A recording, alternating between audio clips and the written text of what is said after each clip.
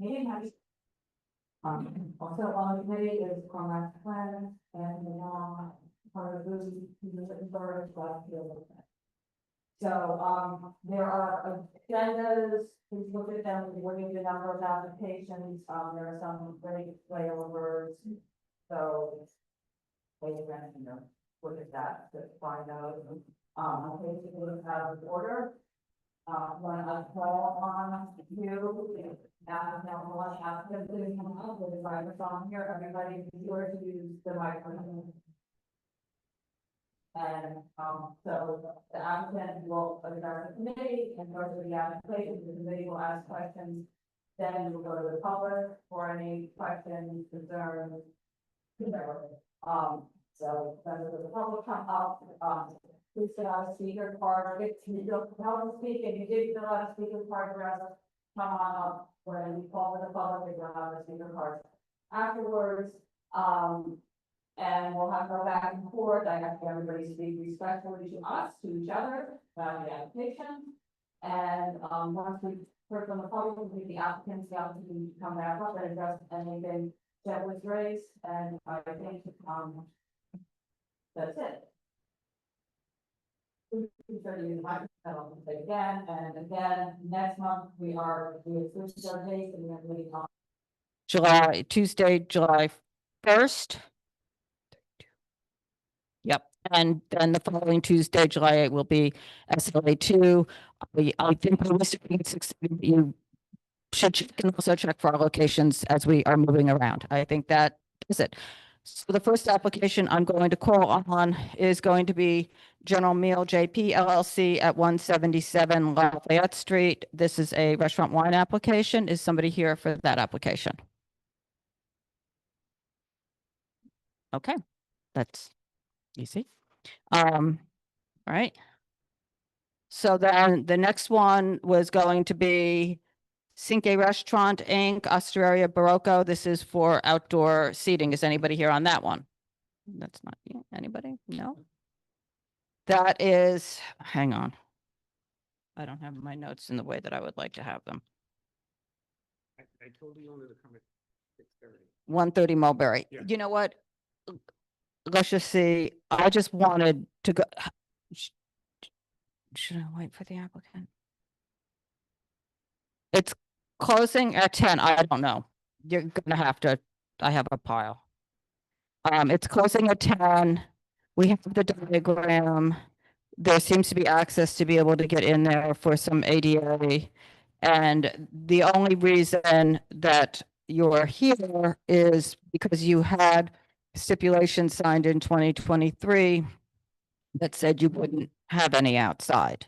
So I think I didn't do his liquor license. I wouldn't have agreed to that because I know where he is on Mulberry Street. Right, exactly. Have it. Exactly. So Otherwise you'd buy the business. I don't think we have anybody here on this application. Yeah, I mean, it looks. The address is 133 Mulberry.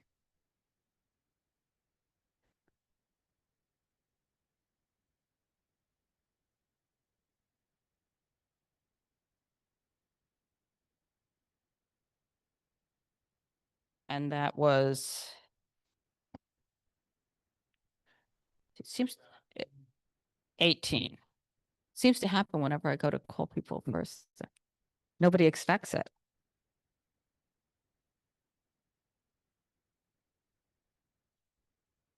So I think, I don't know, does anybody from the committee you're looking at anything?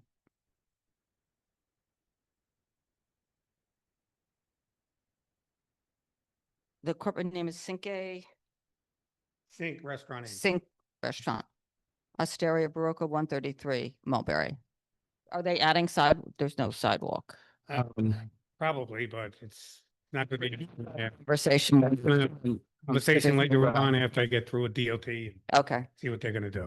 Yeah, so they well, the submit that was for road, right? Did I get this correctly? We're looking at 9 tables and 18 seats. Yes, that's what the architect put in there. I doubt they're going to have that many. And we do have the ramp there, and the ramp's gonna come in where that manhole cover is. Yeah. So we have the well over 3 feet for any access.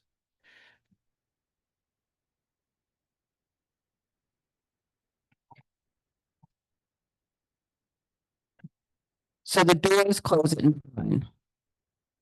That's the steps, that's not. The inside, oh, yes, It's closed at 9, every night. So that's yes, open to serve whoever they're serving.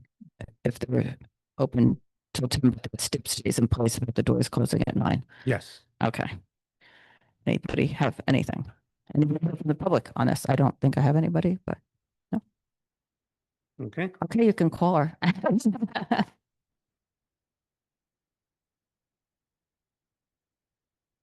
1510 Soho Group LLC doing businesses for Mesob, 510 B.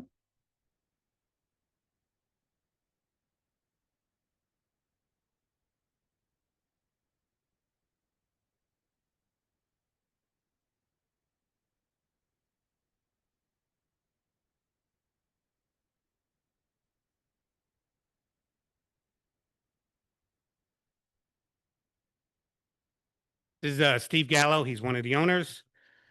This is an on-premise liquor license application for 510 Soho Restaurant Group LLC, DBA Fumo Soho, located at 510 Broome between Thompson and West Broadway. We're taking over the space formerly occupied by Aurora, which had an OP license from 2006 to its recent closing. There are 5 other Fumo restaurants in the city. This will be the 6th one.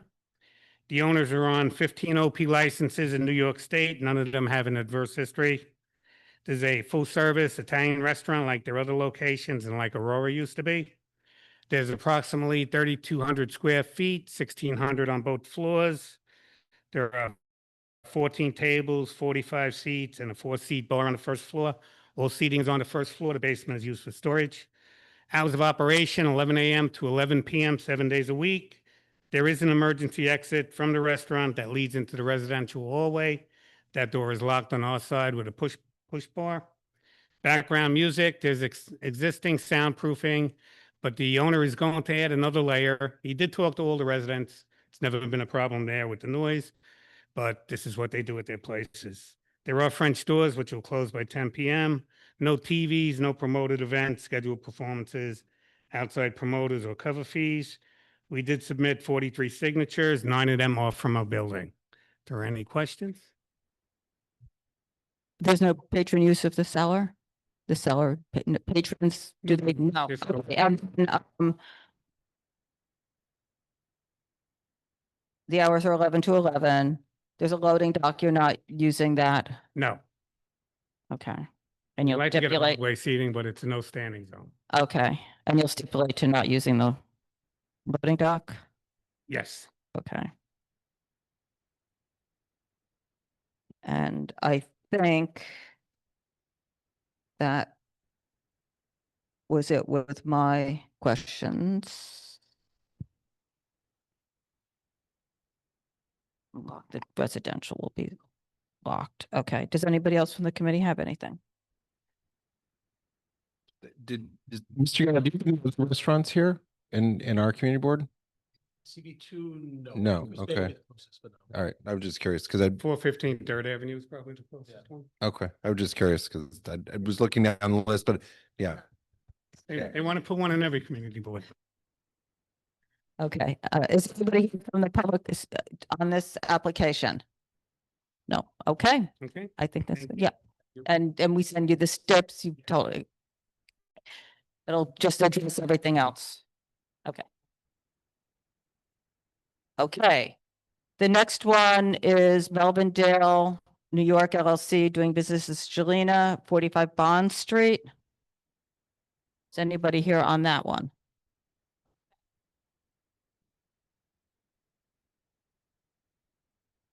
I have hard copies of the.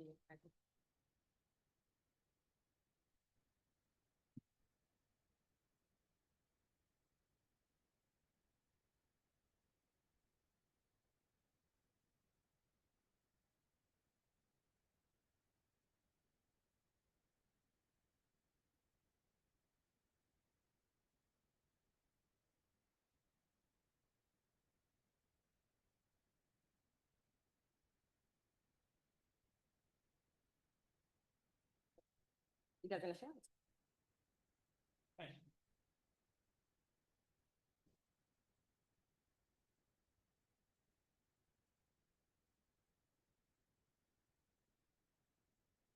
Go ahead. Hi. We are presenting an application for the method of operations. We would like to include outdoor dining to our restaurants, and the extension of, selling alcohol. And Outside. Outdoor space, yes. And your name is? Rosalie Batista, And what's your, operations coordinator for the Okay. restaurant group. okay. And so it would be 3 tables and 12 chairs outside and 4 tables and 8 with the open streets. So it's both the open streets and the road bed. And you'll close that at 10. And you know, in order to serve to the open street, you need to serve from in front of your premises. Yes, right? ma'am. So you've got that little gap, it looks like, in there. And you're not going past the midpoint of the road. No. We're leaving 20 foot space for any vehicle that needs to pass by from the open space. So Okay, and you MacDougal- also can't go past the middle of the Right. roadway. Mhm. Okay. I think we have Dr. Smith.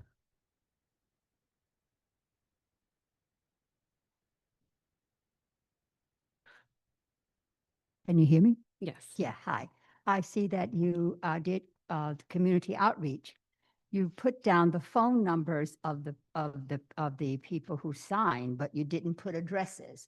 So we don't really know if they are near the restaurant, or they're your neighbors or what. So is there any reason you didn't do that? Some of those signatures were from around the neighborhood. Some were guests that were coming into the restaurant, supporting us and signing as well.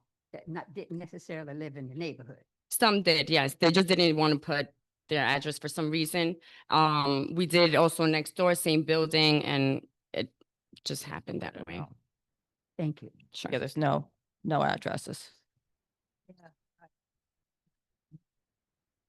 And you know, I said the same thing. I'm like, you wouldn't want to share your phone number and just not put, but yeah. You don't follow. We can gather more signatures if you. Yeah, would be better, it's on the block. Okay. So the phone numbers don't tell us that.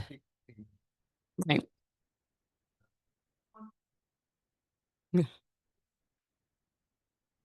Okay, we can definitely get more signatures from and addresses and apartments, anything. Yeah, I mean, what we'd like to know is what the neighborhood Okay. thinks about it. But I think what we'll do, we have somebody from the public here, so why don't we go to the public and then we can come back? I didn't touch it. I didn't touch it. Bruce William. Bruce? Here to speak? Is anybody who wants to speak on this application? Well, I have, okay, Bruce, come on up and speak.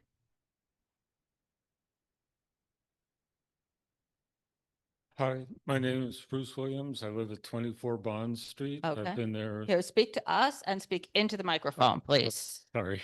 That's okay. So I live at 24 Bond Street. I've lived there 30 years. In that time, we now have 2 restaurants and a bar. Jack's, which has 32 tables, and Fish Cheeks and Il Buco, which brings the total of outside dining to over 100 seats. We don't need any more outdoor dining. We definitely don't need more drinking in the area. So it's become very noisy from 4 in the afternoon, which is when Jack's opens. Fish Cheeks and Il Buco are open longer. But we don't need to have more traffic and more neighborhood disruptions. It's impossible to walk down the sidewalk now.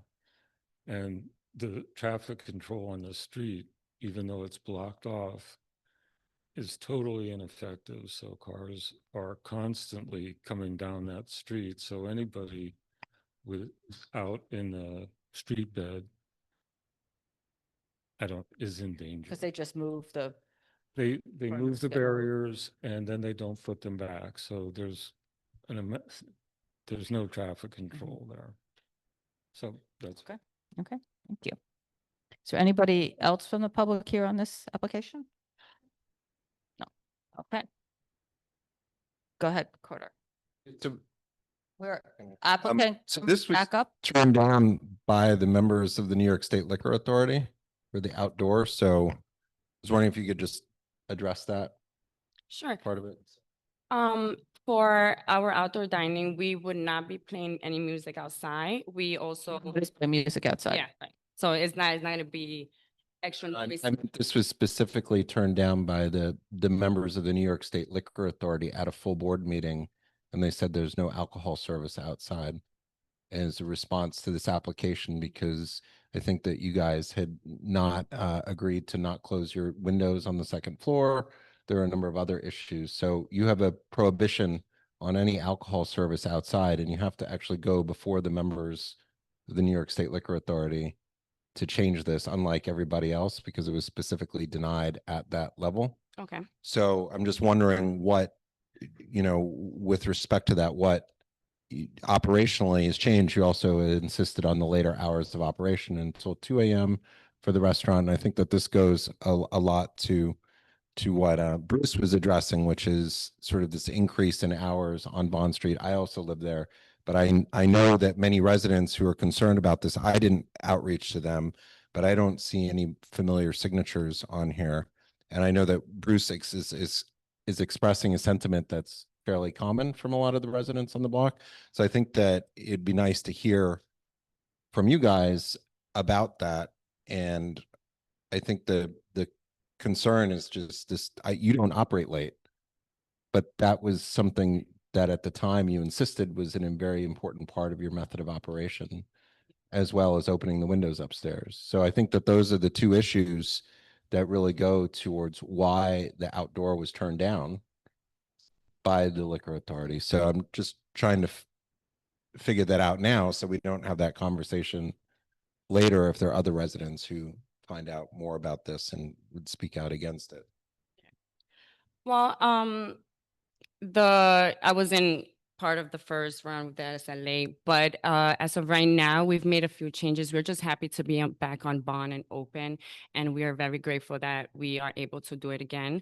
So we're going to comply with any rules and make sure that all neighbors, even, people just passing by and or just visiting NoHo feel safe, comfortable, and it's not a overcrowded block how some outdoors dining spaces usually get.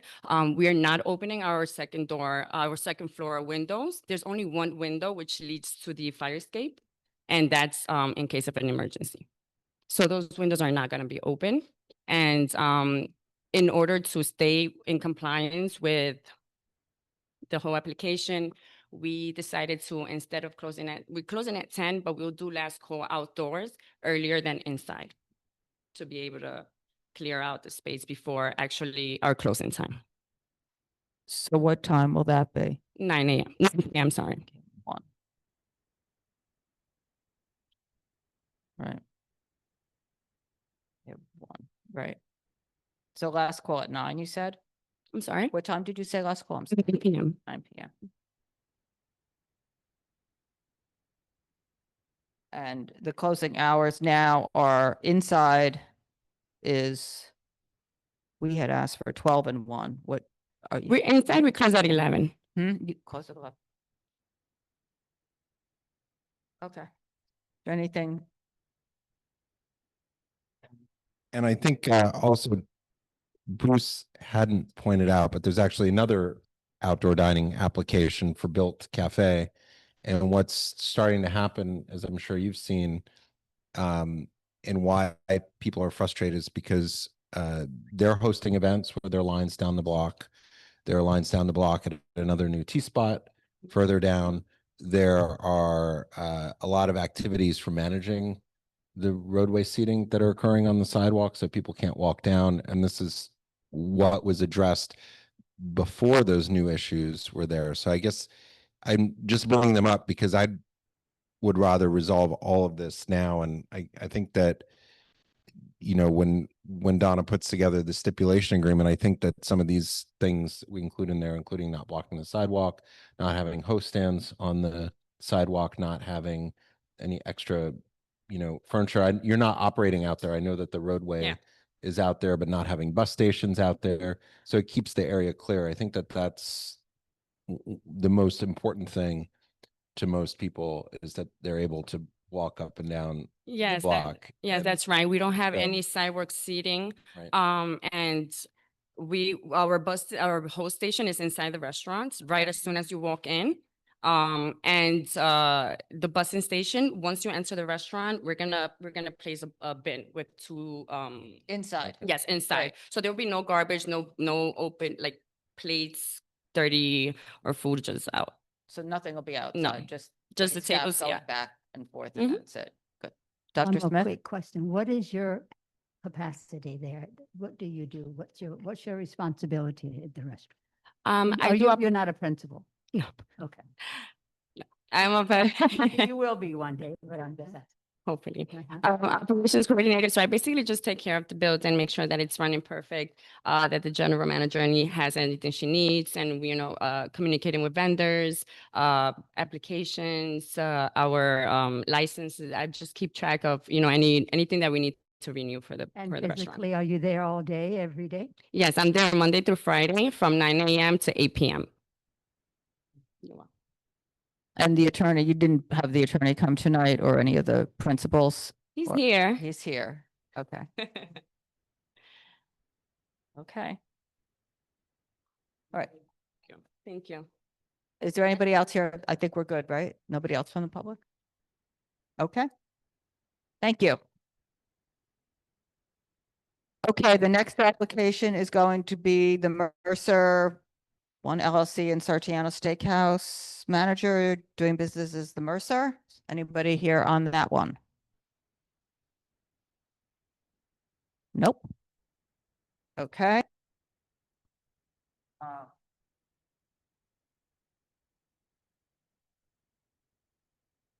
That's number E2. Okay, so then the next one is going to be Broome Hotel Owner LLC, Wine on Broome, 431 Broome Street.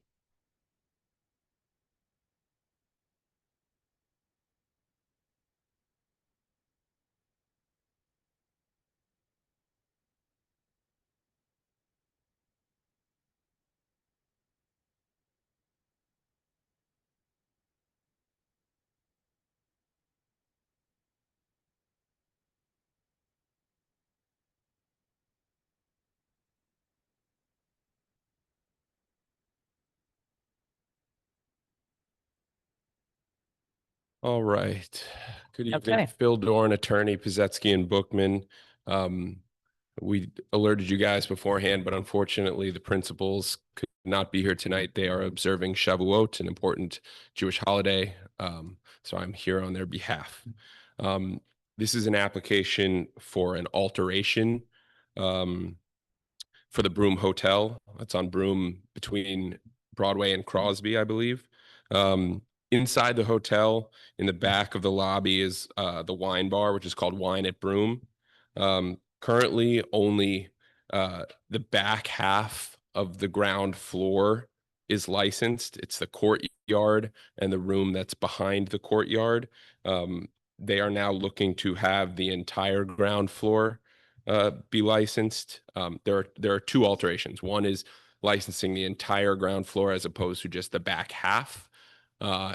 You'll see in the current versus a proposed floor plans. And then the second change is that the bar, which is currently in the very back behind the courtyard, will be coming towards the front in the main lobby before the courtyard.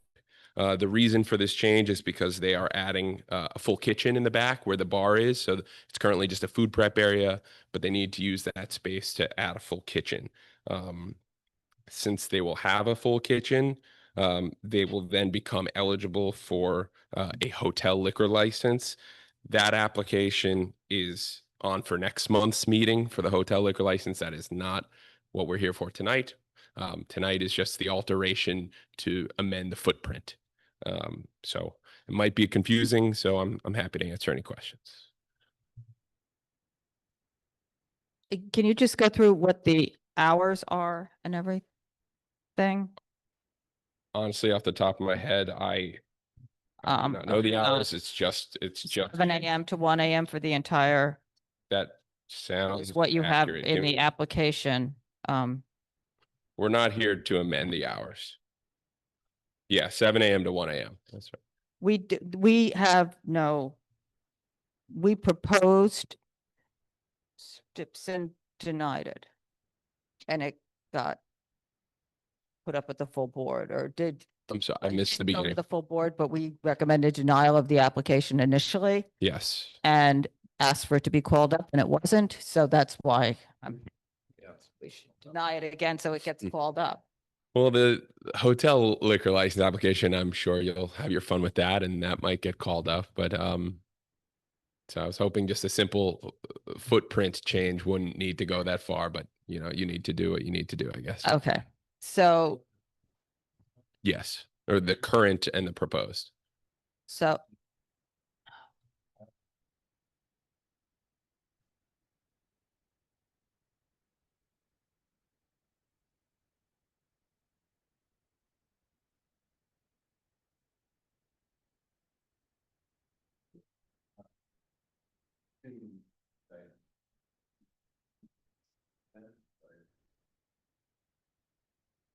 You know what? I don't know how it was left out. I'm pretty sure what we submitted to you had both. I'm looking. Yes, what you have is the proposed plan. I don't know why, but I can describe it to you. I think Basically, as it stands, I mean, yeah, I think, The bar is where the kitchen is. okay. So, no, that's yeah, I what we're put asking. here on the drive.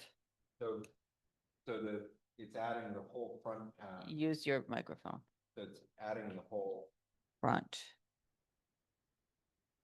That's right. The whole ground floor would be licensed. Currently, just where the courtyard begins and backwards is licensed. And now it would be the entire first floor. Right, so it, Significant physical renovation in the middle, or. Yeah, I mean, the place is, Where the bar is, that wasn't previously like. that's right. The place is very small. The floor plan makes it look like this really long footprint. It's very small. So, but the square footage, I don't have that answer for you, but it's, 2,300 square feet. what is it? 2,300. 23. Yeah, I was gonna guess less than 3,000. So.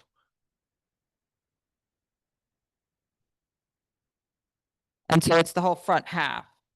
Yeah, It adding was to the in- back. Looking at the diagrams, it looks like it was pretty much split in half before. It's a food prep area with a bar in the back. The front. Oh, what the proposed bar room is now? It's basically just the front lobby where people go to check in, and there's a little hallway that goes back towards the courtyard. Yeah, but before the, what is it now? Which portion are you asking about? Where the bar is proposed to be is what I just described. It's the front lobby where there's a check-in desk and just a hallway back towards.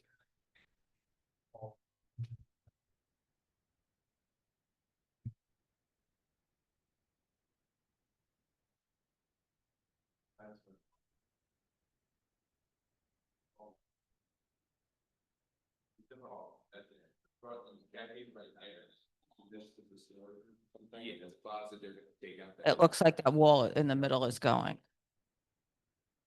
And then is seating being added? 1, 2, 3, 4. There's 6 seats on the bar. And then is there more seat? It looks like there's a couple other chairs throughout the lobby area. Yeah, Yeah. just a couple of seating areas, not not table service. 57, okay. Okay, I think we have people, anybody else from the committee before I go to the public? I think we have people from the public here. Okay, is there somebody, Laura? Can,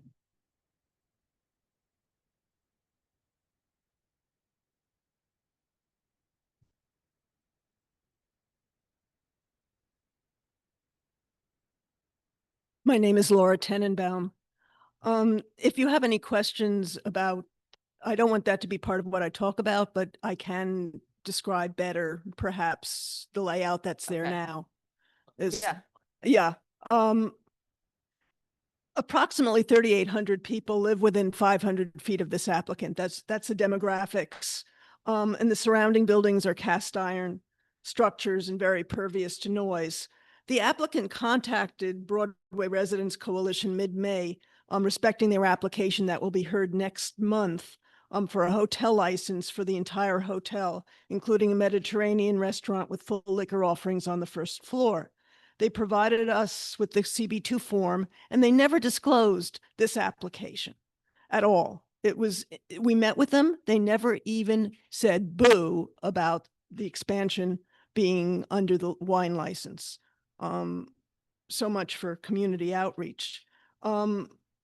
They agreed to lay it over, the next new one over, because they lacked an acoustical report, which is still relevant to this application, but this application says in it that they will be putting in a pergola and soundproofing, and we don't have that information yet about it.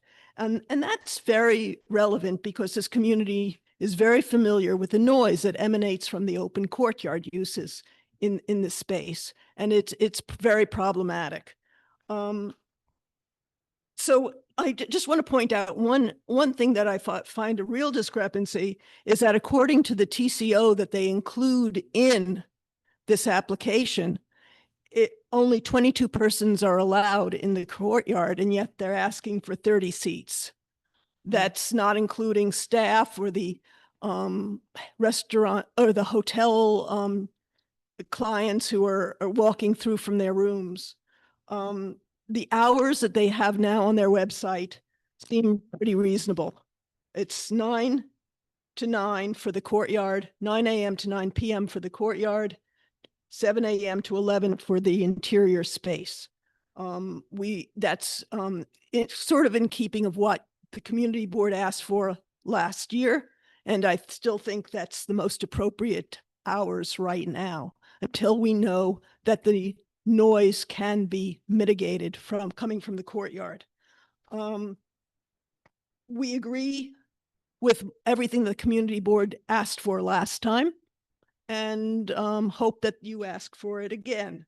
No amplification of any sort, no events, which they have had events there, which are problematic. And so basically at the bottom of what I sent you, I have the takes, hours in the courtyard between 9 a.m. and 9 p.m., hours indoors to be 7 a.m. to 11 p.m., number of seats outside conforming with the TCO, no speakers, music, TV, or DJs outside, all service limited to seating patrons, and no other issues really. It's really about keeping the noise out of the community. Thank you. what is the courtyard covered? The courtyard is not covered right now. Okay. It is entirely open, and you will hear from the people Okay. who live right next door how problematic that is. That's covered. Yeah, I mean, I was just wondering, so we had two separate applications for this, right? Right. So there's It this one seems to be, yeah. and the next one. Right. And the SLA did not call this up probably because of an oversight. And so there's a lot of open issues. There are a that lot of still open issues. remain the same. Yes. And so it seems a little bit that we're still dealing with the same issues that are thought to be resolved, but they're still open, They're still open. even with this changing in the Yeah. footprint. And they seem to have been operating without even a TCO, because from what I can see, the TCO was first issued in March. I'm not sure about that though, because I didn't discuss it to them, okay. with them. Okay. Okay. David Norris?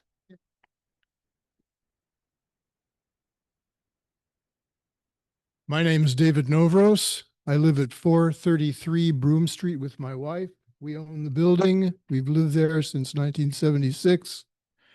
The building is being used currently as Arnie's Tea on the ground floor. Arnie's. Arnie's Tea. Our studios are on the upper floors, as is our living space. We're both painters. This building that is now the Broome Street Hotel was once a plumbing store with an open yard. The people who took over to make the Broome Street Hotel used that place as subletting for people for many years prior to building the hotel. During their being there, the area which is now the patio, let's call it, in the hotel, The interior. yeah, courtyard. was an open garden all the way to the end of the property line. Every weekend, we had to call the police to stop the sound of the partying and the noise that came out of that garden. This went on for many years. Then it became the Broome Street Hotel. We were on good terms with the people who formed the hotel initially, and they promised they would take care of that, which they did. And we haven't had any bad noise problems subsequent. Now, they want to build out that area, which is the patio, but they're only talking about floor plan. They're talking about the ground. They're not talking about the area above it, which goes up 3-4 stories and is open to the air. They're talking about a pergola or some kind of retractable roof. That's ridiculous. It just won't work. And we haven't even seen any kind of details of that pergola, or have we seen a sound abatement kind of offering that would show what the sound would be like, say, from our roof, which is at 431 Broome Street, or from our building, which is at 431 Broome Street. In addition, there's a kind of a alleyway that goes along parallel to Broome Street from the hotel up to the front of a new structure that's being, or an old structure that's being rebuilt. That area, that alleyway, is an enormous sound transferring area. We want to see a sound abatement program and a kind of analysis of that situation, both from our roof, from inside our building, and from that alleyway. Nobody has done that. Nobody has visited us. Nobody has even communicated with us that they were planning on doing this job. And nothing was posted in the neighborhood. The first thing we knew about it was that we were having a meeting about it. In addition, we share a fire escape with them. Our building shares a fire escape with their building. My wife and I painted our building, and we had to do a great deal of restoration of the fire escape. When we asked them to repay us for our share of the job, they said, send us materials showing the scope of the work, etc. We did. We sent it all to them. We haven't heard anything from them. It's been months. They haven't gotten back to us. They haven't done anything about reciprocating us for the expenses we've made on that shared fire escape, which would be a great danger to their hotel if people wanted to get out and get down the fire escape, had we not done the work. This building, this attempt to turn what was a hotel, which was fine with us, into a restaurant bar is replete with all kinds of problems. The other one is to do with this discussion about a full kitchen. They're not talking about a full kitchen. I spoke with the manager and he showed me what they intended to do for a kitchen. They're going to have a convection oven, no ventilation, and they were going to have a small area. I would say it was going to be about 10 by 15 feet. It was going to be their entire kitchen. That's not a full kitchen. They weren't going to have any open flame cooking, nothing. Okay, so what they're planning is some kind of convenience tapas-like food for their Mediterranean kitchen eventually, which will go along with the drinking. And it's the drinking that they're after. It's the alcohol that they're after. And with the attendant noise and the attendant openness. And when we asked, will they allow people to come in off the street to do it? We got a very vague answer about that. We want to know, one, that nobody will be able to walk in off the street to use the hotel to hang out in as a bar. And we also want the hours changed. This idea of this place being open as a bar until 12 o'clock on the weekend is ridiculous. You know, this will create a sound problem for all of us along this passageway. Well, I could come up with a lot of other objections to this project, but I think I'll leave it for the next person. Okay, let me ask you one question. Is the alleyway east side or west side? Do I have my directions? The alleyway is south. Is south. Okay, so I Yeah. have my directions It wrong. runs, it South. used to run directly into the garden of their place. Okay, But they built a building, which I gave them permission to do, which is what is in the back, which is their mechanical space. It's what they're talking about. You can see it on your map. And what they're talking about as their kitchen and part of their bar, et cetera, et cetera. You know, that's going to be a place. in the far back oh, area. Yeah, right. Okay. Okay, got it. Thank you. Yep. Thank you. Any other questions? Okay, I think, is there anybody else from the public here on this application? Okay. Cormac, did you? You're,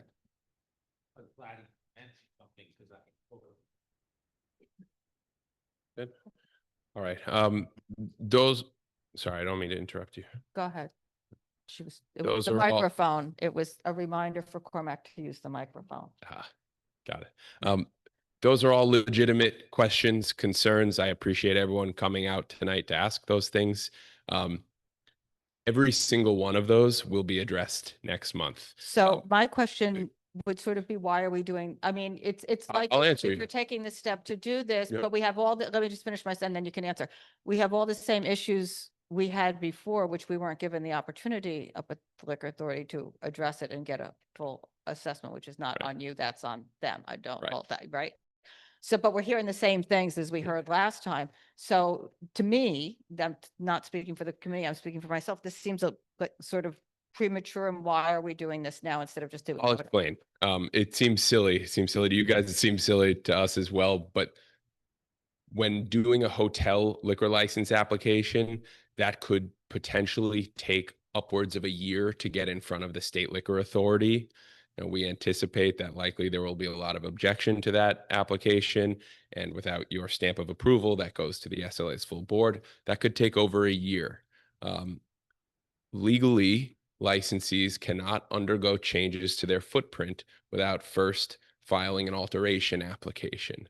So if it's going to take a year plus to solve the hotel liquor license application, then we want to do everything precisely by the book, which means applying for the alteration application, just so that we can shift the bar, just so that we can open up that front area. This has nothing to do with the pergola. It has nothing to do with changing hours. The sound study will all be discussed at length next month. This is just because we know that that is going to take a year to get resolved. So in the meantime, we want to be able to start on the construction just to move the bar up front and put in that small kitchen in the back. Yeah. So there was a mistake at the liquor authority and they didn't call this before the members of the authority. Mistake, or they decided that there wasn't good cause to call this up. Okay, so we haven't changed our opinion on any of that?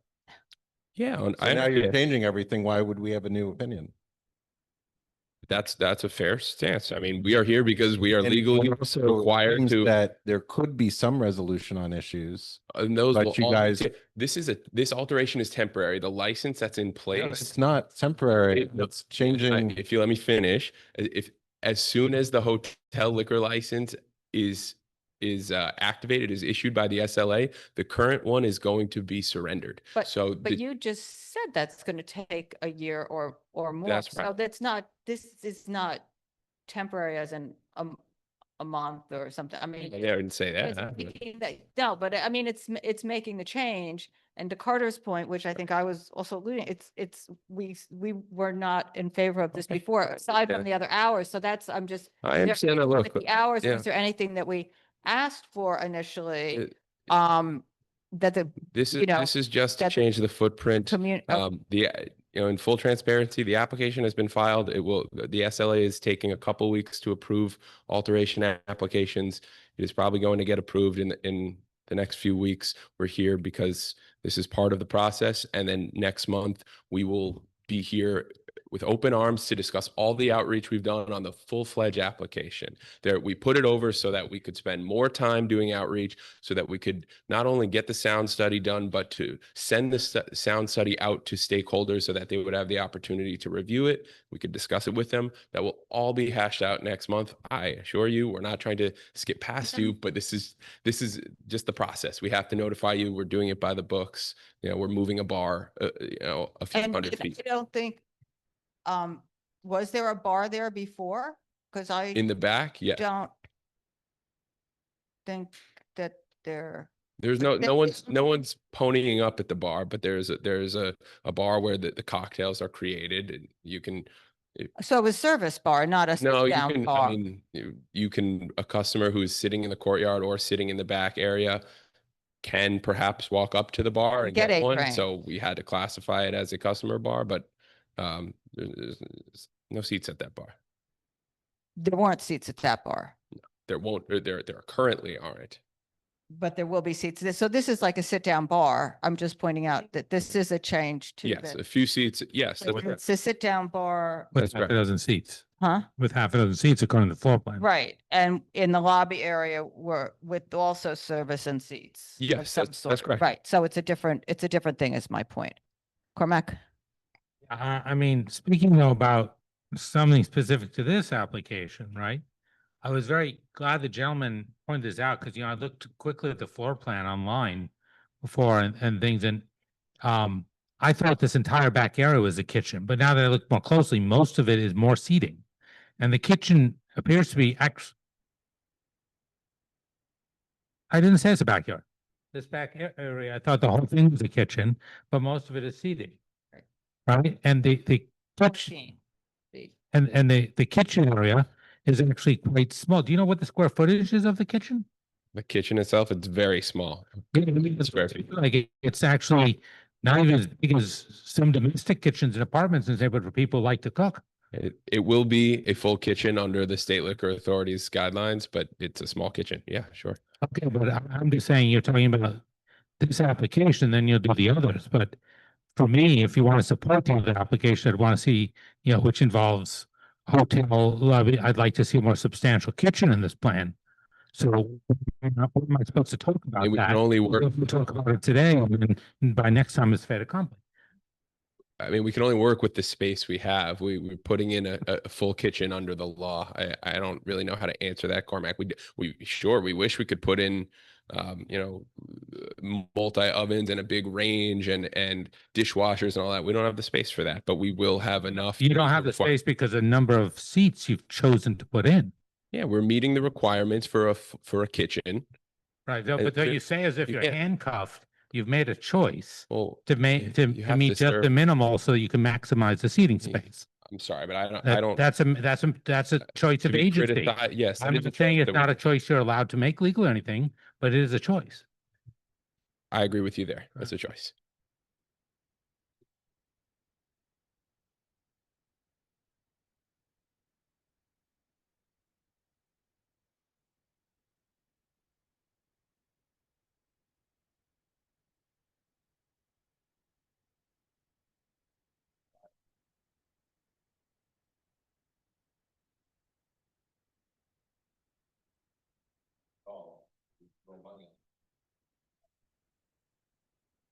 No, I can't speak to that.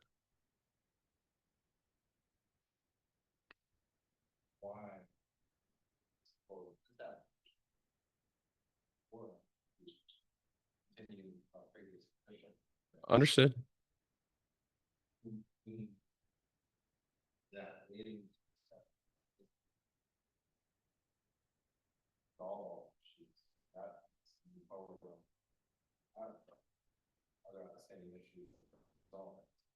I understand.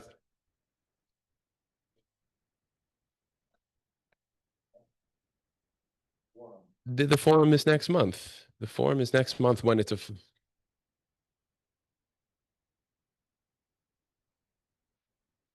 okay, so if you want to deny us on the alteration, go ahead. Wait, I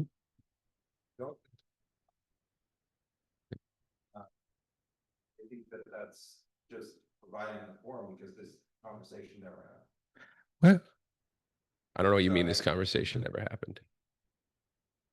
Yeah, no, I'm just wondering, I'm looking at the floor plan. Can you show me where the bathroom is? I'm not seeing it. I mean, I must be here. I'm just not seeing it. To be honest, I'm not entirely sure where the bathroom is. Okay. We have, But there'll need to customer be an restrooms. accessible bathroom, right, for this space? yes, everything is ADA compliant. It's downstairs in the basement is accessible by elevator? Yes.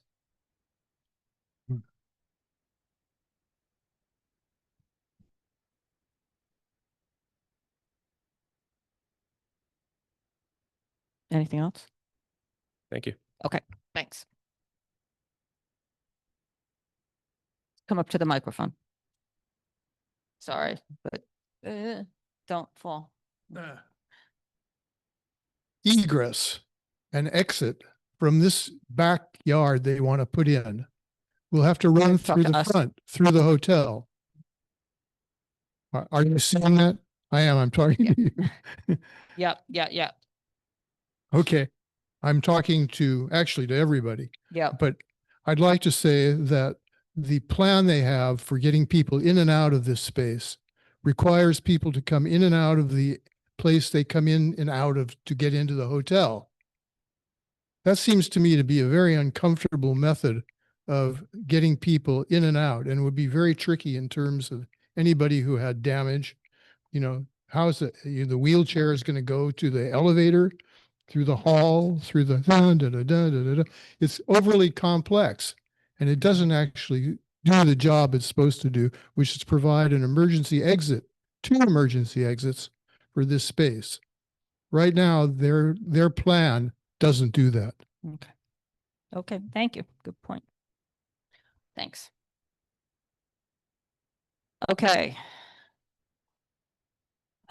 The next application is going to be Center for Emerging Culture, Inc., doing business as Lightning Society, 45 Howard Street.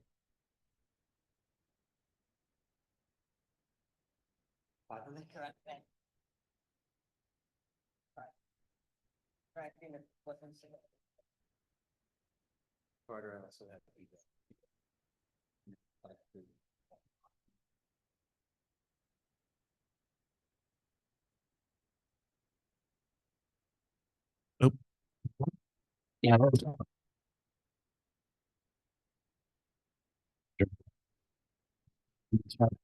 This is much better. Yes, thank you. Kent Warren County Maddox. This is the Center for Emerging Culture. This is a not-for-profit. This is an application at 45 Howard Street.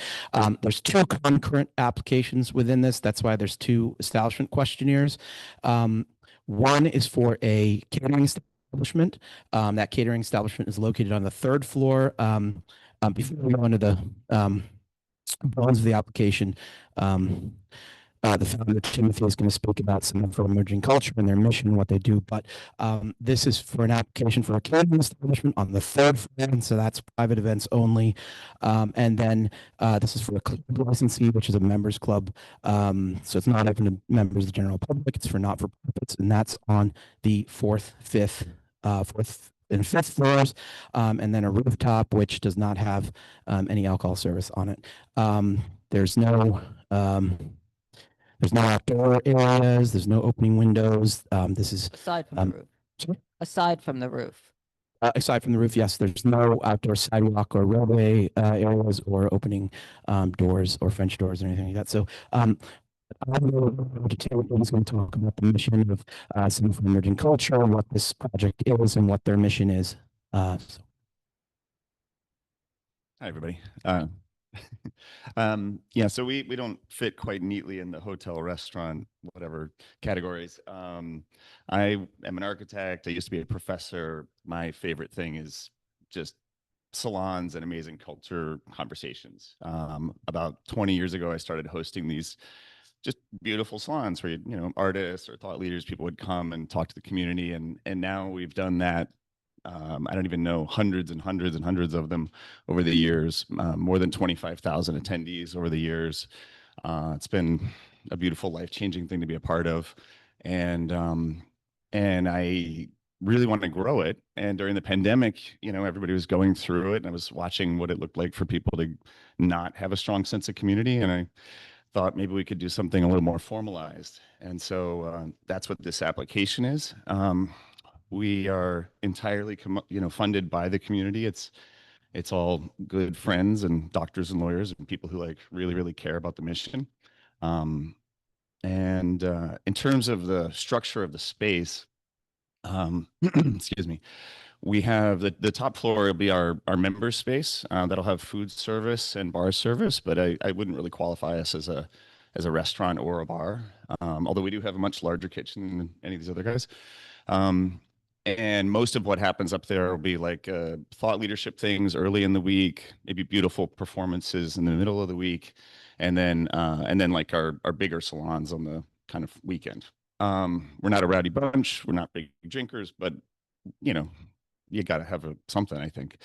And then the fourth floor is not in the application. That's a group of meeting rooms. Another thing that I've experienced is that, I don't know, Manhattan's sort of like a developing country. You either have a big giant place or you have the most efficient thing you can possibly have. And many, many people struggle with the ability to host 20 people on a regular basis. And I think that's where the really good stuff comes from. That's where you build deep relationships. And so we're building out a whole floor of kind of living room-esque meeting rooms.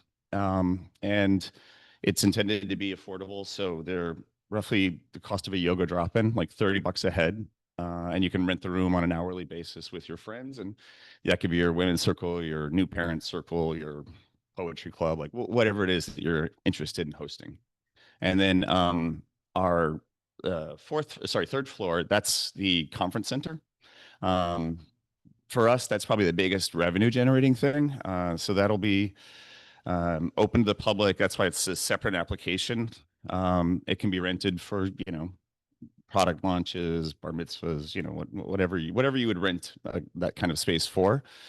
I can't imagine that it'll be rowdy. That's not at all the vibe. And I'd say that most of our food service will probably happen there, like in terms of just sheer numbers. And I think it. One other thing sure. Yeah. Well, yeah.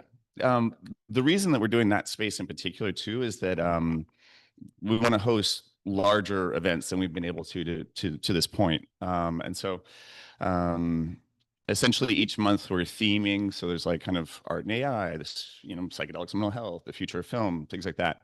And so we're estimating that about half of the days of the month will be rented out for whatever people want to rent it out for. And then the other half of the days we'll be hosting our conference events. And those are intended to be more open to the public. And then the idea is that if you come and you really enjoy the conversation and you meet some great people, then hopefully you'll join. Great. All the information is in the application. The hours are, so during the week, midnight, and Friday and Saturday, 2 a.m. The catering establishment, it's up to the discretion of the board. They, the catering establishment events happen when they happen, like any other catering establishment, but they're open to comments for all the hours from the community. So Unless I'm mistaken, we got 2 30-day notices. One is amended. Right. It's the amended notice. Okay. Correct. There's a license and a catering establishment. They're both on the same notice. They can't be on the same notice because it's 2 different things. And it says floors 2, 3, 4, and roof, it sounds like it's floors 3, 4, 5 and roof. Correct. But if they're two separate licenses, you would need to have two separate notices. We can amend that. And so the not-for-profit that's having the members club is also having an event space. Is that what I'm hearing, or? The not-for-profit operates all of the spaces, but the third floor is a catering establishment. Which is like an event space. Yes, for third-party events. And then for third-party and then their clients as well, to rent that space. The just like all of the DBA, caterings. it's the same Same thing. nonprofit Same company, yes. and the same DBA. Yes. Correct. And then the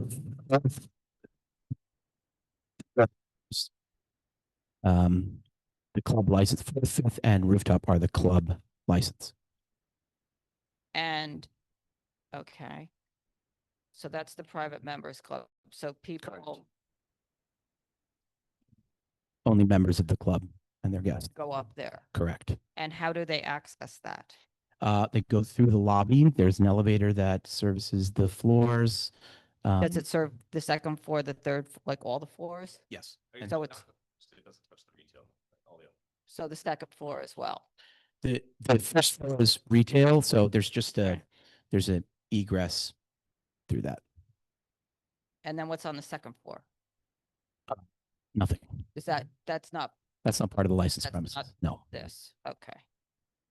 But the elevator accesses everything. Yes. Third floor, the fourth, so there's no separate entry Correct. for the members club. It's not a separate, Well, they're separate in that you enter through, you come out of the elevator and you come into the. but everybody second. uses the same elevator. Yes, correct. Okay. Cormac? Just understanding this. So I can take the elevator, right, from the lobby, or whatever, straight up to the roof, right? It doesn't. It goes to where, the fifth floor? And then you have to go up the roof from there. Right. Okay, so it goes to the club, into the club, and then from the club to the roof. Yep. Okay. And I also understand you say the catering operation on the third floor, right? Will not have access to the roof. Okay. In other words, people rent out their private caterings. What I'm asking is people rent out the private catering space. They can't use the roof as any part of that. They can't use any of the. No, there's just that. Okay. It's a totally separate establishment. It's the same company running it, but it's a separate establishment. And those are not members. Those are third parties who, like a wedding hall or a. And can the club be, rented or leased out for a special event like that? That's why we separated the spaces. Hmm. And what we're really trying to create is like intimacy. And if a member of the club wants to hold an event for a special occasion or something in the space, right, they can hold an event in the space, including on the roof. Yes, but like I had a nice conversation with Lori, and she expressed concern about the roofs having a bar, so we actually took the bar off. Like I'm really happy to do whatever you guys want. Then would you take the whole deck off the roof and not have a roof? I mean, I didn't put it in. It's a massive steel thing that's probably been there since the 90s. But yeah, I mean, it's really nice to have access to outdoor space in New York City. Sure, but you don't have to drink in it. No, well, yeah, that's right on the bar. There's no alcohol service on that roof. You're looking to license the rooftop. Licensing the roof. No, that was removed. When was that removed? Oh, so there's No, that's not correct, because it says rooftop. Question you're asking, so we can amend that. It says rooftop, and it says it on the notice. We can amend that. There's no alcohol service. And that was a concession that was made with meeting. okay. And the roof, you say it closes when? The rooftop closes, I mean, it's outdoor space, so they're willing to defer to the community.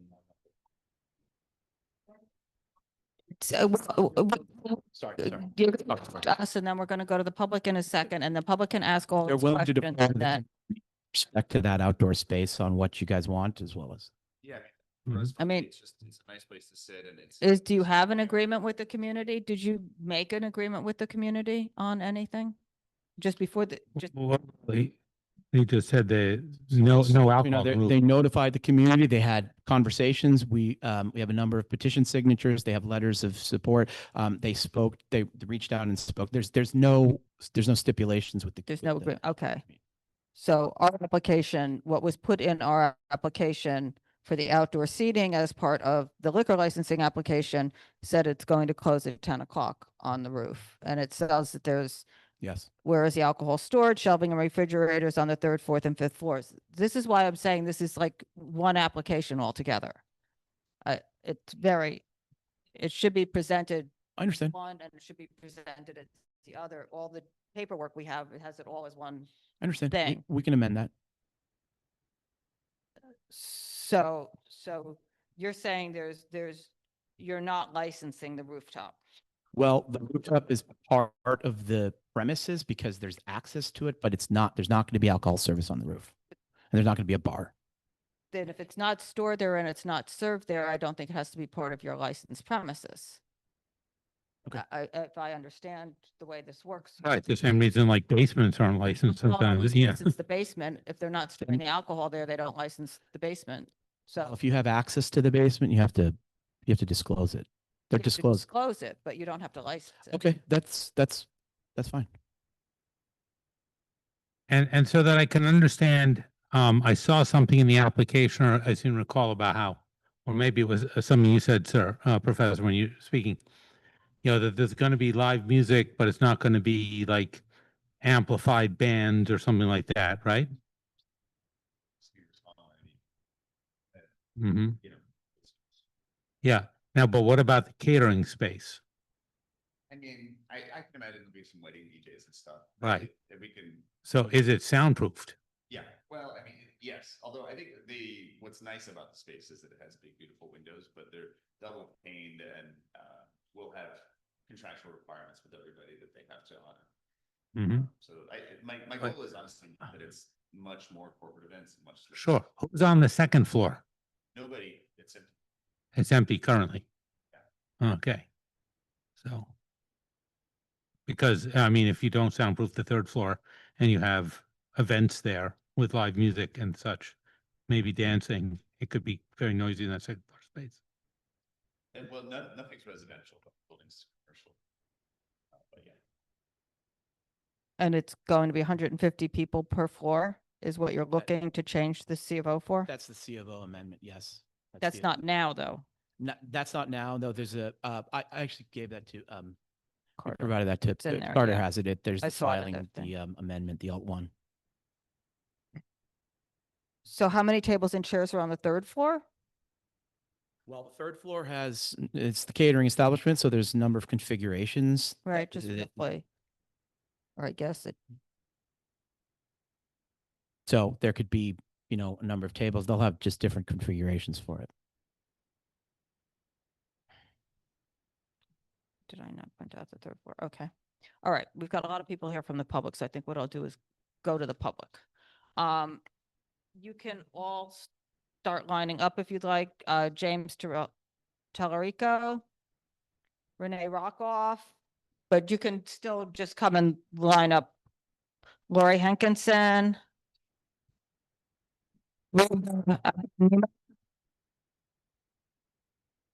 Michael Kirk. Pete Davies. Marie Dormith. Laura Tenenbaum. I think that does it, but if there's anybody who I didn't call and you want to speak on this application, come up. I ask that you speak to the committee, that you speak respectfully, that you use the microphone, and you start stating your name. Thank you.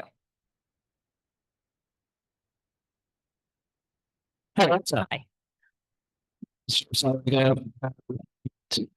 39 Howard on the 5th floor. I thank the committee for letting the public speak on this application. And we appreciate the laissez-faire attitude and the casual orientation of the applicants. I think it would be lovely if we were talking about a farm outside of Utica, but we are in Soho. And we are in a complex social environment with a great ambition for monetization and a high activity level. So I think the orientation to say that this is a cultural center is belied by the facts of the application. We're talking about hours until 2 a.m. We're looking at a liquor license. We are looking at the intention to have musical events and open orientation to anybody to come in and utilize that space. And I'd ask you to consider the scale of service as well. 150 people per floor? That's not nearly 500 people coming in and out of an elevator on a residential block. Just imagine the line. There are parties being thrown there now for 100 people, and you get 50 people standing on that sideway, spitting, smoking cigarettes, smoking weed, and my daughter walks by. This happens now. I am appalled by this consideration. We are not talking about a cultural center. We're talking about a convention center in Soho, a convention center. There are artists in this block that populated it in the late 70s and early 80s. They are my neighbors. I want them to be cared for. I want my block to be cared for.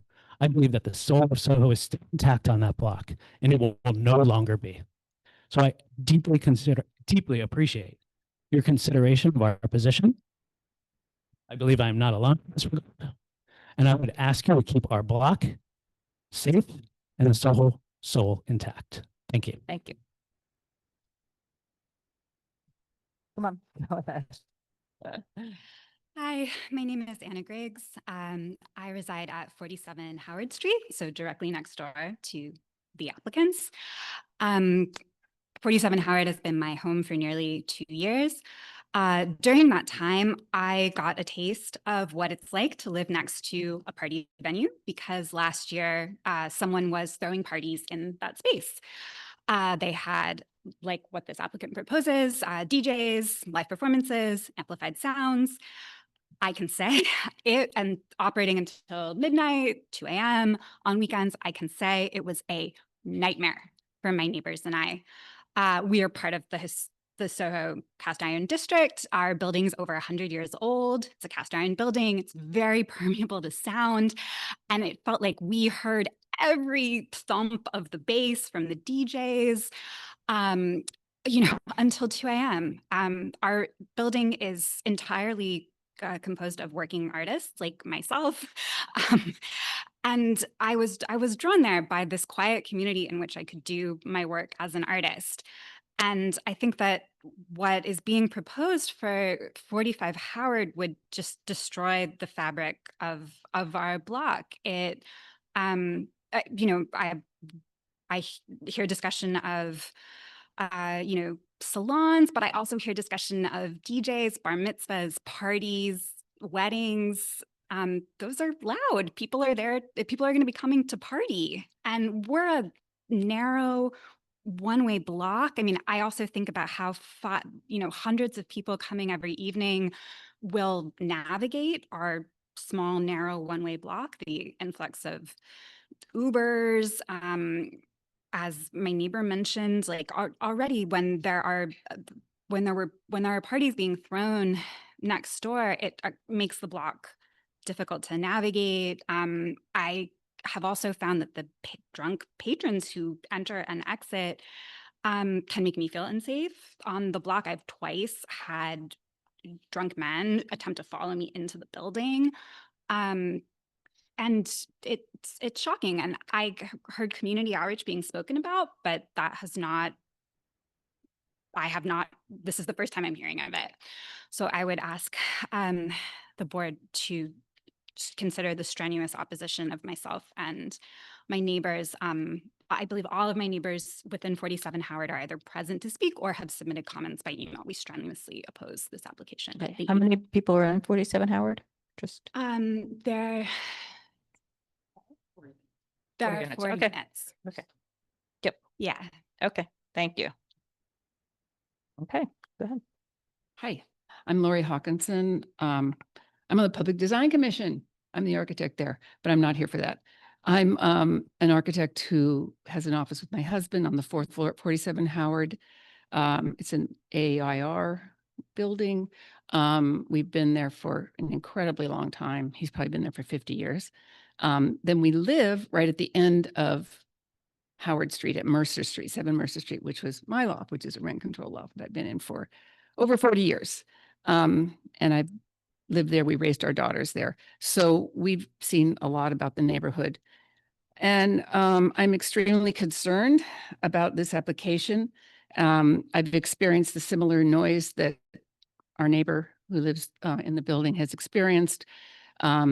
People in my building, this is on Mercer Street. At the end of Mercer Street, we hear it because that's where I live, right? So Mercer Street and my building ends right at Howard. It runs right into our building. So it's very nice, quiet little street was anyway, until all this business started happening in that building on the southeast corner of Broadway and Howard. So that was the previous people. I guess it's not these people, but it was extremely unpleasant. We go until 3 a.m. Very loud people in the street. You could hear the bass, all of that was said. So I corroborate all that. It's a lovely street right now. It's a residential street. We raised our daughters there. I strongly object to this, obviously, this application and the use of live music. And the drinks to be served on the 3rd, 4th, and 5th floor, especially the rooftop. As an architect, I wonder where the egress is. You know, I have lots of questions as a professional, but I'm not here in that capacity. I'm here as a neighbor who is extremely concerned. I'm also concerned about this group. I tried to find them on the interweb, as my daughter says.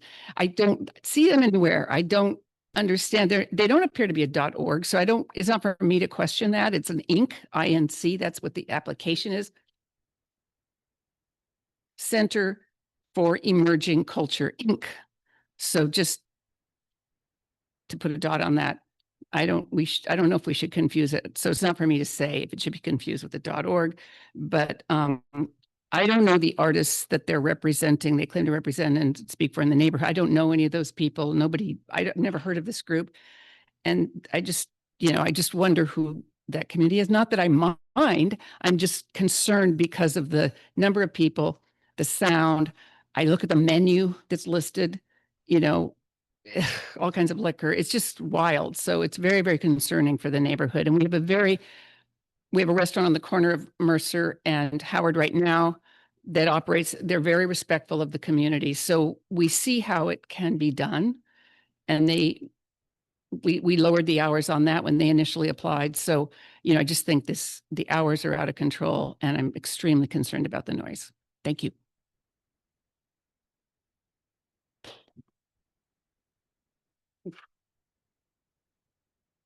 I'm Renee Rockoff. I live at 53 Howard Street and I'm on the top floor of that building with multiple skylights.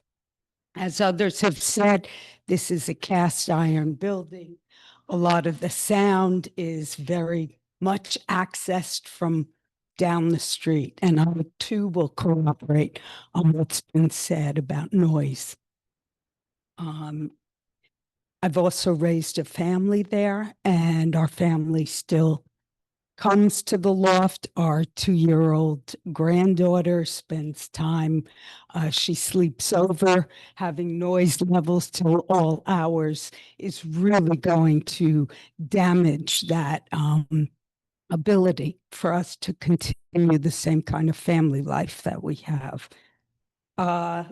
Twice in the past, when the events were held on the roof of that particular building, 45 Howard, our skylights were broken by intruders who crossed over because all the rooftops on that south side of Howard are attached. And so there's easy access from one roof to another. We are a tight-knit community, a small community. This is an intimate street. And the idea of the numbers of people that will be coming to this space for the kinds of activities that they have applied for just makes no sense in the neighborhood. I think it will create a tremendous security issue for all of us living in these buildings. In addition to large, as I said, the large number of people that will gather in this space, club members, people who are wanting to for events, and it seems this very wide range of events, the noise level that will alter the quality of life for everybody on the block. So I implore you to deny this application. Thank you.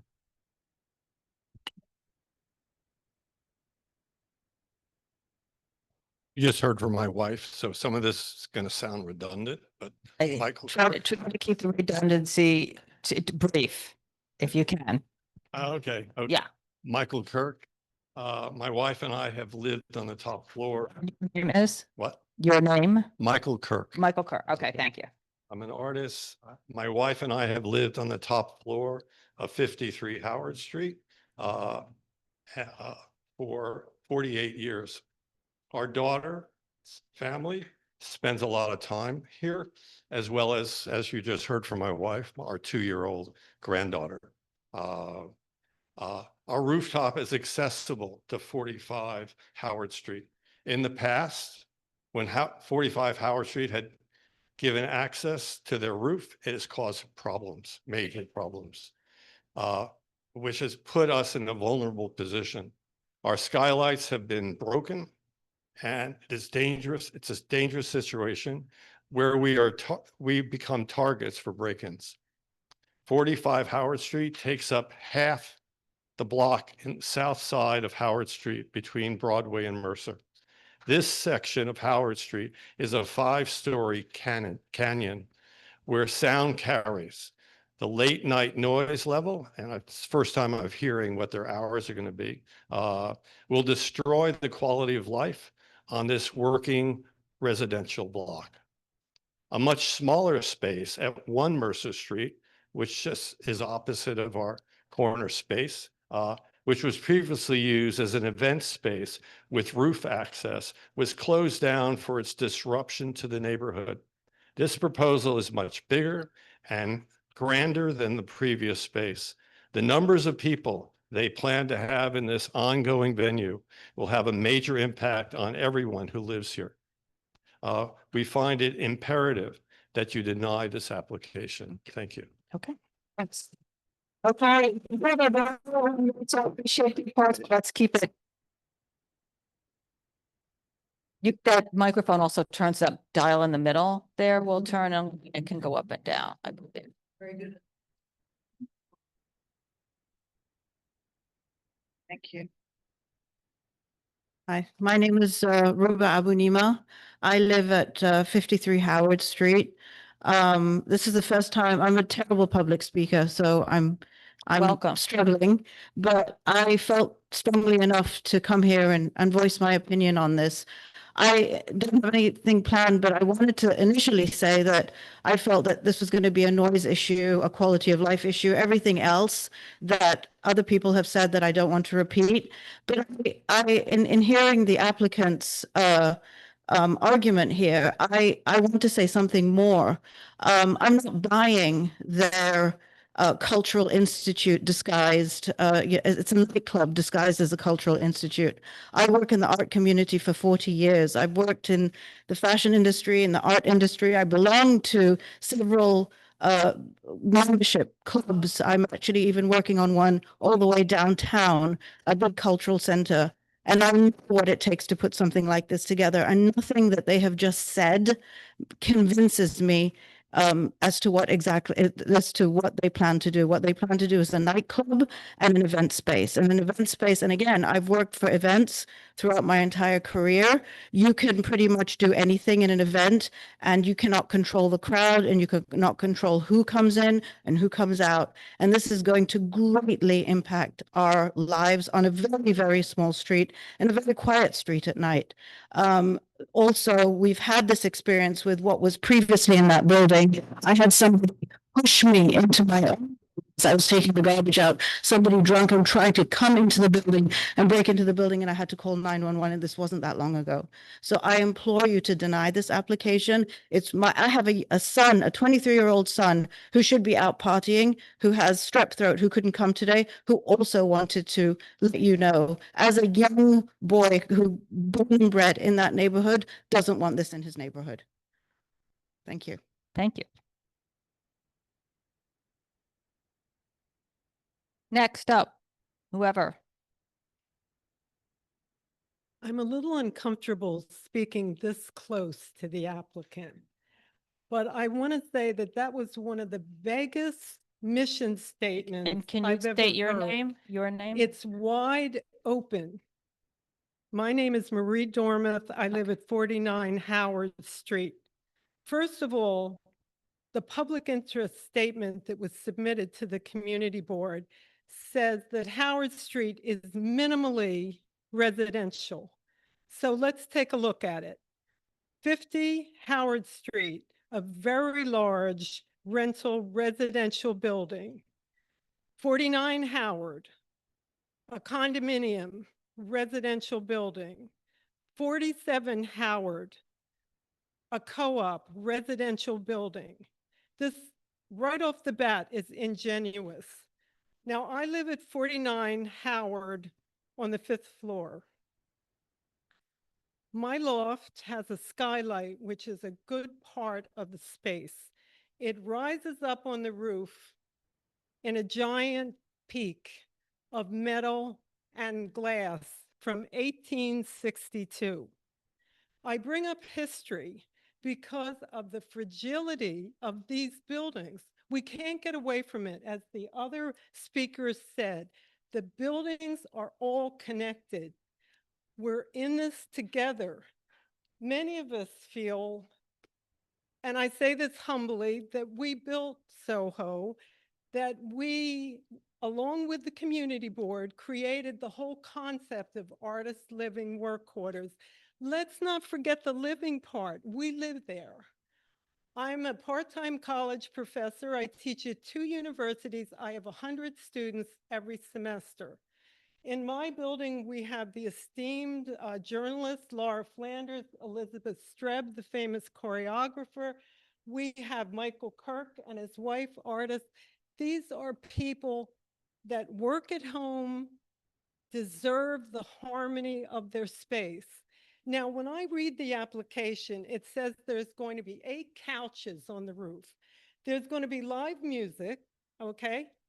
It's going to be the 3rd floor, the 4th floor, the 5th floor, and the roof with 8 couches. Now, in the presentation, it was very vague. We're going to have a conversation. We're going to have friends. We're going to rent it out. It's all loose. It's all loose.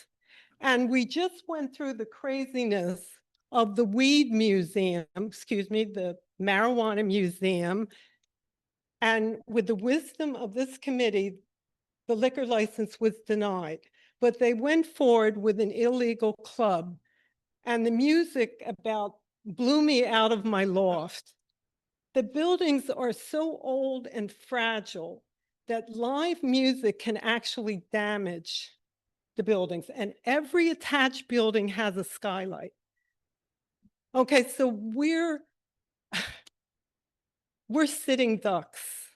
And after all this planning of Soho, after everything we've done, we find ourselves in this horrible trapped position. So I hope you will hear us and hear our voices. And it's not only Howard Street, it's the precedent of Soho. If this happens here, it's going to be on every roof. And again, they say they have 500 members. Can they bring guests? Can each member bring a guest? Can they bring 3 guests? Okay, now we're up to 1,000 or more people. And they're just going to be chit-chatting on the roof, sitting on the couches.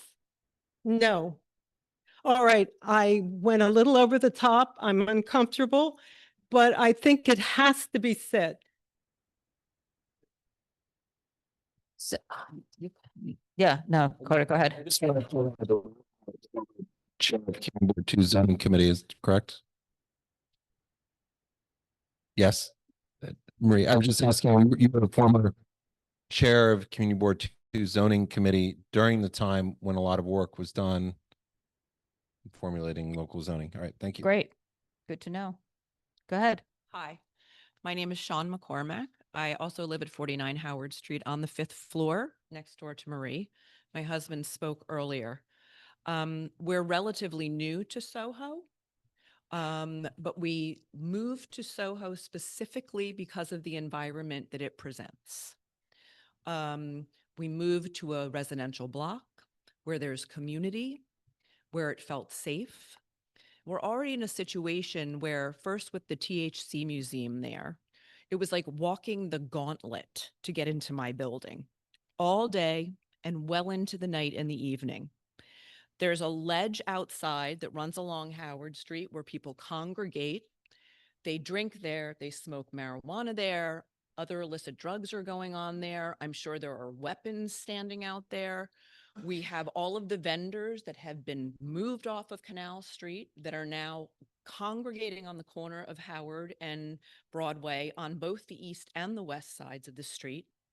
That is also very unsafe feeling. And I'm curious, like the 45-degree Howard entrance has stairs that lead up to a double door, but then directly next to that, there's an elevator.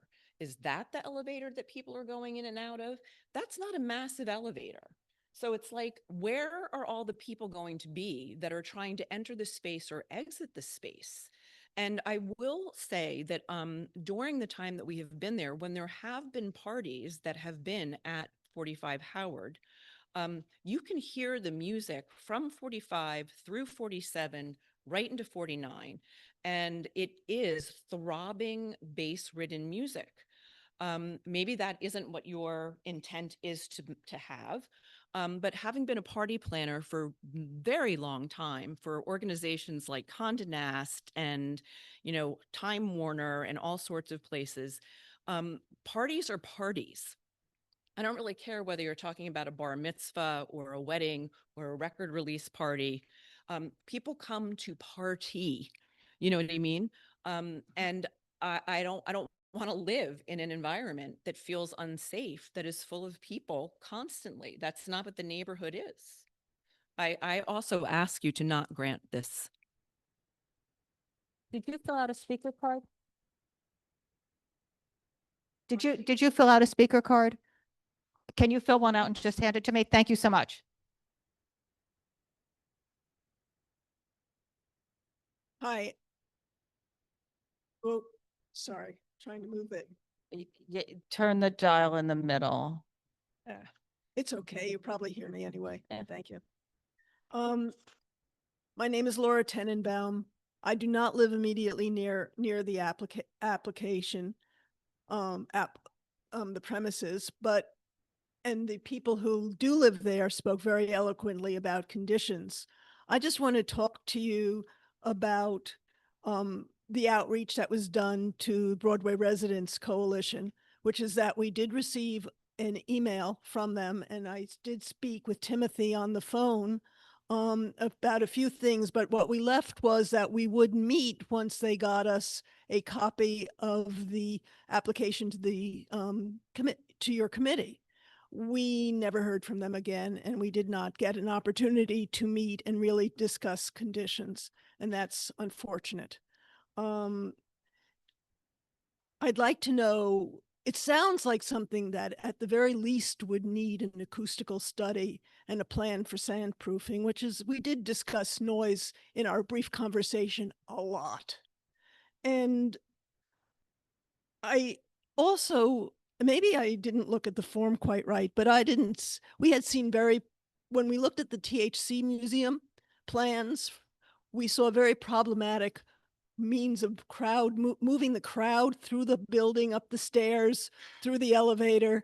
And one of the things that we were talking about was how difficult it was and how people would be able to exit in case of a fire. And we didn't get that opportunity to discuss it at all, which is a real consideration that we had with THC, and it's the same building. They're not making many changes. Was mentioned that the elevator can be accessed off the street, which is a consideration. Will people line up outside to enter? And I just wanted to also say that Soho pretty much closes at 8 or 9 o'clock at night still. To have something this late would really change the nature of our community, and it will impact me, who lives a few blocks away, because people will be walking down the streets drunk at 4 o'clock in the morning and bellowing and shrieking, and I don't want to hear that. Thank you. Next up. Hi, my name is Pete Davies. I'm speaking on for myself as a 45-year resident of Broadway in Soho, but also for a lot of other folks, the Broadway Residents Coalition. We got some information from the applicant, but I got to say that tonight here is the very first time I've heard that there are two aspects to this endeavor. That they, on paper, there is one. There are not two. It's a 13,000 square foot establishment was being proposed per the questionnaire. There's discrepancies that confuse me. The paperwork that they submitted, the questionnaire, has floor plans from an architect named Herrero. They are undated, they are unstamped, and they contradict a set of architectural plans that were submitted to the Landmarks Preservation Commission along with a DOB job. These were issued by the Landmarks Preservation Commission, a certificate of no effect issued on January 14th, 2025, issued to Timothy Phillips at the AJD building, 427 Broadway. And those floor plans were drawn by an architect by the name of Robert Strong. They are dated, they are stamped, and they are shown to have been accepted by the Landmarks Preservation Commission. And it says, "We received your sworn statement and that of your architect or engineer that the proposed work complies with blah, blah, blah." Well, first of all, the plans that they gave you, that is marked, I believe, A103, that they call the third floor. If you look at the left on that drawing, it says it's the fourth floor. So that's confusing to me. The plans that were submitted to the Landmarks Preservation Commission for the third floor, which we have been told is going to be meeting rooms, actually says for the largest space on the,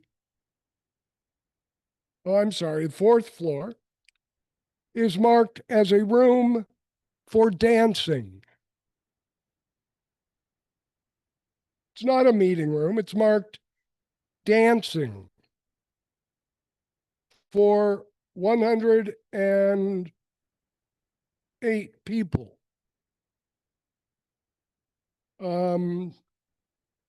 So I don't know how that comports with what we've been told tonight. Other confusion is about the Was that the fourth floor? not-for-profit That was the fourth nature floor? of this. Pardon me? Pete, that was the fourth floor or the third floor, the dancing? I'll give you these. You can see it's very tiny writing, but if you blow it up, Yes, it's fourth floor, marked, yeah, fourth floor. Apparently the registration for this organization that we've been told has been in operational for years, was submitted to the state of New York last summer,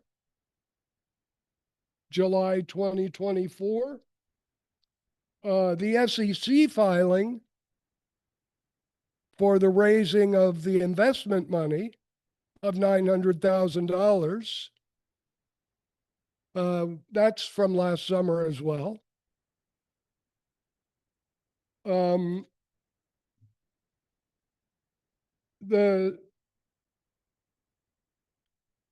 website for Lightning Society claims that, hold on, folks, we're coming to Soho. We're going to the dead legacy of Soho. We're going to rise it from the dead, basically. So I guess all our neighbors, you know, they keep telling us all the artists in Soho are dead or gone. It's not true. So anyway, I'm just very confused by, oh, there's also a change of use that's been submitted to the Department of Buildings, which is seeking to change the third, fourth, and fifth floor from business use to one very clear other use, eating and drinking establishment. It's not any of these other things. It's very clearly, we want these 3 floors to be eating and drinking.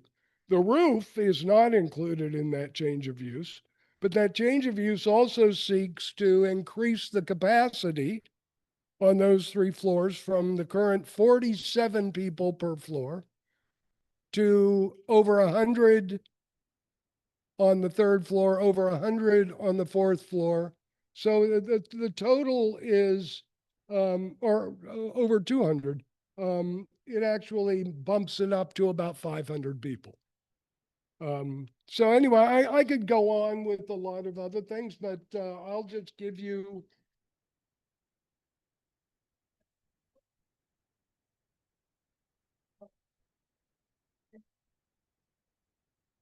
I just want to say one more thing before our good friend, neighbor architect speaks is, yes, the committee stopped the liquor license for the museum, West Side Museum, AKA House of Cannabis, but they partied like crazy there.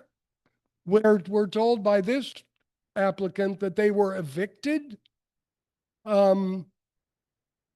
I question if the owner of the building, the Shatreat Group, AJD building, is, it's their responsibility to make sure the building is run legally, and they did a very poor job with the last tenant.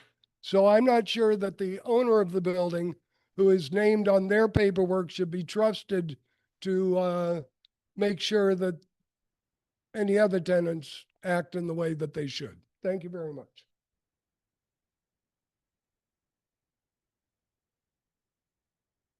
Mr. Miller. My name's Henry Smith Miller, and I'm an architect and an AIR resident. I have an office at 47 Howard, and I live at the end of Howard at number 7 Mercer. And that gives me a really good view of the entire Howard Street, running from the hotel, The Blonde, to the wonderful restaurant called the Mercery. And, you know, we see all kinds of things happening. The location at the intersection of Howard and Mercer is a very happy location for lots of filming, lots of cultural events, this sort of thing. But every so often, there are screams and yells. Somebody's terribly drunk, or they're carried on, or they're in trouble. And we tend to call 311 or 911. We are responsible citizens. I've been at Mercer Street since 35 years, 40 years. I came to 305 Canal Street, which is actually 47 at the same time, in 1971. So I think that's an interesting issue here. As an architect, I wonder about the limits on occupancy that they have stated. The number of square feet is very, very large, and they have put the definition of the occupancy, which we do actually, to limit and make a place safe, right? If we know that the stairs are too small. So I think that there should be a review of the occupancy and the square footage of this building, because I do not believe the stairs are adequate to get out of the building, given the potential number of people who will be there. Certainly saying they're limited to 130 people or whatever is completely ridiculous in that number of square feet. That's all I have to say. We recognize that these are phony balonies. I hate to use that in testimony, but they are, and they shouldn't be anywhere in New York, as far as I'm concerned. Thank you. Thank you. Okay, I think that does it. Is there anybody else here from the public that wishes to speak on this application? Okay, go ahead. Okay. Yeah. Thank you. That's it. Want to address anything?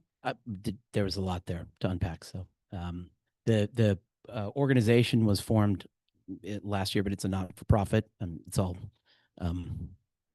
all standard. I don't know the difference between an org and the not-for-profit. It's organized into a corporation, and then gets a not-for-profit status from the IRS.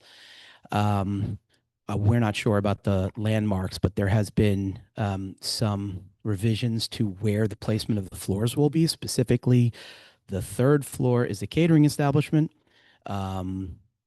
This is a place where they can hold events. It's a revenue generating entity. This is a not-for-profit. There's going to be lots of jobs, going to be lots of tax revenue. Again, that third floor is the catering establishment, and then the fourth floor are the meeting rooms. The fifth floor is the members' restaurant, and where the bar and the customer bar and the service bar is. The rooftop does not have any alcohol service, so they're willing to remove that from the application. The hours are not,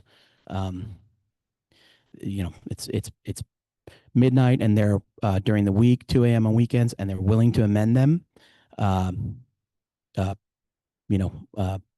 Pair your recommendations. So, I mean, there's a lot there. So, I mean, I'm just going to say, I think this is, for me, very it's got a lot of issues, and those issues also are made more complicated by the way this application is. It really should be two different applications, but it's, So can I let me just ask the question just for information. So the catering establishment portion of it, being that they're two separate applications, we're happy to amend that and reappear. The catering establishment, I have are, I have nothing here that, No, I that understand. shows anything as two separate things. So I can't evaluate something as two separate things, I because I have nothing in front of me as two separate things. I mean, we confirmed that with the board as well, and we clarified that, and I can show you communications, and they said that, okay, there's two separate applications. If we would have been told that we even amended an application, we even amended the municipality notice and resent it based on their comments. So let me just finish. So we're happy to do that and have two separate applications, but we just want to be clear that they are separately, I mean, they're owned by the same entity, but they are going to be two separate applications. So you still can review them, just. But what I have in front of me is not that. I understand. You're verbally telling me may be that, but what all the paperwork that I have, everything that has been submitted, lists all the floors, talks about catering, talks about a membership club, so I don't see how this committee could evaluate them as two separate things when nothing is presented as two separate things. We can revise that and have two separate applications. I just to be fair, I don't think it's going to change the assessment of the community, which is totally fair and balanced. We understand. It may not, but at least we'd be evaluating what's in front of us actually. And we're happy to do that.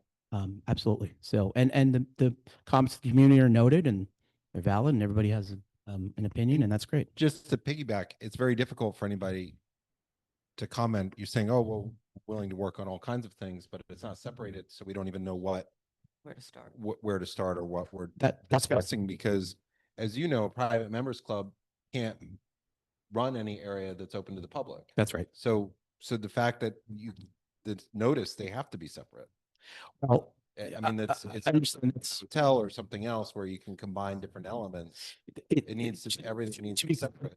to be clear, that's not all, just to be fair, that's not always how it's done with different municipality, with different community boards. Some community boards, if you guys want to see it like that, we're happy to do it. Absolutely. That's how the liquor authority. He's going to want to see it that way. Well, the liquor authorities are see to a municipality notice with 2 applications. They're happy to, they're fine to see that. You can submit that. I'm just telling you what the, Lisa. I'd love to see some guidance on Let's that, be 'cause efficacious that's, about this. We're happy to revise it, re-notify, and then reappear with the separate applications. I'm just stating for the record, I don't know if it's going to, well, there's no record, but it's probably not going to change the opinion of the community. So I guess the question is, if you're considering them separately, are there, let's just say, if Have nothing that describes them separately. So anything you're going to ask me right now, ask this committee right now, is we have no input from the community looking at them separately. We have nothing in front of us looking at them separately. I have no hours, method of operation, anything defined separately. I have no noise study defined separately. I have nothing separate. So I don't see how this committee could make any assessment on them separate just because you're saying one is catering and one is this. There's nothing describing anything that's separate. May I- Let's go. Are you willing to lay it over? Well, Are you willing to lay it over and Yeah, then do bring absolutely. separate ones? I think that will satisfy the committee. Also do more individualized outreach. If there wasn't follow-up, do the follow-up, make sure that occurs so that everybody feels like their voice has been heard. And Cormac, did you? Yeah, I just, if I may respond, because well, You're talking to the committee. I deeply empathize. I used to live next to a really obnoxious place in Brooklyn, and it was a rough period for me. And I have spent a lot of time walking past the THC Museum at night, and it's genuinely just what an incredible insult to Soho. So I get why everybody's offended and concerned. I would also be concerned. I am a big guy, and I was uncomfortable walking down that street at night. And the fact that somebody made it over the roof is mind blowing to me. So, I genuinely tried really hard to get a hold of everybody. I rang every bell. I even left notes on some of the doors. I don't know how these. I left you 2 messages. Talking, I'm just going to say you're talking to us and you can. It's been a really busy period, and I apologize for that. I would really be happy to meet with people in person. I got my email address here. I assume you have a WhatsApp chat or something. You're all welcome to come talk to in me. touch with the office and we can give them your email Yeah, address. And so my question is, this lightningsociety.com, is this you? That I'm looking at online in Brooklyn? It seems to. Yeah. I mean, that's the current version. Yeah. There's a new website and everything going up this week. Right. So are you doing, this is what you're doing in Brooklyn now? I mean, there's on a rooftop. I'm just. That's probably a 3-year-old website. So Well, it's a okay. very different version of what's happening in Soho. Saturday, June 14th, 4 to 10, Brooklyn Blend. Summer Brooklyn is back. Get ready for Lightning Society's one and only rooftop party of the summer, celebration of Brooklyn pride and nostalgic reimaginings. Is that you? Yeah, we're having one party this summer. Yeah, I just say we're not a nightlife venue. We're not honestly, I'm planning to host some. Yeah, I think what we'd want to see is separate applications, a clear description of hours, some sort of soundproofing idea, how people are coming and going, what you're going to do about lines outside. I believe the membership club needs a separate entrance. I don't know how you're accomplishing that, but it's not supposed to commingle in the public spaces, and all of that. That's my and community outreach. Carter, go ahead. And then just the listing of any of the temporary permits that you've received for all those other events from the liquor authority. Oh, sure. And showing that there's a history Like of this any year or operation. every year or whatever it is that you have to provide, but just showing that there's a history of operating with the temporary permits and to ensure that you obtain the temporary permits. Yeah, I mean, we are a beloved member of our community in Brooklyn. I would very much like to have that relationship with the Soho community. I understand how anxious everyone is. Sounds like they have good. I think the first step is meeting with them. Yeah, that's what And it doesn't that's seem why I would love to do like that. you met with anybody. And we are going to host some just like kind of early salons before we renovate. I think you should come and meet the community. I think you'd To genuinely us, and like then it. we Well, meet my. That's why I like yeah, it. maybe you want to invite them so you can meet the community that you are going into it instead of vice versa. So we'll lay this over. We will send up the Office. office in order to submit those revised municipality notices, and then we will separate the applications into two applications, and then they'll appear as two agenda items on the next meeting. And in the meantime, they're going to do a bunch of outreach. Get some yeah. sound plans and everything else. Okay. Okay. Thank you. Thank you. To the members of the public that are here, if you would like to email the office, we can connect. If you want the email address, we can give it to you. Up to you. Okay.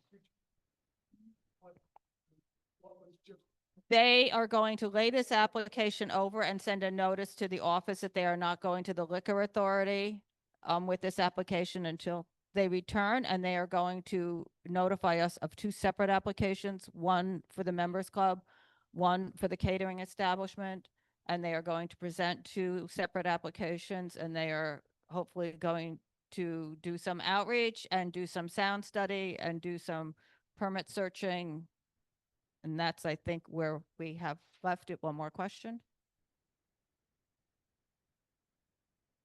We're oh, they left, so they can't hear it. So be very brief, please, because I'm sorry, but we saw one notice on one pole on our street. The only reason publicly. Yeah, it's probably ours. There was no outreach. That's we got it. So, Okay, I but just want to make sure you. that's why they're coming back. Okay. We will have a meet. They said you keep watching our calendar. They said they'll be back next month. Sometimes they're back next month. Sometimes they lay over another month, and it's 2 months. But they will be returning here before they go to the liquor authority, is what we have been told.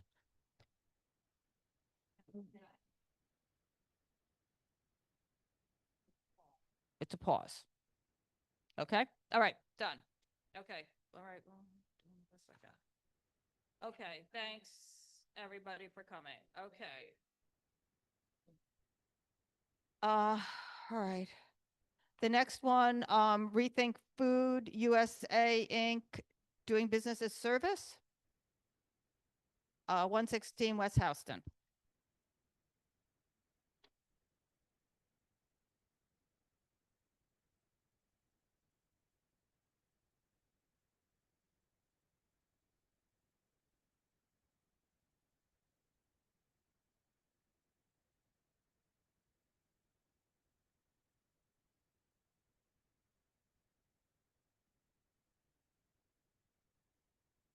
Hi, everybody. I'm here for Rethink. This is a new beer and wine license application on Houston Street. The space was licensed previously to Chefscape.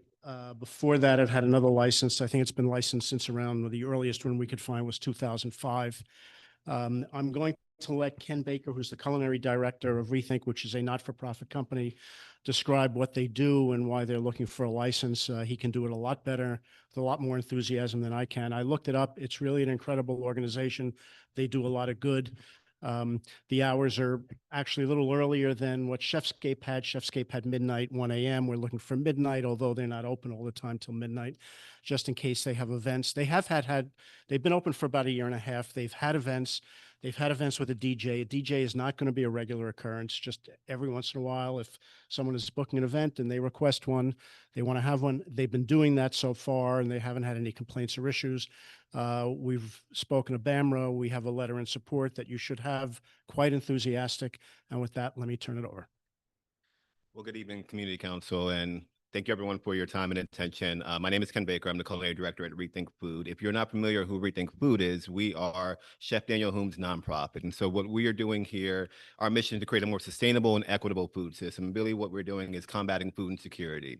How we operate, we are a 501c3 not-for-profit organization in which we go around bringing in the expertise of the hospitality and culinary industry. Myself, my boss, our founder and CEO, we are line cooks for chefs. And we are bringing that expertise into the space in which we're nourishing our neighbors with care.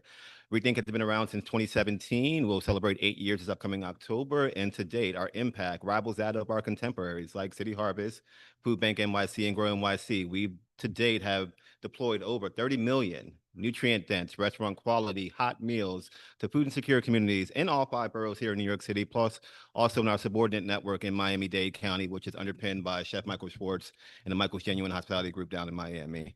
Essentially what we're doing here in this space, and as Don alluded to, is that we've been operating, we moved to 116 West House, and this is now our 3rd kitchen space. We started out at Brooklyn Navy Yard in 2017. Then we moved in 2020 to our 2nd kitchen location in the 5 at 180 Maiden Lane.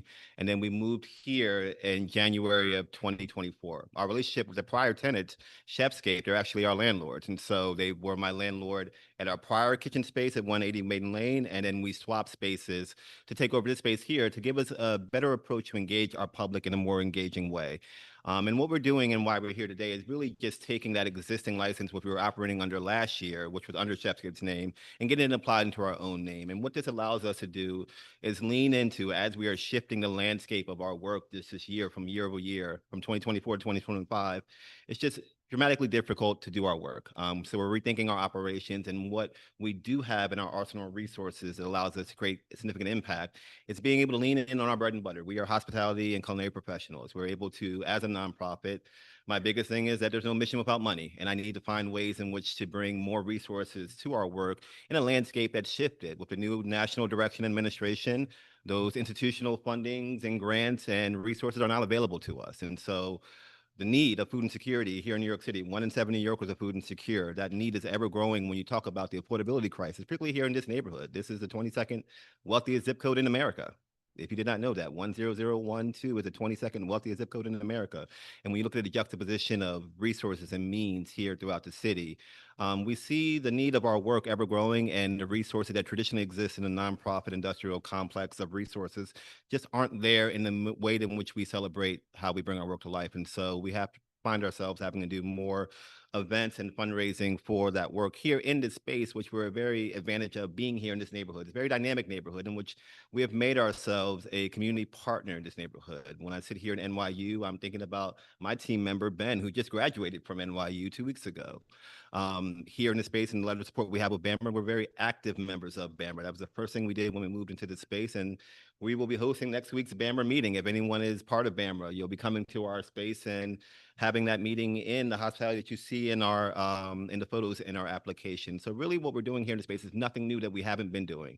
And understand that we do take great care in when we are hosting events or external activations.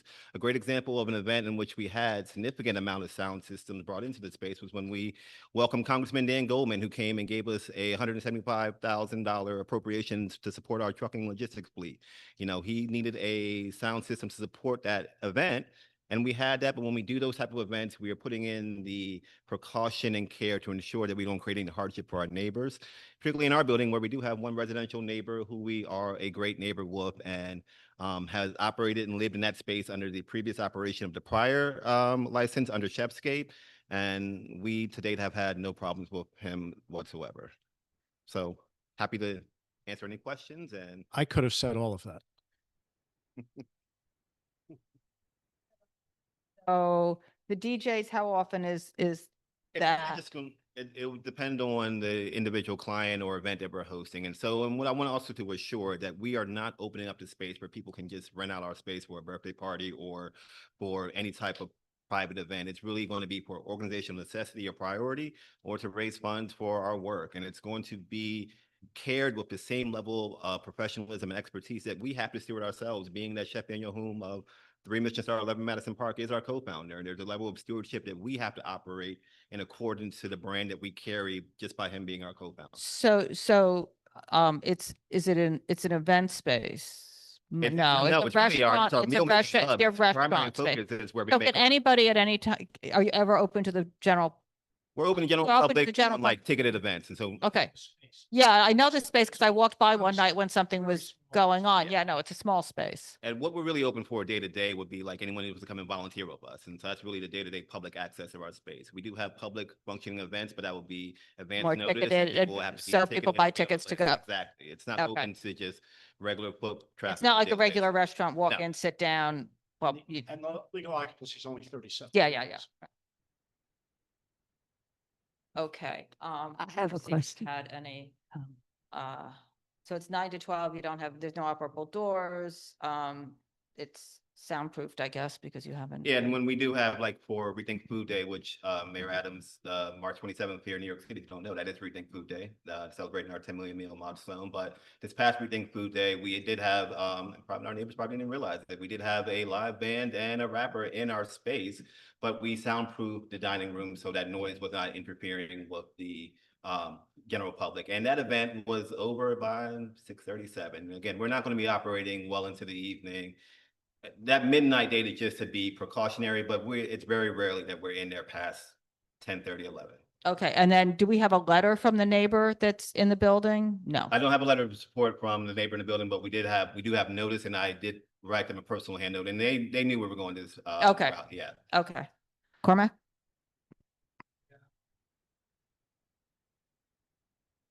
I'm sorry?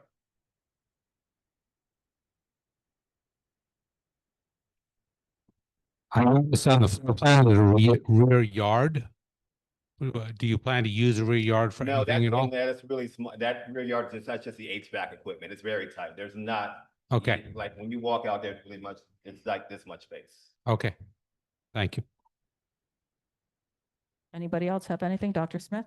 Yeah, I thought, can you speak a little bit more about hosting BAMRA, which is the organization that you are a member of, and it's the merchant and residents. What Yeah. does that mean? And, Well, we remember they're just looking, they host their meetings in a very, it's kind of like the space, it's a basement meeting space in over here in LaGuardia, and we just wanted to offer up. They host their meetings in 505. Yeah, yeah, and Which is a private co-op. Yes. So the question is, have you reached, other people, have they reached out to you to host them in your space, or how did that come about? We just offer that because in ways, yeah, we offer to host them in ways in which we just want to offer great hospitality to our neighbors here in the space, and yeah.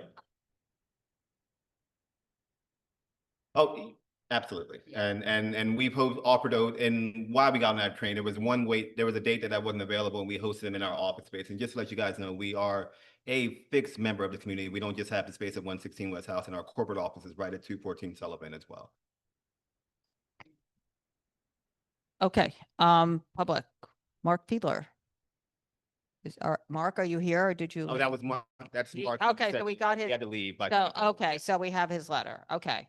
And it says, I'm writing to support the above referenced application of Rethink Food to the New York State Liquor Authority. I'm not going to read the whole rest of it. I just thought I would read that opening sentence. Okay, anything else? Anybody? I think we are good. Thank you very much. Thank you. Oh, go ahead. Yeah, go. No, go. My apologies. No, Ken runs the show. My name is Adeze Okoli. I'm the chief of staff for Rethink Food. So help run the operation at our corporate office and support as well with the event space. Okay, thank you. Good luck with this. Yeah. Okay. Next is, hang on one second.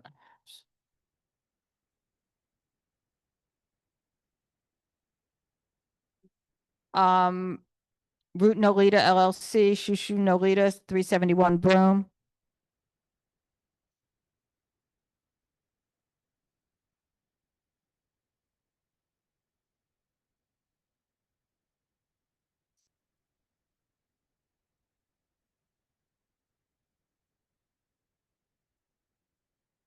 This is the alteration application to add the 2 roadway structures that will have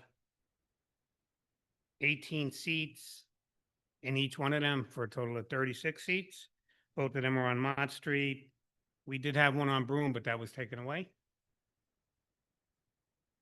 Okay, sorry. All right.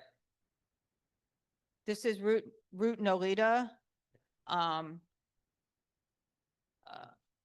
thank you, number 28. Okay, so, so you had steps before that said no outside, so that's what we The had. original liquor license? Yeah, yeah. We had a, Hang on one sec, hang on, just give me 1 second to just, we had a sidewalk cafe there. Time ago.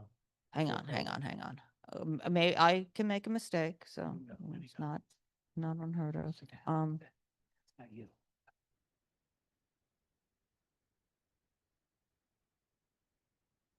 Okay, so I have the resolution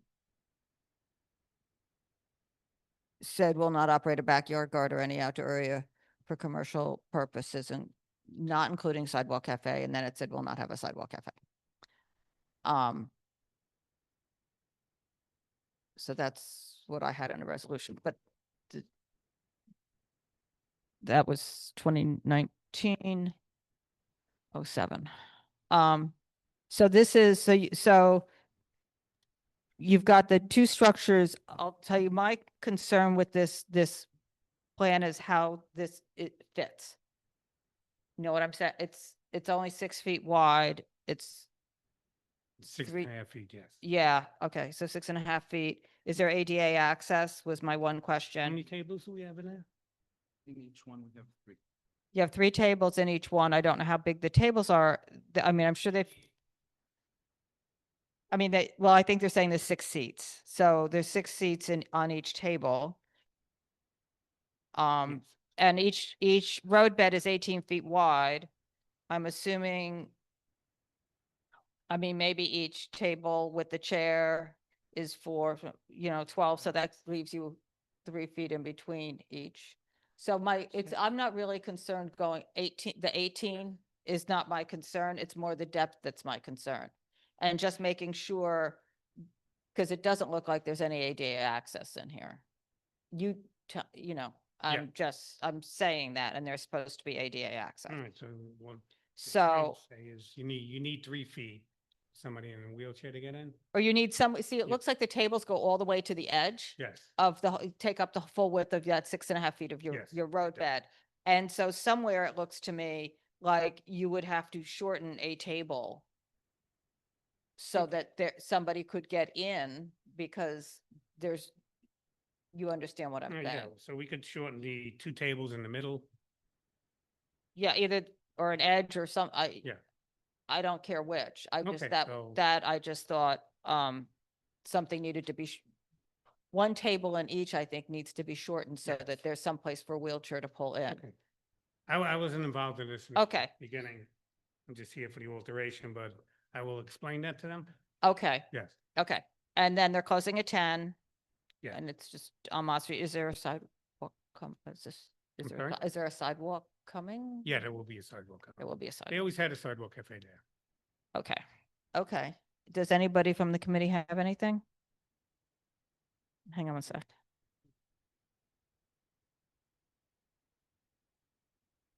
Mulberry and So can you just remind us, this is in the basement, on the ground floor, or is both? Ground floor. Okay, because I was looking, And they have the basement also. but that's separate, or it's the same, or it's the same business, or it's separate business? I'm just Same looking at the old. The old business was Pepe Rosso. Right. They had the basement. Oh. And so they took the basement over, but is it separately licensed or is it combined? I believe it's separate. I'm not even sure. Actually, first floor license this is the basement, correct? would be considered the basement on the CBO. No, this restaurant is on the first floor. So that's what. So it's because our resolution is Route Nolita, Shushu Nolita. And it says it's the basement, 1,100 square feet, 3 tables, 12 seats, 1 bar. Does that sound like it? So or- there's I believe there's 2 different licenses. Yeah. There's one upstairs. What do we have 2 different licenses there? So there's two different licenses, but this would pertain to the one on the first floor. First floor. Okay, so I pulled the wrong thing. Yeah, no, the city's one thing. Well, no, but I'm just wondering who's sitting here and what's servicing this area, because if it's two separate licenses, The patron first for the floor will be basement serviced. can't be there. So this is an alteration on the first floor license. And how are you gonna keep that separate from the basement customers? Because the people being served there would be served from the first floor. Basement is a distinct license. The basement would have nothing to do with this application. The basement license. Basement license is for the basement. This license is for this alteration is for the license on the first floor. All food service going into this would be from the first. Basement isn't really a restaurant like the first floor is.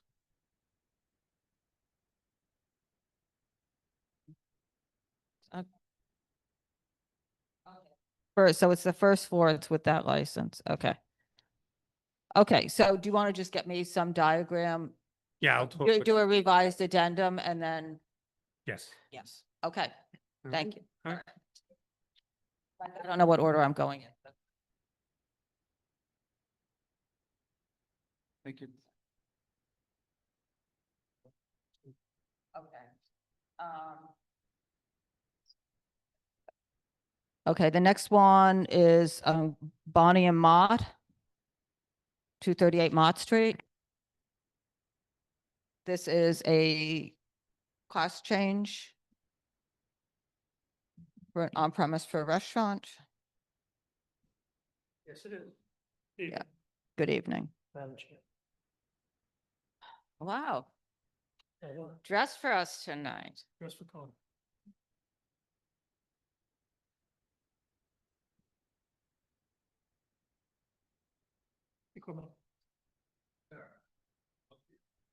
Nice to see you too.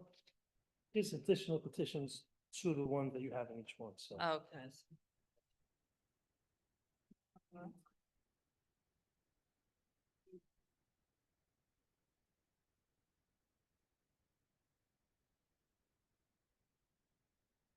Go back, take that.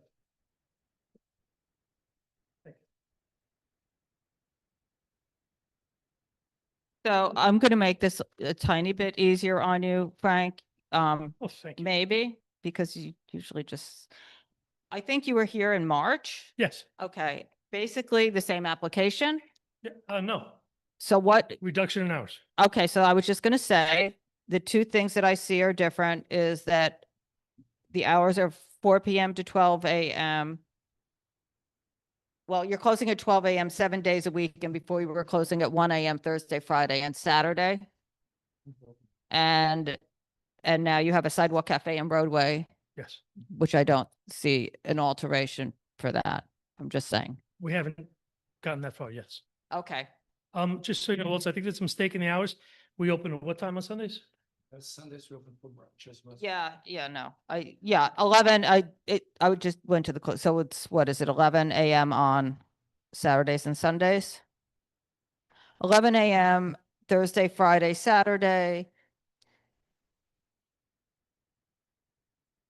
Something must be wrong. Because then it says 3 on Sunday, is that correct? No, that was a mistake. That's the mistake. Okay, so it's 11 on Sunday. Is it 11 on Thursday? No. For now, Friday, Saturday. Just Saturday and Sunday, early days. Okay. Okay.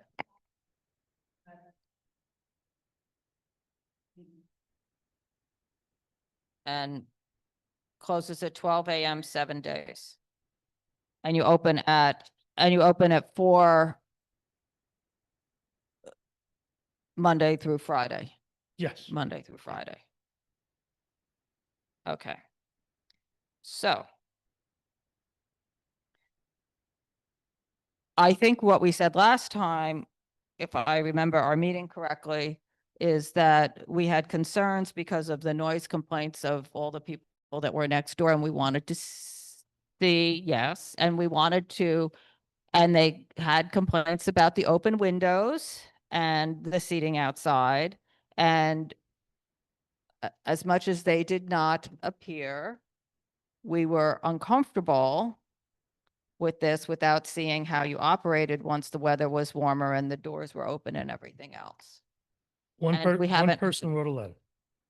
Actually, I'm just going to say it wasn't one person. It was the co-op board representing everybody in the co-op. Was that one It person? wasn't the one.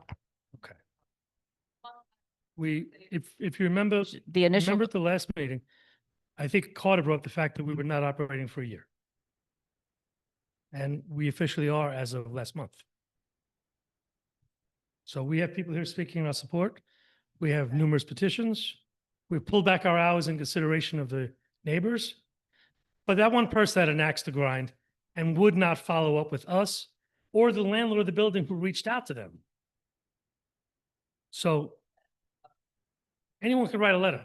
No, that's not the first letter that we received was from the board, independent of your application coming here. And I was told that it was a board meeting. So we can agree to disagree on that, but that's the information that I have. I don't know what I'll get by disagreeing, but Exactly. Okay, so does anybody from the committee have a question? Okay. Do we have speaker cards? speaker cards. Is anybody here from the public to No. speak on this application? Did you? Letters. The thing, the speaker cards. Yeah. Why did we want? Well, yeah. No, we haven't. Isn't that what I just said? Yeah, I mean, I'll go first. Yeah, I think, to what I said, in case I wasn't clear, what we wanted to see was how they operated outside, how they operated in the warm weather with the windows open and everything else. Because those were the complaints that we had. So, no, they've been open for 4 seasons. They were operating one summer. They opened last summer. So, and there were complaints from last summer, whether you believe there were complaints or not, what we heard were there were numerous complaints from last summer. So that is what we heard. And I believe what we said when you were last here was that what we wanted to see was how the premises operates in the warmer weather with the whole frontage of French doors being open and to see what that was like. I remember you saying you wouldn't consider an upgrade until 1 year of operation. I'd never said that. Okay. I mean, I would not have said that way. I would have said you've barely been open for a year. Okay. I mean, you've barely been open for a year. And what the committee's concern was, because we had those complaints and because there was a past history with the other premises, which I didn't go back and reread all of this, that we would feel much more comfortable engaging with this after seeing some operations in the warmer weather and how it all went. I think So- you guys give us to 10 p.m. every day. I mean, every time we follow that, and the only time again somebody complain, and also myself, which is my name is Mehdi, by the way. I'm the owner and I run the place as well, day-to-day operation. And there was only one complaint from across the street. And I also literally have a video from the people across the street throwing a big party, which was noisy. And again, good for them. I wish them all the best. But it's just, we're looking for something fair over here. 10 p.m. I close it myself. I'm there 6 days a week. We close Monday. And I'm making sure that's happening every day. Okay. Okay. Go ahead. State your name and. Yeah, my name's Nikki Davis. I live at 219 Mott Street. I've been there for about 10 years. I've known the applicants for about the same exact amount of time.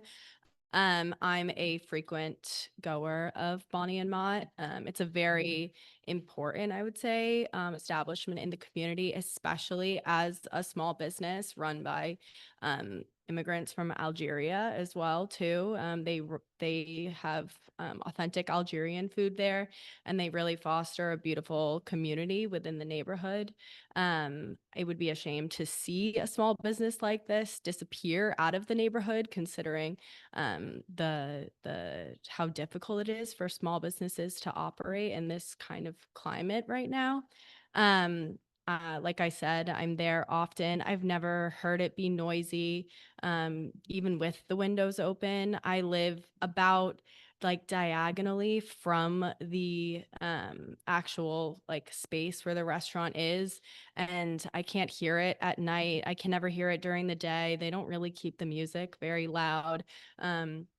It's a really great thing to have in the community as well too. About 6 months ago, maybe, I was followed home to my apartment by a gentleman that I guess saw me from across the street. And the first thing I did was go to Bonnie and Mott because I knew that they were going to be open. So it's really nice and that was about like 10:30 p.m. Medi was just closing, and I'm just really glad that he was there and that the restaurant was there, because who knows what would have happened if I didn't have a place to go to like that. But yeah, that's that. So I would implore you to approve the liquor license application for them also. Okay, thank you. Yeah. Did you call the police? Did I call the police on? Yeah, I mean, if somebody's harassing people and following them, that's an immediate thing, especially given. Victims always call the police. Well, I'm just saying, just after last week, what happened in that area? I mean, This was 6 months ago. no, I know, but just if people are following people, and I just tell you that's the same thing I would say to anybody in those situations, because the local precincts are very interested in that. If somebody's following people, I can let them know if it were to happen again. It wasn't my first like instinct in that moment because I was incredibly shaken up. I've lived in the neighborhood for 10 years, and that was the first time that's ever happened to me. Yeah. And I just, the reason I always point that out is because that's how, as younger members of our community, we protect the older people in our community and who are vulnerable, is by letting them know if you think somebody's preying on other people. It's incredibly important to do that. And especially, this is a conversation that's happening pretty widely at a lot of police community council precinct meetings. If there's a problem, let them know. I will think about that. Hopefully it doesn't happen again, but next time. Next. Go ahead. Hi, my name's Michael Belushi. I live on Mott Street as well, just about a block away at 246 Mott. I've been there for about 5 years now, and I think it's just it's been a great addition to the area. It's civilized, even when when every seat in there is full. I've walked by; it's never really loud or anything. I think there's a handful of establishments in the area that are a lot more of a nuisance with lineups, and they're open till 2, 3, 4 in the morning. Bonnie and Mott's a place you can go solo. You can bring your family. The guests in there are always very nice. Like I said, it's civilized. A lot of the places, there's a lot of retail pop-ups now that cause a lot more nuisance, lineups down the block. And I think that's been more of the issue in the area. So I think Bonnie and Mott, I think the area needs more restaurants that you can have a drink at that are, open at a decent time and not till 3 or 4 in the morning, because the area's just got too much of that stuff. So I hope that we all consider that for the area. Thank you. Next, I have Christopher. How's it going? Chris Kyoto, 213 Mott Street, about diagonal from Bonnie and Mott. And, it's a great place for me to, go over solo or with friends after work or on the weekend. And it's really a place where I can, go at 7, 8 o'clock and kind of unwind. And it's definitely a very calm environment. The clientele that's in there is always, super respectful, and, the music is certainly calm if you compare it to a lot of the other restaurants and especially bars that are in the area. And if anything, this is kind of, an addition to the neighborhood that really gives a tranquil feel. So, I'll keep this brief, but end of the day, I see Bonnie and Mott as somewhere where it brings the right clientele that you want to have in the neighborhood. And that's about it. Okay, thank you. Cormac? I have to ask, what is the right clientele? For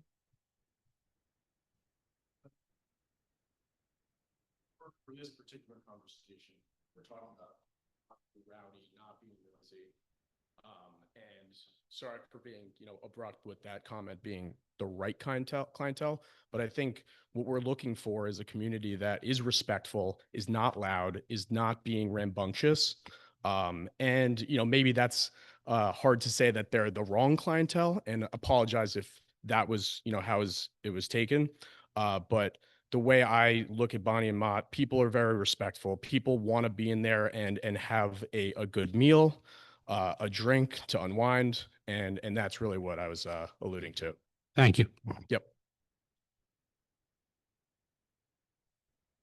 Go ahead. How you doing? My name is Valentine Rosa. I was born and raised in the neighborhood, and I know Medi for over upwards of 13 years. I frequent the place with my wife and daughter, and it's never loud in there. We're able to have a conversation, and we never to yell at each other.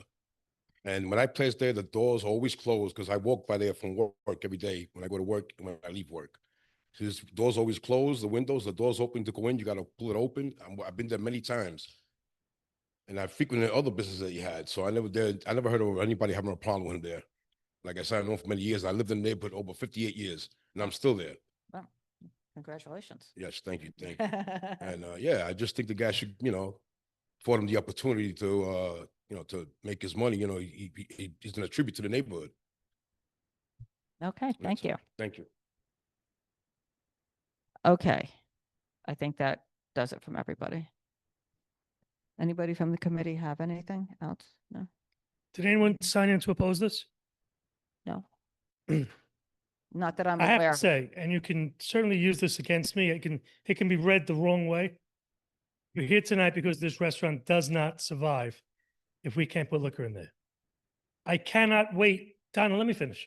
I know you're going to object. And I said this before I said it. I know it does not survive the fall. That's all I have to say. No, wine and beer. He can't make it on wine and beer. I mean, that's, when they came from You could.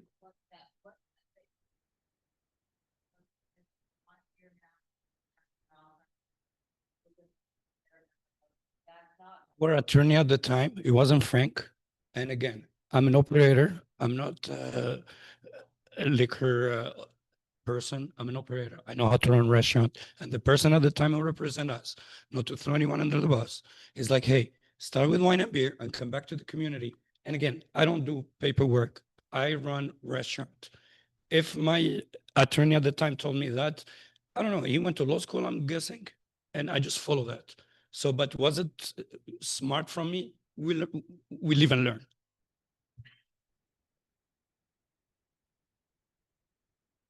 Going back, I mean, this was 3 separate storefronts before. This was raised at the original meeting, the issues that is combining 3 small businesses, making another eating and drinking. I mean, these were all issues, just to Donna's point, that were raised at that time. It wasn't something that came out of the blue. I mean, this was, these are all the issues that came forward. So you're making it seem like we're being unreasonable, but these were issues from the beginning at this location, losing all the small businesses. This is the same thing that we've been having in the other area. There wasn't a restaurant here before. Now there is. Then we got complaints about noise. This is the sequence of events that leads through this. And so when you take the story out separately and just make it that, it's not just that. And I don't think understand that, nor do I think you're being unreasonable. I haven't said that. okay. I'm just saying that the Said it's no sequencing of events of everything that happened is difficult because it's jumping ahead to just sort of dismiss all these original concerns that people had and brought up, and that the oversaturation in the area and the many restaurants Meeting to express those opinions?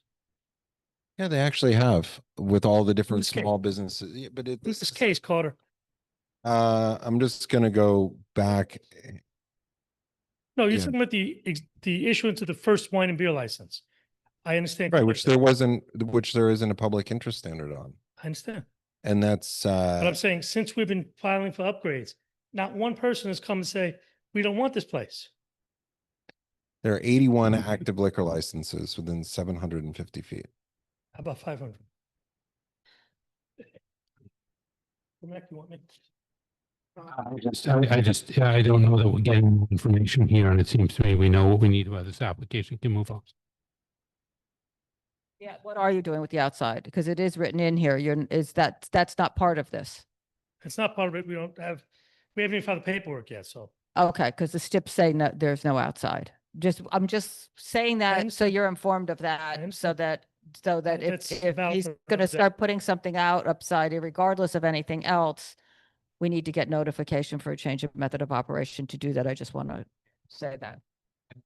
And I understand the concerns you're raising. I'm sympathetic to those, but if this is just a constant evolution without, suddenly it's, oh, now we need this, now we need that, or we're not going to survive. It's not really the plan from the beginning and whether this a business can work. So, I mean, we always just historically, it's chasing an issue is difficult to talk about. Just chasing problems just doesn't really result in the other licensing matters, because in some ways that's an issue for the landlord as well. If they're not reasonably renting out their space in a way that's economically feasible. This was three small businesses before, and now it's one. That's the decision of the landlord to do that.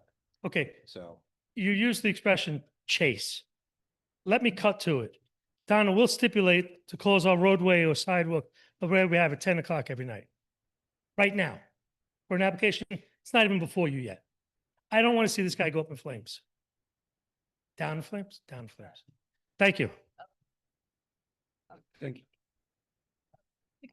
Okay, I believe someone is here. Maybe somebody's here for Gjelina Melvindale LLC. If you are here on that, we heard that application already, so I just want to make sure of that. And then if anybody is here for Elmer Kennedy Pasquale Jones, they laid over, I don't know, either this morning. So if Guy, if you are here for that. We're not hearing that one either. So the next one we're going to hear is Icus Corp. doing business as old fashioned on-premise restaurant. This is an alteration to add roadway. 110 Thompson Street. 110 Thompson Street.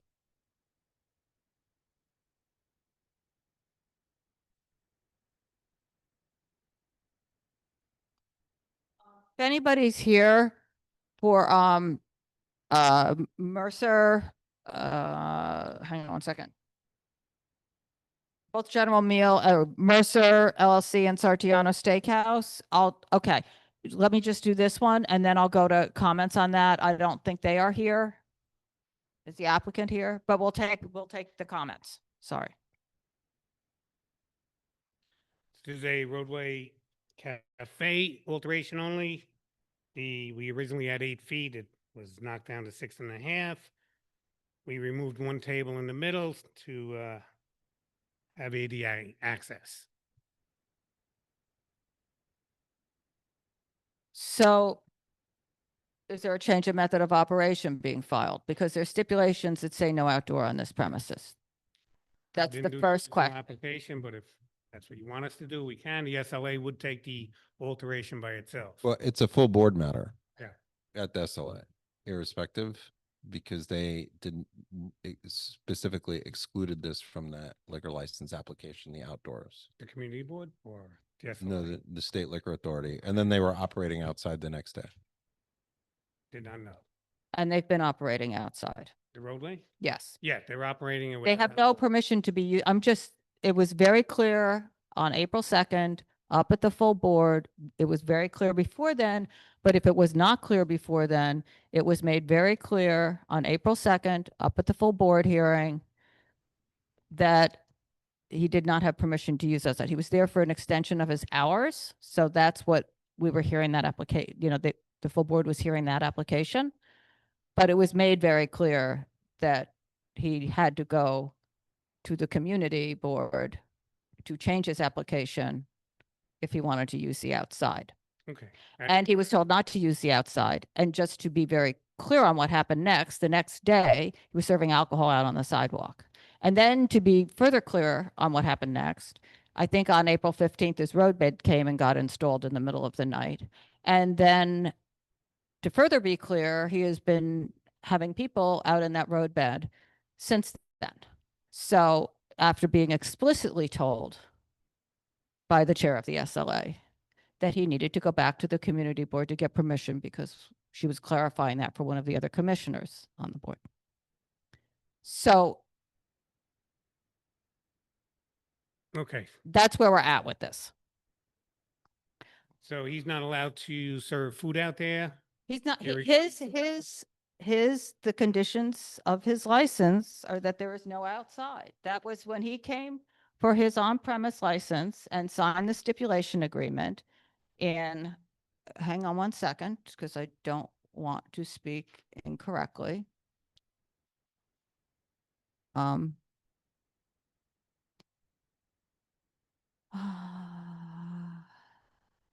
2022, not COVID.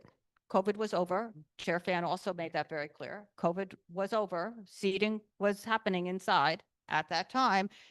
He signed stipulations as part of the public interest for his on-premise liquor license, will not operate a backyard garden or other outdoor area for commercial purposes, including any sidewalk cafe and or roadbed seating operating under the open restaurants program.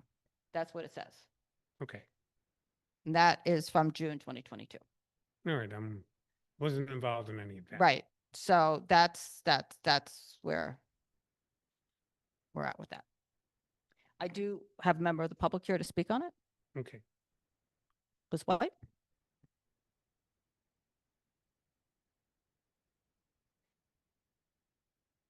Sorry. Okay. We have a long night, so I was trying to cut to the No, chase sure. here, but so go ahead. I strongly oppose this alteration. Oh, sorry, I'm Elizabeth White. I live above these guys. I also spoke at the full SLA hearing when they tried to, yes, I submitted pictures and videos.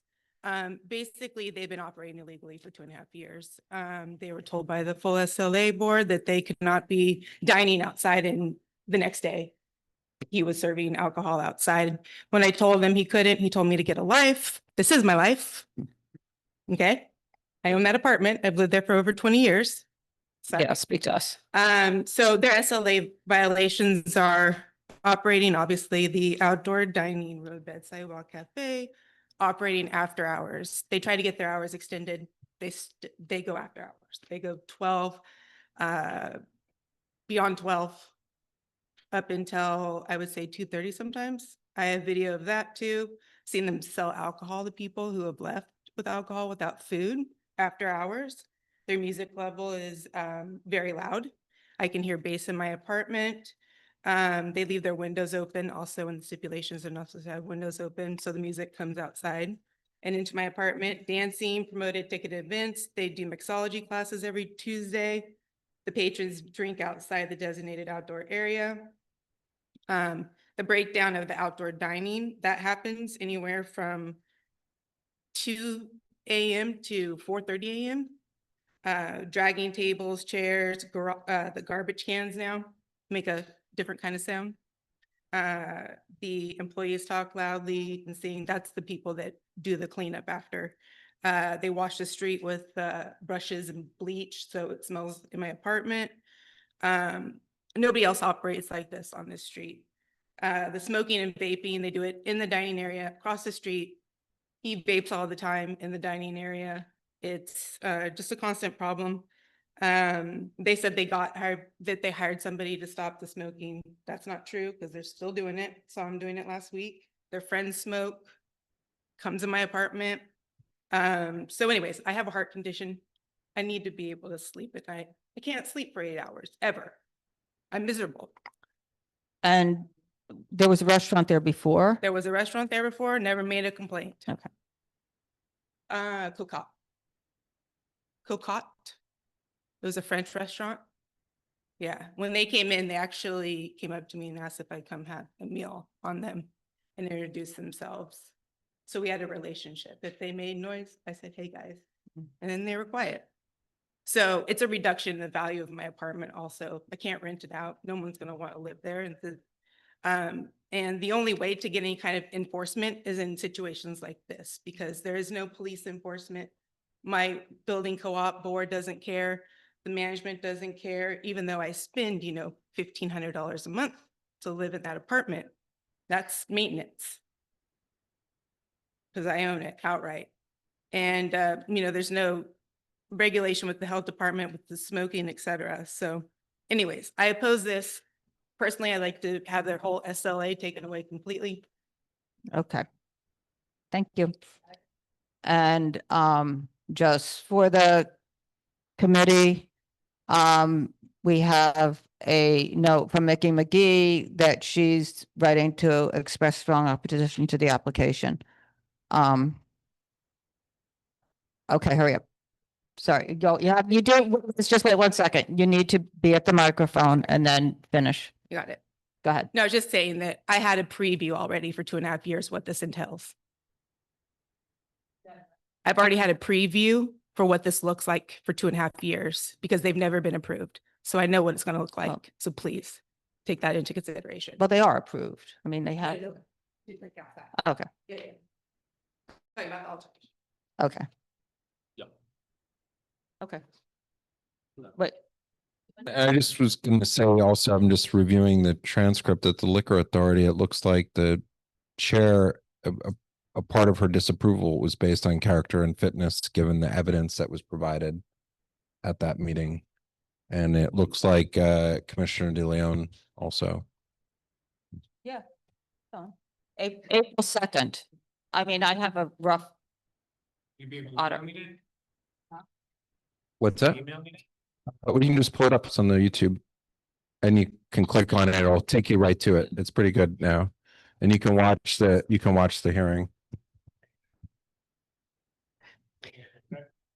April 2nd. No, it's not. Okay. Jenny? Yeah. Go ahead. I'm Jenny Mustasa, and I live in the building 110 Thompson on 2E on the 2nd floor. And I'm here to say that I think that the Old Fashioned Cafe is an amazing contribution to our street and to the building. It is a super high energy cafe. My kids are 12 and 15. I moved in a year ago. I had to go through a lot of renovation. They were there every day. They do their homework there. I go out at night for dinner. I don't go out too late. When I come home, they're winding down. There is never people, here's the walkway, here's the outside, here's the restaurant. Never people in the way, dancing, running around, sitting here eating. There are people inside. The people inside, when I go out for dinner, are usually a bit younger. It's a very popular restaurant. It is not too loud. I can sleep, but I'm on the 2nd floor, not on the 1st floor. It's been amazing for me. I can leave my keys there because I trust them. When I had painter come, things like that. It's always a super optimistic atmosphere, great food. And I mean, this is a small business. You know what it takes to run a small business. I don't want another nail place. I don't want another chain restaurant. Right? We don't want that. This is Soho. These are the restaurants we want there. So really, really take this into consideration. I know all of these guys. They have been there for me, for my kids, really. Thank you. Next. Thanks. Go ahead. Hello, good evening. Griffin Swanwick, also live at 110 Thompson 3E. I'm also on the board of directors for the building. Just want to start off and say, lived in the unit for about 4.5 years now, and Old Fashioned is, been around for the last, more than half of that, more than half my time in the building and on the board. They've been, wonderful occupants of our restaurant space below the building. They've been very communicative with myself and the other board members. At first when they moved in, I myself was extremely concerned, being kind of a clean freak, somebody that respects space, privacy, having quiet time. I was worried about a restaurant coming into that spot initially. And I have to say that, they've been nothing but good neighbors, considerate to the folks in the building. When there were complaints that started arising from other tenants in the building, I know that the board, in addition to the management of the building, took remedial action and, addressed that with the applicants that are here today, asked them to, reach out and see what could be done. And we know for a fact that, they did reach out multiple times, attempt to meet in person, wanted to connect with residents. It's okay. It's all right. The tech never gets easier. Don't worry about it. Oh.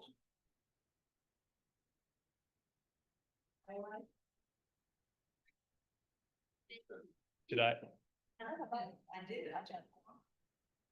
I apologize. I lost my train of thought here. In any event, I know that the board, was made aware of some concerns from the residents. We did approach the applicants, asking them to, resolve these matters. To my observation and to their confirmation, they did, with, things like being more observant and more, kind of in control of their patrons, making sure that people were not drinking outside, were not sitting on the stoop or smoking or vaping or what have you. I walk by the establishment multiple times a day, every single day. It is right in front of the front building, the front door. And, if you go by any night of the week, you can see that it's under control. If not, it's not like there's a party or anything crazy going on out front. So I was really disappointed to hear from the applicants themselves that, after the board had instructed them to, perform some outreach to folks in the building and understand more about their concerns, that they weren't met by anybody else in the building. Like, no one actually came to them after they had offered their time and, their resources, and actually put in the effort to work with folks to understand how they could be better neighbors. So Well, I'll let you know what also was said at the full board, where the liquor authority sent people down unannounced to go see what was happening. And also in that meeting, they said that at 9:30 at night, it was extremely loud and busy and crowded outside, was the liquor authority's observant. may I ask which night of the week this was? It doesn't matter, but it was sometime, I will turn Yeah. around and say though, it was, sometime before the April 2nd meeting, in between when they laid it over a few months earlier. So that was their experience with it. Yeah, And just to be clear, they made an unannounced, undisclosed visit at a random time in the evening, and they found that the complaints that the neighbors had been making were consistent with what they saw also. Yeah, understood. And I think, from personal observation, as someone that, again, I live in the building, I walk in and out of that door. I walk past the establishment multiple times a day, dozens of times a week in aggregate over the last 3, years since they've been open. Who knows how many times that is? You take that in my aggregate observations on the establishment versus a one-off unannounced visit where the SLA was, again, already kind of preloaded with complaints, looking for things to go after. And I'll say the other experience we've had is we've been there and we've said this, that, and the other thing, and they're saying, we don't see that. So, it works both ways. It's not, trust me, they don't take our word for everything. I'm sure they're, barrel monkeys to deal with. I'm just telling you, Yeah. yes.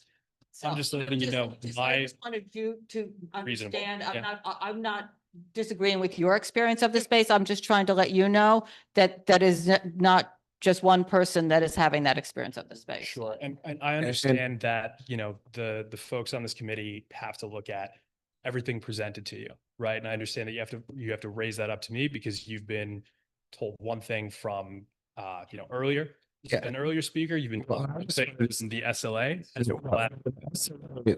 The chair of the New York State Liquor Authority said very clearly that she had questions about the character and fitness of the applicant, and they denied the application.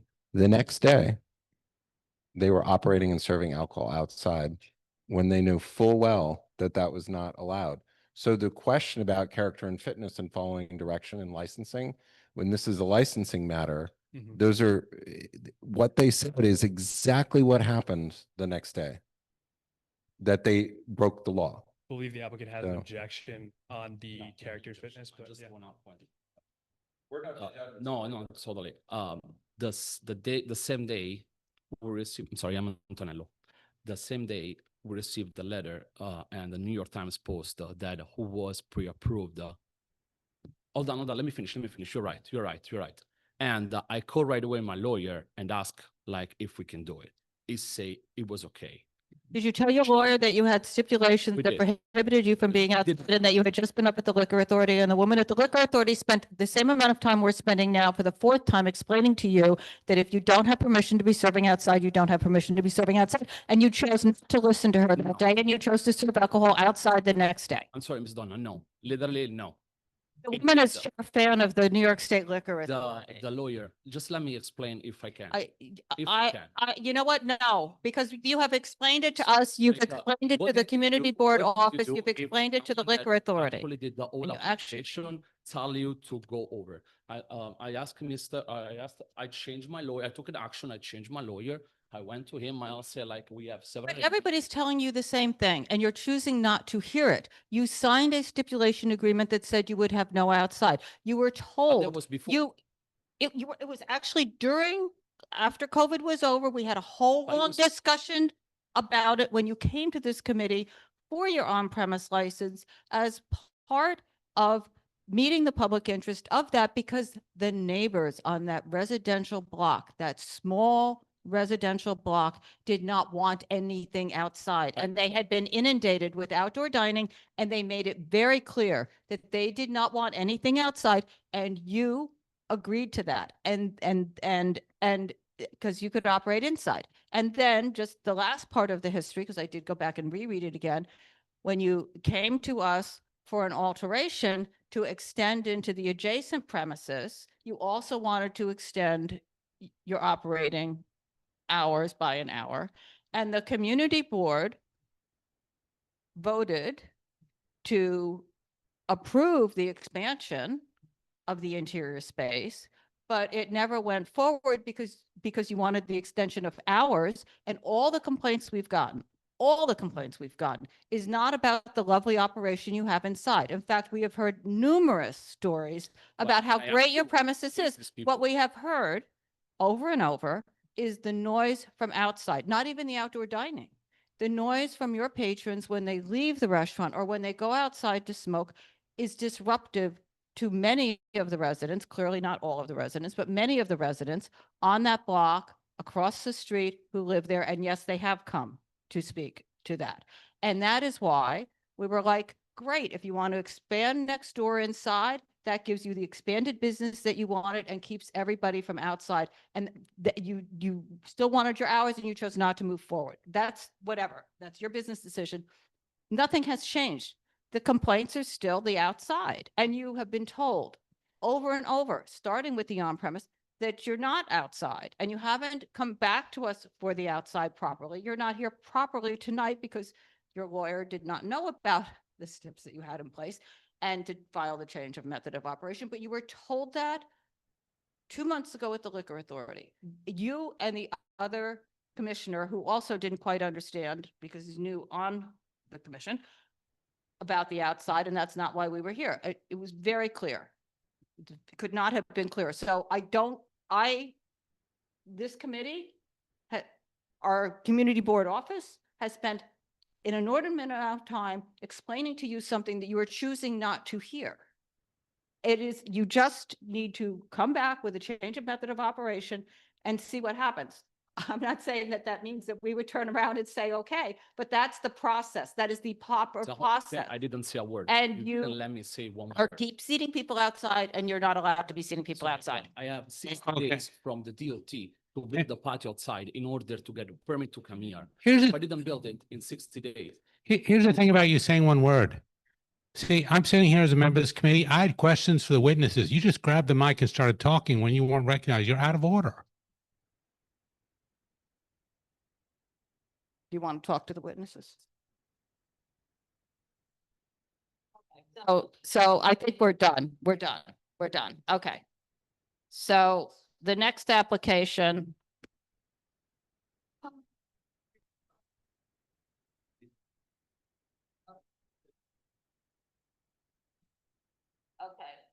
Can you guys take it outside? Because I'm just, sorry, Mike, but Can I ask just something? you can ask me one quick question. How many people complain to, about I'm this? not answering any of these questions. That's not this has nothing to do with who's complained. What it has to do with is that you signed a stipulation agreement back in the beginning that said that you wouldn't have outside, and you haven't come back to have outside. You're coming back, you have not come back the proper way to have outside.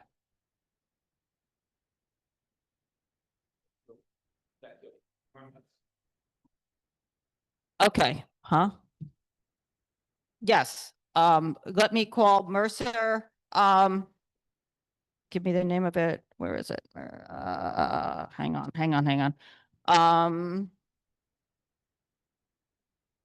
The Mercer 1I LLC and Sartiano Steakhouse Management LLC doing business as the Mercer 147, Mercer 99 Print. This is an alteration to add sidewalk seating. Come and speak on it. The speakers, whoever is here to speak on that application, please come up. I don't think I have.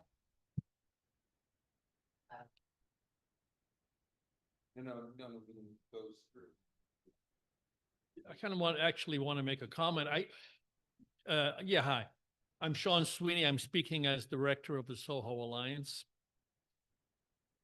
And I'm really not going to invade too much on this application, but I want to alert the community board. Maybe you're aware of it, but there's a trend now of applicants claiming that the raised platform on Prince Street, that the raised platforms and the steel diamond plating are part of their property. And the problem is, that's one thing, but the problem is DOT is agreeing with them. And maybe we could, with the board manager and maybe this committee, meet with DOT to get this, no? We're just, I mean, Yeah, okay. It doesn't apply to this. You Okay. don't have a. So let's explain. Yeah. What I'm going on record is saying there's a sidewalk vault underneath the diamond plating.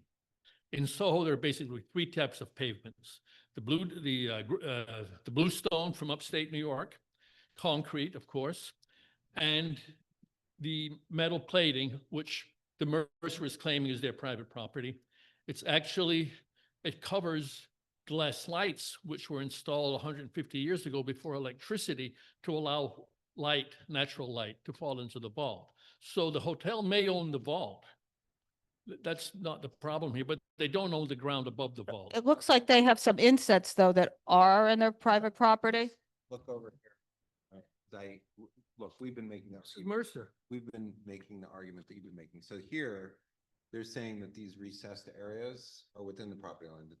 It's the setback from the building. Yeah. The physical building. And right? people could just sit there for free.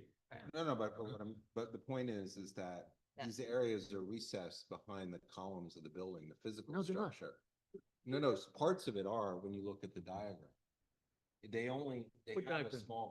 the diagram that they submitted. Yeah, but you know who submitted it? You know what they but did? here, just take a look. But the diagram is not that, yeah, but take a look at who wrote the diagram, the photographer. Yeah, but He's not an expert on land use. Sean, that is not the point. What is You're the point? saying that the property line is the building line. Yeah.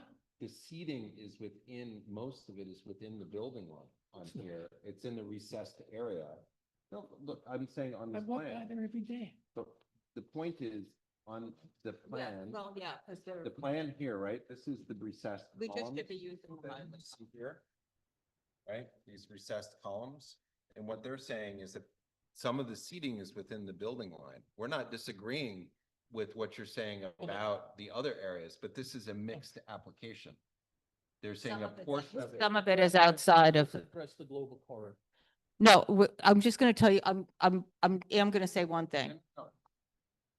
Their plan doesn't comport with what was filed at Actus For the 74-711 for that building. You'll see here that this is the cellar, 2 pages. One is the cellar. this is the next page. Okay, but it's on the same the property line, that says property line, matches the outer edge of these masonry things. The area within the masonry fits the bench on Mercer Street. It doesn't fit the table. It doesn't fit the seats that are beyond that. So the amount of, I think we're kind of saying, you're saying Turn the next. the, the next page is the ground floor.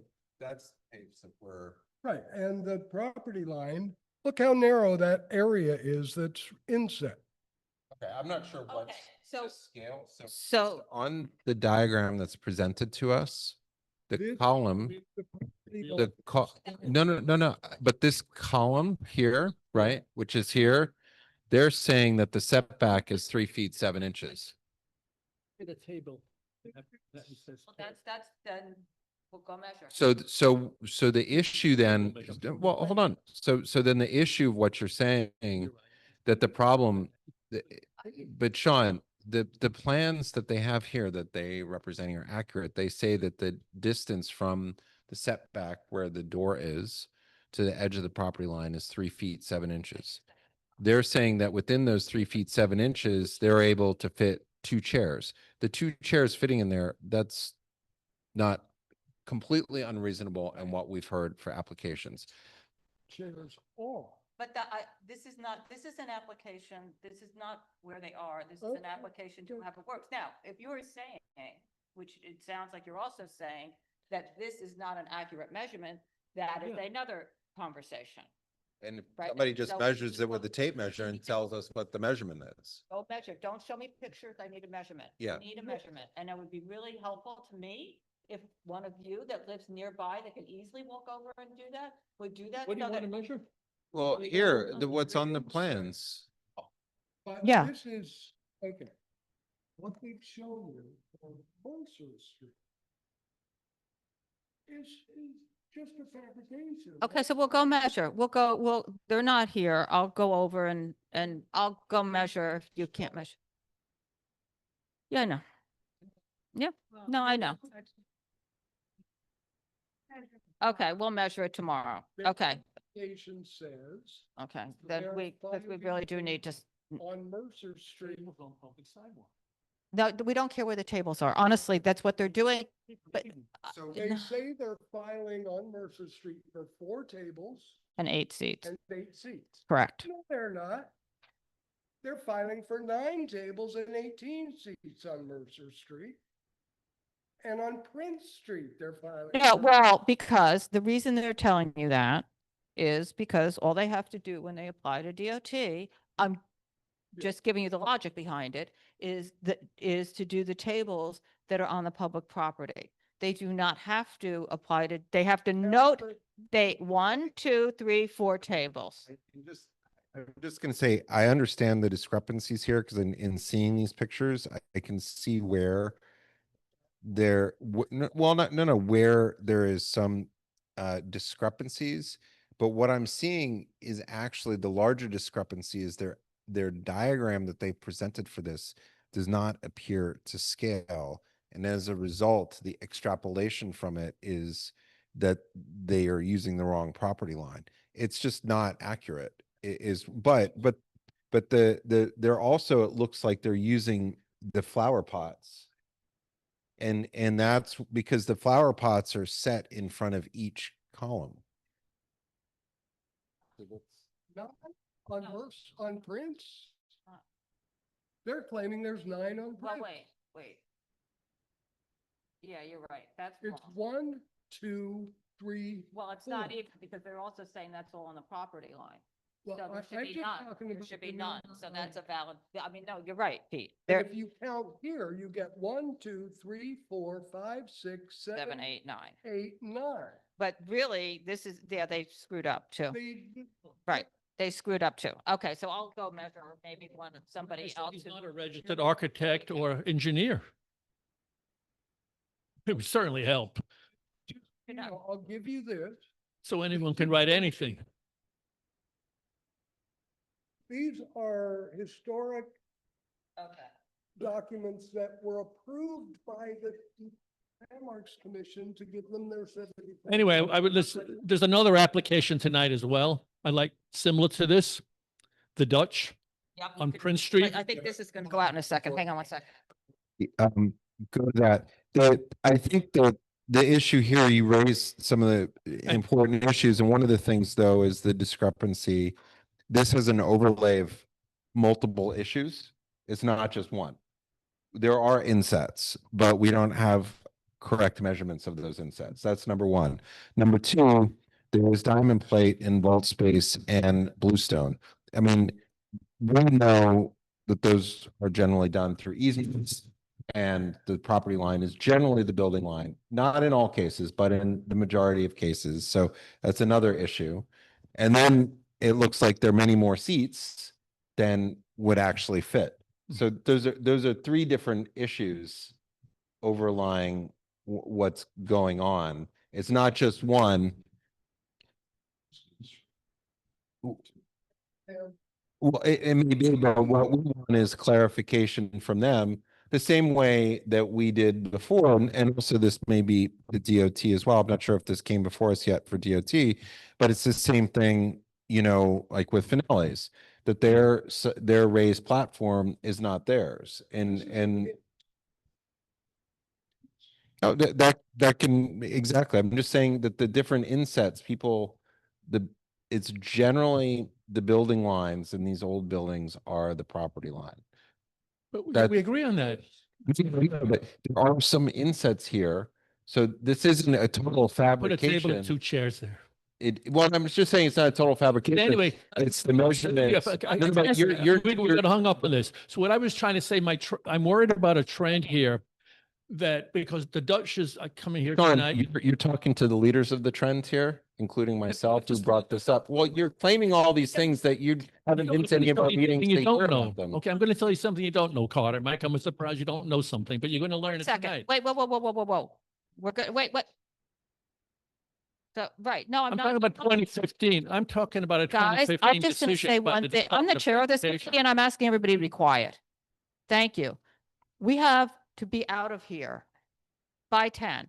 So I'm not trying to cut the comments. I just want it to be succinct and on point to the topic at hand. We are well aware of the platforms. We had this whole conversation with Finelli's. We checked when they, just so you know, Sean, inordinate amounts of time I have spent learning how to look at tax lots and everything else in order to go back on a bunch of people and say it's not in the property line. I also know how to look at the public plazas that are right next to the sidewalks to make sure that the public plaza is not considered the clear path. So we're really doing this and I appreciate having that information and we have been trying to work with it. And guys, thank you so much for pointing out all the discrepancies here and we will follow up on the 3 or 4 bullet points that we have. So, But you need from If anybody wants to take an actual tape measure and go and measure from the building to the end of the building, those inset areas. So I know how deep they are, the measurements of the inset.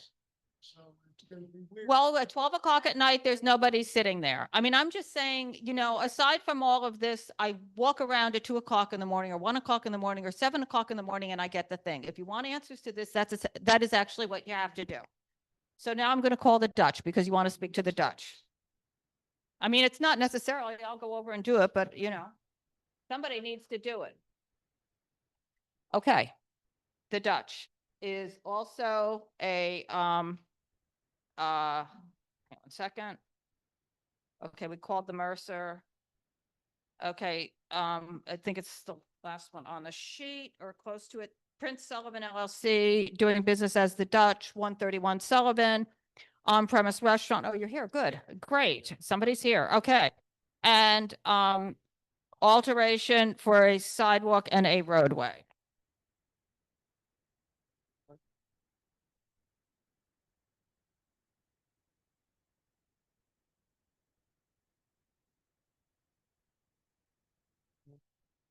Good. You have it? Yeah. Oh, it's okay. No, I printed mine out.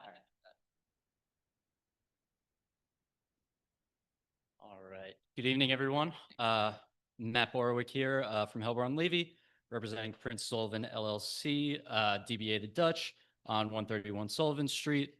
corner of Prince and Sullivan. I have here with me Tiago, the general manager of the restaurant. We're here today presenting an alteration application to add a roadway and sidewalk cafe to their existing liquor license. The roadway cafe has been conditionally approved for 24 tables and 48 seats. The sidewalk cafe, full disclosure, it's been going through several iterations with the DOT. We have not received the final approval, but we figured we'd come here and talk to you about it while we're coming here for the roadway. If you prefer that we, wait for that final decision, happy to do that as well. Looking forward to taking your questions. Okay. Just give me 1 second to get it open. Go ahead. Sure. The previous incarnation of the roadbed dining, Just that hold corner Yeah. was one of the worst really in our neighborhood. I'm not judging the restaurant, I'm just judging the corner. How are you planning to improve that? Yeah, so we went back and forth quite a few times with the FDNY about this roadbed specifically. They had us reduce the width from 8 feet to 6.5 feet, so a 1.5 foot reduction. And they also had us pull back a little from the corner there, as well as split the single roadbed into 3 separate spaces. I'm also actually specifically saying the sidewalk. I mean, it was one of those sort of, that's good, but it was an impassable location. It was one of the worst in that area. Right. So most of the sidewalk that we originally applied for and that they were using during COVID has actually been denied by the DOT. It's really just a few tables on that platform, which I know is contentious right now. And again, we have not received DOT approval. We're happy to bring that back to you. At a later time when we have a word. We don't even know if it's going to get approved, but Per our conversation that we just had, I don't think that there's anybody that think that that is in the property line. And okay, and so we agree on that. Yeah, no, Okay. if Okay, it but was then in the the property DOT line, we wouldn't will have to go. say it has to be level with the ground, so it's ADA accessible. So this is not level with the ground unless you're intending to get rid of the platform. No, that is not the Okay, intention. and then there's no way to serve from within that area. If you put the stanchion there with those tables and chairs, you will be falling off of the platform that you're not supposed to be serving on anyway. You'd have to be serving from the sidewalk. He's more. Oh, no, yeah, hi, my name is Tiago Ramos. I've been there as a general manager for about 6 years, and I've been there for 14 years. And yes, we did, I think, the former iterations, like you were saying, like we're very busy over there, right? It's a very busy corner. And Very popular restaurant. Very popular, it's true, yeah. We're very thankful for that. I think, this solves a lot of the problems, like the roadside one, because we're just not going to put any tables on the sidewalk of Sullivan Street, because it's a very narrow one. And also on the Prince Street side, you'll be just at 3 tables on the platform, right? Well, those ones we had there before, and it worked very well. People love to be over there, but we know it's not within like property lines or anything. It's just something that people love. That they love, like the food, and they love like seeing like the people watch over there on that side of Prince Street. But I think like just those tables on the platform and just the roadside, like will really solve a lot of problems. Okay, so let's talk about that. Hold the sidewalk. I would really like it if you would remove the sidewalk, because, or we'll just deny this. The sidewalk does not conform to the rules. Yeah. If you could get them, it's supposed to be no platforms. That's what the rules say, no platforms.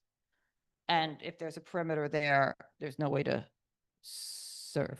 Okay, so can we just discuss the roadway in that case? Then we'll discuss the roadway and just send the office something saying that you're removing the sidewalk. Okay.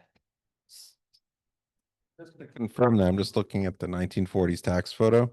There's no elevated platform there. There is. Not in Not in 1940. So all the old tax photos. So there's nothing that And the zoning regulations, most things kick We in know around it's that been there time for a point. while, but we don't know the Yeah, first so there's a constructed doorway over there, but it's, it's a raised a step up or two, but just in some cases, there is a platform which raises a little bit more issues, but it's clear that there's no platform there at that time. So, and then you came to the outdoor dining, I'm sorry, I just did not look this one up. I looked up. No, most of that's them. fine. Did you come to the outdoor dining working group for Yes, this we did, road for bed? the And road did bed, they give yeah. you modifications? I'm on the committee, I should remember, but I would have. I was there. I remember doing this application. I don't remember Because- what the modifications were, if any. I mean, you need the FDMY waiver, so we know that. And, Okay. and the spacing looks, in terms of that, it looks okay. Mm-hmm. But I don't know how there's any ADA access with these tables crammed in here. The diagram does not definitely give us a clear picture of No. that. However, they've assured me with their construction, which is ongoing of the actual roadbed cafe, that they will have the space required. So the SLA is going to want, I know DOT doesn't need to see tables and chairs, but the SLA wants to see tables and chairs. Sure. And in order for me to give you any stipulation, are you closing at 10? Did you agree to? What? I mean, just to be fair, they'd like to see representative tables and chairs in there, but the point is here that the representative tables and chairs don't allow. Right. Unfortunately, the requirements of the DOT and the SLA there's a gap there. And, it's something that needs to be closed for, future applications. These were submitted in July of last year and we haven't adjusted So- that, which maybe that's on us, but How the stipulations we've been doing for the road, just say we'll have no more than X numbers of tables, right? Because you might have 2 tops, you might decide to combine them so that to 4 tops, so then it's less tables. But I am not comfortable putting down this many tables and chairs because I don't see how ADA access is met with this diagram. You understand what I'm saying? Yeah, that's true. Like, we're definitely not putting like more than physically possible, and we're definitely. So what I'm asking Yeah. for is, can you get me a diagram that is more representative of what you're going to be doing, that illustrates the ADA access? Yeah. I mean, in all honesty, you need to have, the way we've been doing it is the sidewalk area needs to have ADA access, the roadbed area needs to have ADA access, but it doesn't mean all 3 roadbeds need to have ADA access. A roadbed needs to have ADA access. Oh, okay. Yeah. So it's not like you have to make all 3 of them lose something, but something needs to lose something. Yeah, it would be Does easy that make for sense? us to take one of those tables out. I think it's. Okay, so it's if very- you yeah. could get me, even if it's a drawn, however, a diagram that just shows that, so then I can write up something and then we have a diagram that's somewhat representative of what you're actually doing and we have the ADA access, that would be great. Yeah, for to being there, like, for being 14 years and wanting to be 14 more, like, we want people to be comfortable. We're not gonna like put like those tables too close together. That's for sure. Okay, good. All right, does anybody else on the committee have anything? Okay, Sean? So what about is the committee going to deny the sidewalk entirely? Because I want to report a violation. They have 2 rows of dining on the side. You can report any violation. You So can, it's I honestly do not care tonight about I do not care about their violations. Not for the seating outside and Well, what especially about- not tonight. You're going to deny it on the I am- platform, but they're having it currently on the sidewalk. What about You that? can make a complaint. No, I'm asking, how is the committee going to address that? The committee is not addressing that. The committee, But we're applying for a sidewalk. I am not addressing, look, if this committee was going to address every complaint everybody has about every sidewalk thing right Then now. can I ask a question then? Yes. Is there only going to be 1 row of? They're not No, applying for you don't have to finish your question. They're not No. applying for sidewalk seating right now. Okay. So there's Alrighty. nothing for me to answer with that. They're not applying for sidewalk seating right now. If you want to make a complaint about their sidewalks, no, you can make a complaint. Okay, a 311 outdoor dining. You know how to do that? Go to the 311 outdoor dining. Go ahead.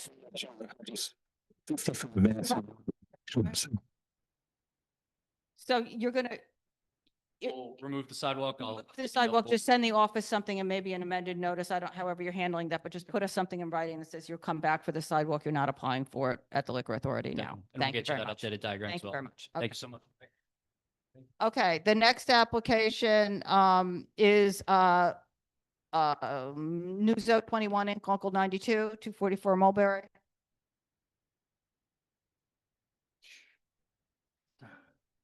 So what we're looking to just do 6 tables and 12 seats, taking the outer row out. But this one, hang on a sec, let me get the number for you.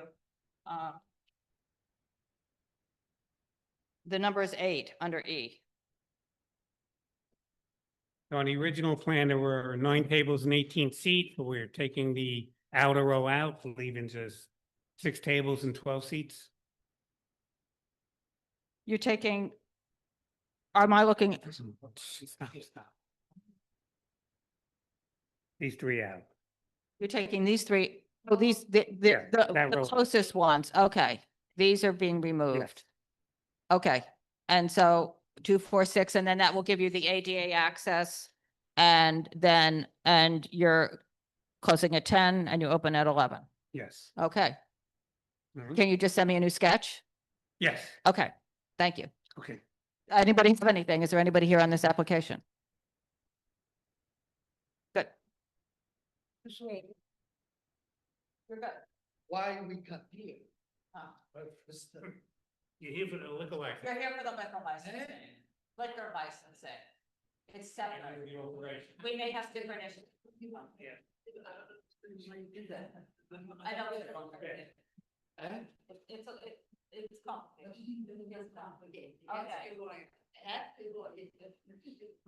Next one, is going to be Isabel 196 Spring and doing business as Piccolo Cucina and, Vittoria 196 LLC.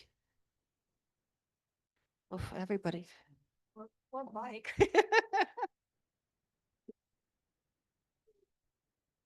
Oh.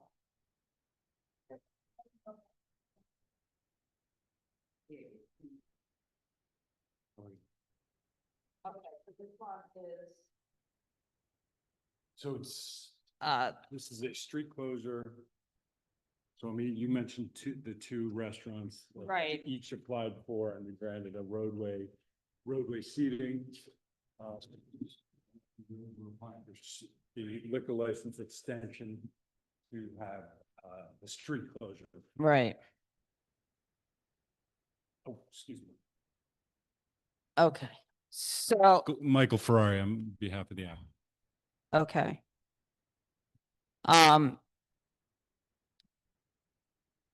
So we have, he was here for the one space for the road bed last month, I believe. So the road bed is Is in place, right?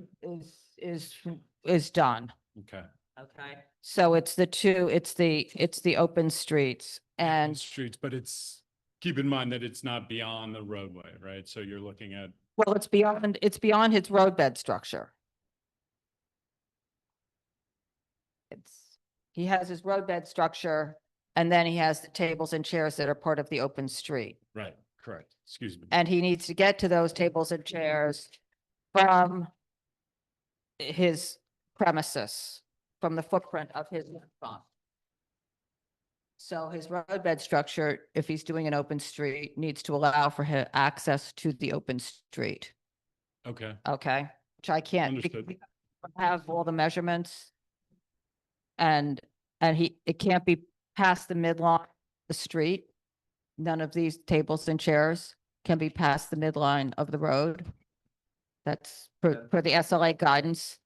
And the diagram doesn't have the measurements, right, so we don't know that. right. So I would, And then, go ahead, I'll listen. and then there's emergency lane.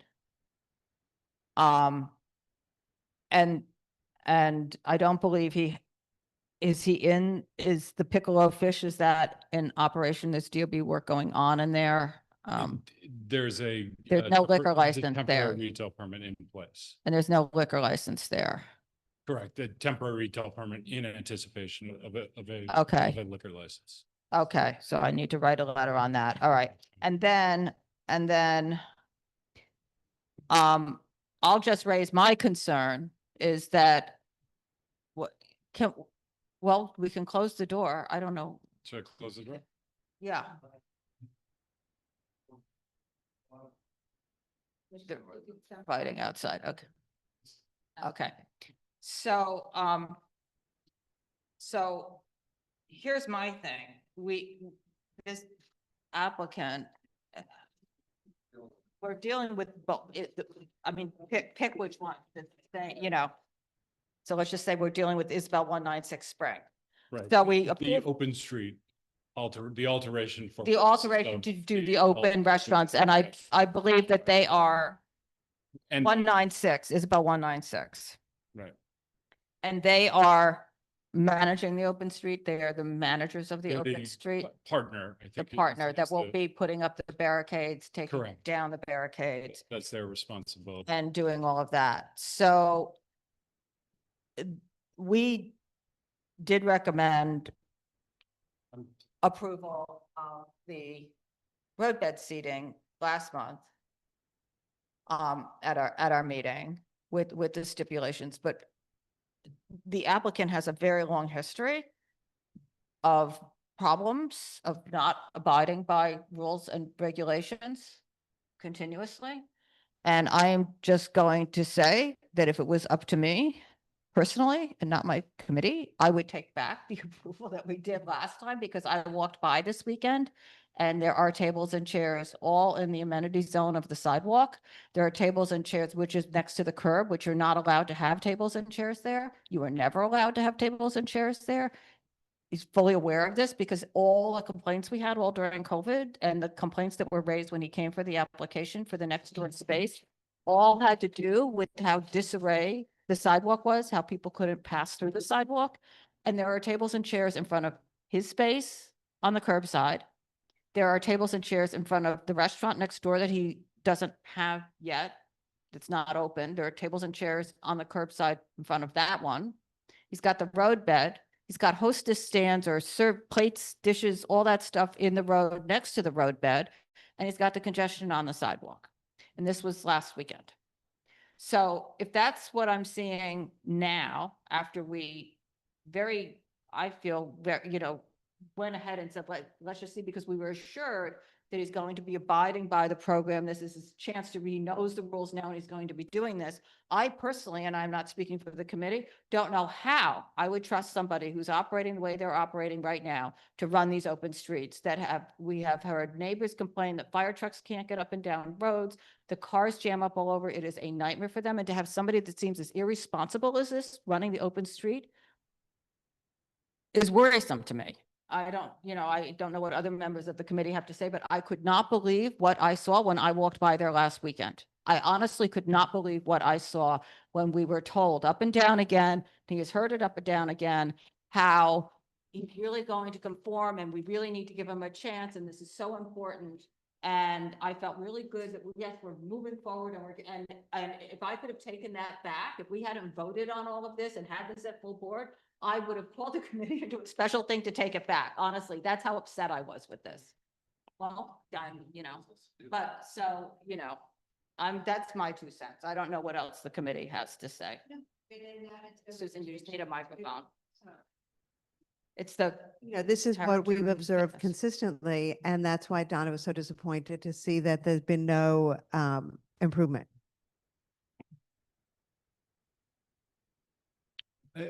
I understand. I've worked with this client for quite some time, and your expectation that the rules that we comply with the rules is fair and correct. I will tell you that I can discuss with him again about the rules. I can make it clear that this is roadway seating and the open streets during those particular periods, and there are requirements regarding the emergency lane and regarding the chairs being I'm kept. just gonna say the requirements for the sidewalk, right now that he's not following. He has nothing to be on the sidewalk. And even if he thought he did, he's not next to the building. He's got tables and chairs everywhere. I will tell you, perhaps this will set your mind at ease, perhaps not, but I have clients that have violated such rules and have been ticketed. So my impression is that is happening. I and think that he has generally been, I think works. he has been, he also has a wooden shed in front of Thompson Street. I can't really see. Well, I've seen, I mean, these people, These- I don't know why that's. the tables and problem. chairs, that's the problem. That's illegal. I mean, this is a matter. That's- To go where Chairman Fan, she can talk about it. She can talk to her client, because she's the one who instructed us to people that. And I would say that to her as well, and we did, and you can't follow rules. It's very simple. I mean, if you just walk by, I'm just, you know, I'll. We gave them back gaps on years of writing recommendations. That's, you know. Oh, Despite years of writing recommendations with problems, we gave him the benefit of the doubt the last time when he came. And just simple, follow the rules. I mean, is that unreasonable? I mean, that as Don had said, that, you know, that really What I would add- becomes a character and fitness issue because there's just no regard whatsoever for the rules. It's not an occasional following them. I mean. This is in front of, not even his place, all on the curb. These are the host stands that are out in the road. And people can't get by. The reason the sidewalk is crowded is because all these tables and chairs are sitting where they don't belong. And then his staff is all over there and people are waiting to sit and they can't go anywhere. This is what it looked like all during COVID. And he kept blaming the next door person. The next door person kept blaming him. The next door person is gone. So now we don't have anybody else to blame. And you want us to be okay with him operating a street? If you're showing me a picture from COVID. I'm that's a- showing you a picture from last Saturday. I'm sorry, I thought you This just, is last thought you Saturday. just said that was from COVID. That's why I'm so upset, because this is. She last said very clearly it Saturday. was last Saturday. I mean, if this was from COVID, it's kind of like we gave him the roadbed to start a new slate. But this was after we gave him the roadbed, after we voted on it, and I was taking my little walk to go look at everybody outside of my neighborhood and see what everybody's doing. And I could not believe my eyes. I honestly could not believe my eyes. And he has a wooden sidewalk structure on his place on Thompson Street. That's not allowed. And he'll probably, hopefully, if DOT does anything with the fines, you know, he'll be fined for that. But I mean, that was supposed to be down in November.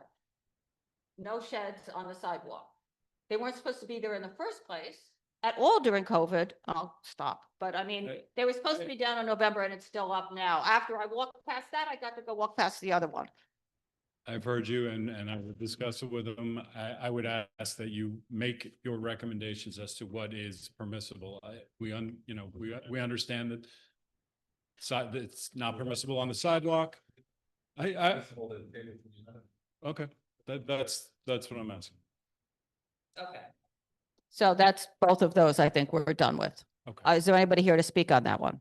And we have an email in here from McGee, in opposition to them, and Is that a resident? it's a resident, but I forget the name of her, isn't she a block association or, yes, I just forget the name of her block association. South Village, I think you're right, Anthony. Yes. So traffic flow safety and traffic flow quality of life, history of overreach.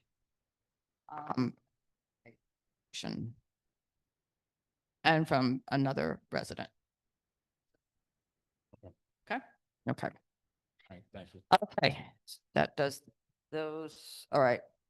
Next, we have Gamma Thompson Corp. Blue Haven. This is for a sidewalk cafe and roadbed cafe, and this is number 4. Can you guys, yeah, you know what, I can, if I need something, just like. Interesting. Hi, I'm Megan Joy. I'm one of the owners of Blue Haven. Hi. Hi. Okay, so the issues with this one was just, I had two issues. One, the addendum says 5 tables and 20 seats on the sidewalk cafe on Thompson, but it's 5 tables and 10 seats. Can we agree on that? Part of David it? said- Because that's what the diagram shows. Mhm. Would you go to problem 2 and I will, let me see one more. And that's and that's also what went to, oh, I don't know if that went to outdoor dining yet. The issue was that he was told that That's what's the in your, sidewalk seating, that you can fit as many, as long as there's seats, that you could fit as many seats as you can around the question. table. but isn't the SLA going to want to have some, I mean, you can't fit double the seats there. No, but there's 6 tables, right? Well, It's that's 5 what you're tables. Talking about Thompson. Yeah, You're talking about Thompson Street. and I can't. It looks like it's 5 and 10. I mean, It's 6 and 12, when you go around the corner, yes. 5 and 10, 5 and 10, and then it's 2 and This 4. one was approved. This is Yeah. half.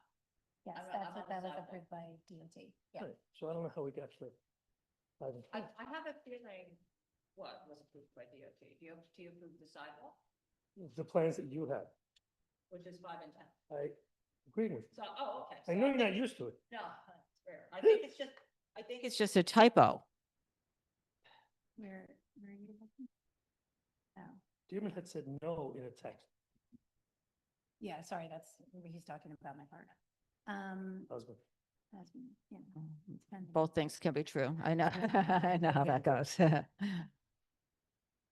Yeah, I mean, I think it's because the guy who did the plans for him said that, that the rules were for the sidewalk seating, that like whatever you apply for with the DOT, when it comes to into actuality, what you're legally allowed to do is as many seats as you can fit around the tables. Now, that said, you probably can't fit Right. more than another 1 or 2 seats around each one of those tables. And I just want to, It's not true that it's 10 seats in that. It's 20 seats. No, that's not it. Say, It's not true. that just to clarify, Yeah. when you apply for the DOT and they approve, is what, when it comes down to, is the legal reality. Yeah. So- It's 5 and 10. Oh, that this is what you filed or what you will file. I'm just saying that, that's true. This is what we. No, filed. but That plan. Yeah. I'm just saying, whoever told you that, yeah, that's what I thought, regardless because of that's, of DOT, however many seats you can fit in, that's not true. I agree with you. okay.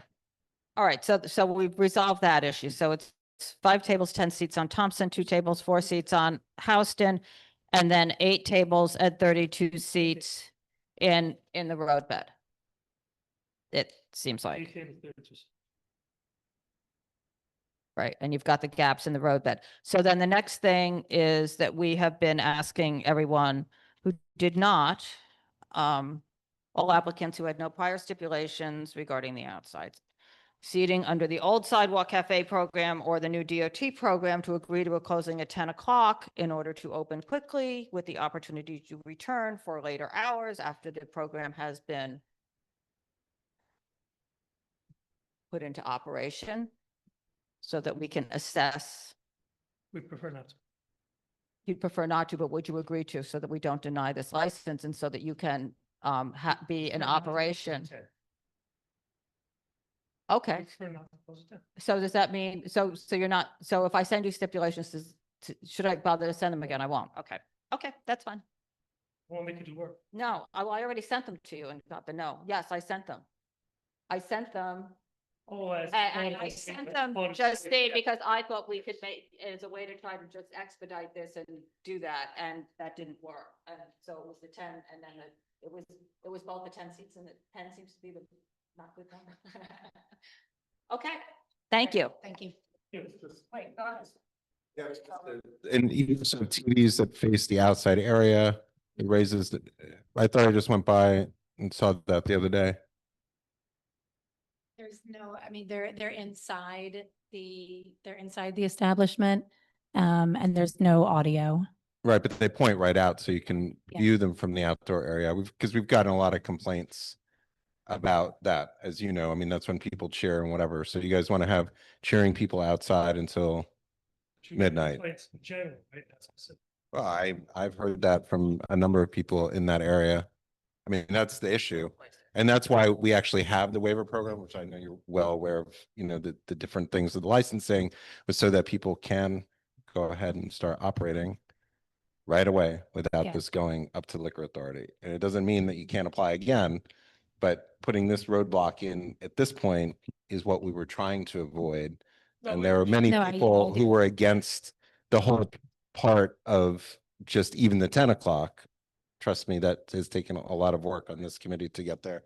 Well, it's important because I just would rather you come back and we discuss it better, as opposed to having this committee taking, you know, a negative. And I mean that very sincerely, because I think that it's not a good place to be, but it's fine if it's not. I'm just bringing that. I do. I appreciate it. And yeah, I mean, I think a lot has changed in our operation outdoors since COVID for the neighborhoods, for the better of the neighborhood. But yeah, thanks. Thanks. Okay, next spring round. Going on Mulberry.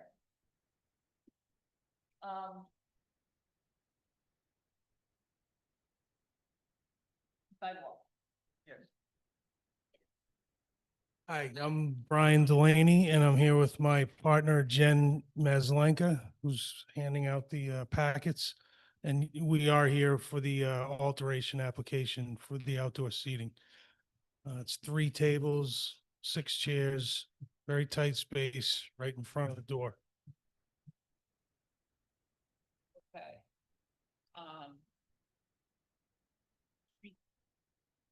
It's okay, we're fine, okay.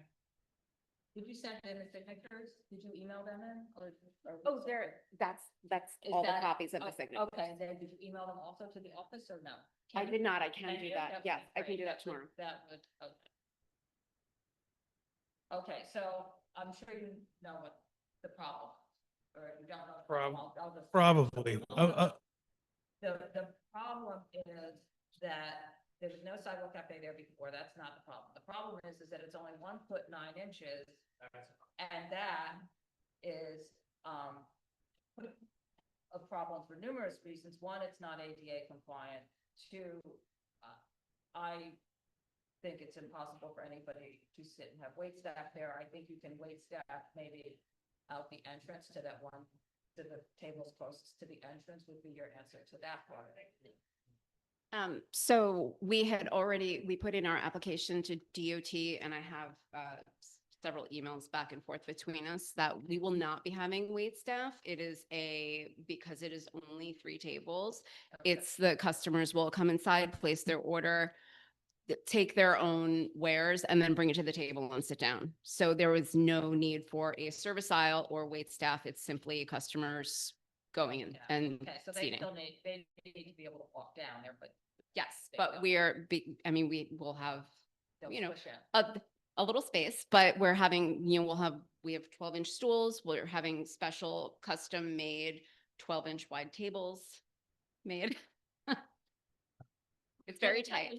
It's very small. Yeah, does, Madam Chair, I'm just point of information, I'm not sure. Does that work under SLA rules? I remember they used to require table service for liquor licensing. Think that they- For us, no, not anymore. Okay, thank you. So then our issue is going to be the ADA compliance. Okay, Because the program does require ADA compliance. The DOT is not giving their guidelines on what that compliance is, other than it needs to comply with what's written in the rules. right. I mean, DOT did approve the application, which included an ADA table to just the singular table that is to the right of our front door. And And how did they imagine that was ADA compliant when it's 1 foot 9 inches? You need 36 inches for a wheelchair. I don't. That's I- going to I be mean, our. In my mind, if it's a small area and then there's nothing else on the other side obstructing it, then there's. But then it's in you know, then it doesn't give you the clear path on the sidewalk because now you're a foot into the clear path on the sidewalk. I'm just saying, Sure. I genuinely don't have, like, I can't. Yeah, no, I math know, I know. Numbers. You know, we've had a lot of people asking us about when are you having your outdoor space? When are you opening it? You know, we went from having a rather robust outdoor space during the pandemic to now we have limited it to three tables. singular two tops. Right. And that is our way of just Having something out there. having something out there, keeping up with like what our, you know, our community is, you know, has been enjoying, and, you know, we're doing the best that we can to work within the rules. You know, I mean, I understand that prior to this, if you had an outdoor space, you were required to have a service aisle, but the widths of the sidewalk haven't changed. It's just the width just the of requirement. how much space is now required to allow for pedestrian crossing has changed. And that it is because there are more pedestrians walking around and we are trying to make our city a pedestrian friendly place, and they're taking that into account. I totally, I mean. And we have and too many people. Meeting. No, I know. DOT I meeting know. where, you know, right next door to us, there, you know, the entrance to a building butts out 50 inches, you know, it's. Yeah, no, I know. Okay, I think, I mean, we're sort of saying everybody needs to be ADA compliant, and, you know, go ahead. I was gonna say, and that's something that's also been of interest to the Liquor Authority when we had raised it with the chair, because those requirements are federal. And the city is not doing anything to give anybody guidance. They just have rules that don't allow people to follow those rules. So that's puts everybody in a very awkward spot. And that's, why would they even approve this? Why would the DOT? well, that's what we That's keep what we- asking them for. And they've also not provided other definitions for other aspects of the program as well. But Kind of that's an building it. important part, is do you meet the federal guidelines, and why do they kind of just leave it with no, I mean, they won't respond to us on it. I mean, that's how much of an issue it is, because you should be able, as the city, to give clear guidance. What are the rules? Or if it's less, here's why we're doing it. Or if it's more, here's why we're doing it. But it's been raised enough times, and there's been enough communications with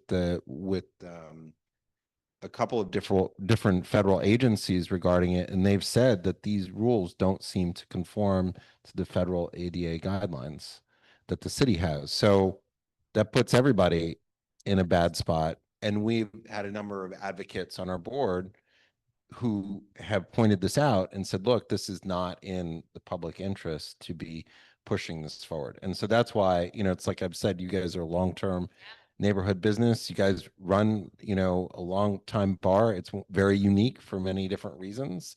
It's very specific. Yeah. And for all these things, but we're sort of in this tough spot that nobody's resolved this, even though we've been raising it for months and months and months. And it's really not fair. And, you know, even to you guys, what happens if there is some sort of larger litigation, or there is some sort of ruling? Then what about all this time you guys have spent, everybody? It's just not a good situation for any of us. But the Liquor Authority has expressed interest as well, because that's something that they don't want to be in violation of other rules. Just an answer, you know, exploration from the city. I think that they're interested in hearing from the city as well on the issue and what the response is, because it doesn't seem to meet basic guidelines. And if there's a workaround, nobody has said, hey, that's the workaround. Nobody's provided any of that. So it's not a very comfortable spot to be in all around. Dr. Smith, did you have something? I have a question. You were saying that you have one table that they said will be ADA compliant, right? What if you have two customers that come that are not together and they're both and have had their hand? So what do you do? Well, we could invite the one person to sit inside until an outside, you know, just like we would invite anybody who wanted to sit outside, but there was not, I mean, we only have 5 seats, so. Yeah, and I think the requirement is 5% of the tabletops or something like that, so, yeah. It's very, Yeah. dealing with. No, I know, I know. Give it, Yeah. we still think it's worthwhile. I mean, the outdoor seating was a great success for us. Yeah. We managed it well, but this is what we have and that's. Right. Okay. Thanks. Thank you. Okay. Next is Amity Hall. I'm trying.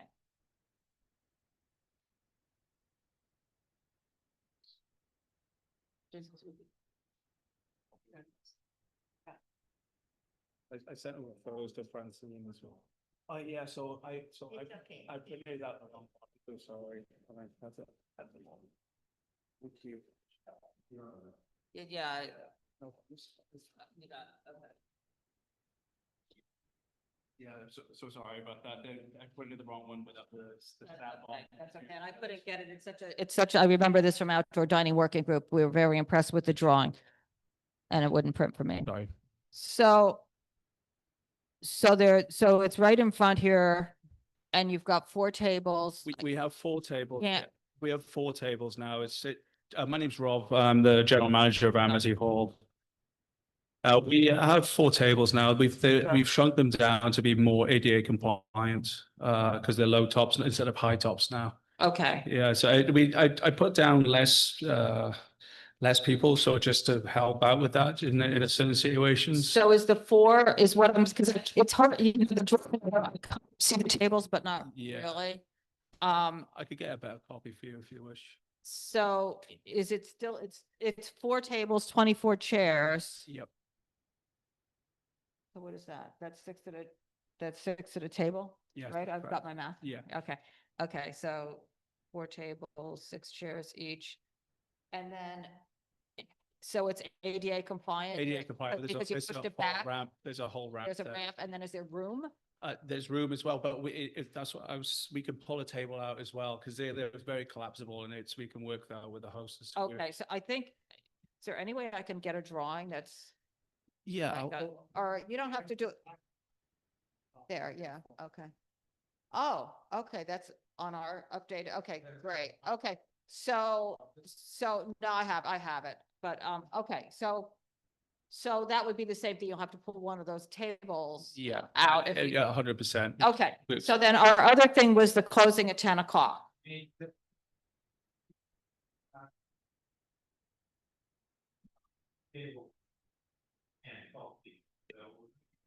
No, it's like they split the tables up into for some reason on the architects did, and it basically it's just one like long table for each one. It's about four tables right now. Yeah. Yeah. Okay. We could definitely amend that if we have permission to do that.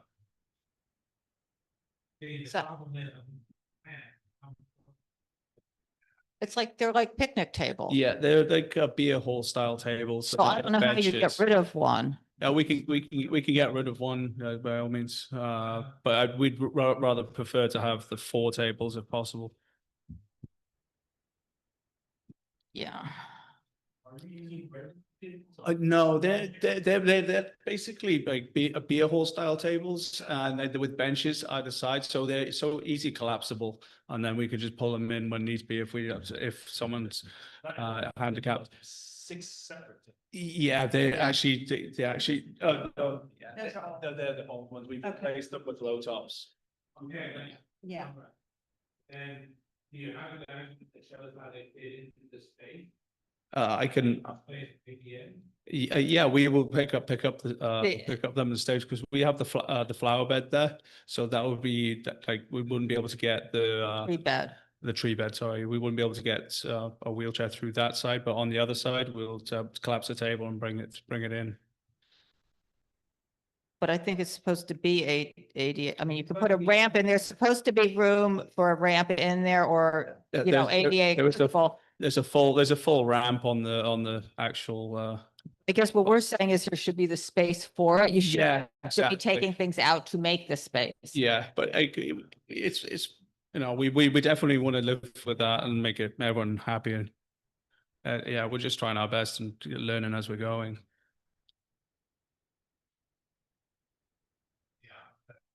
Okay. All right. So then So then the,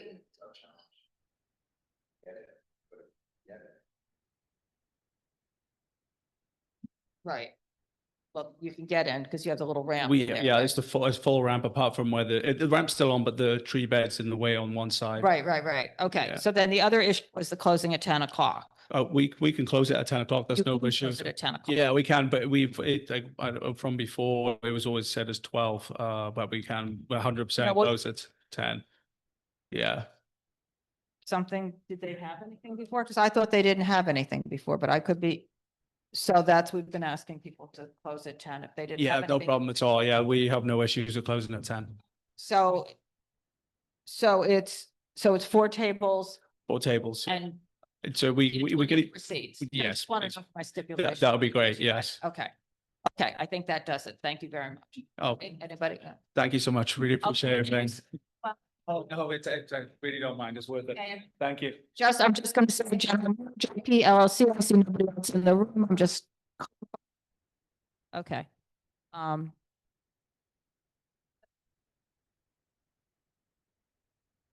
Anybody else checking me, but I think that covers all of our applications. Thanks. Have a good night.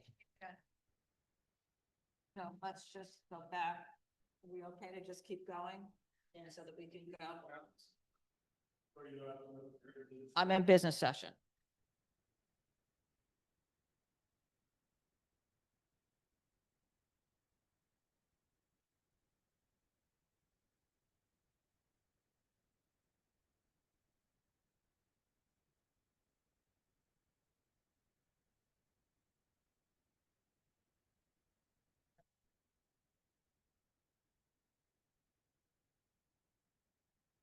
First one you call, which the general meeting. Is the last one I called and was not. Well, according to my thing, it was laid over.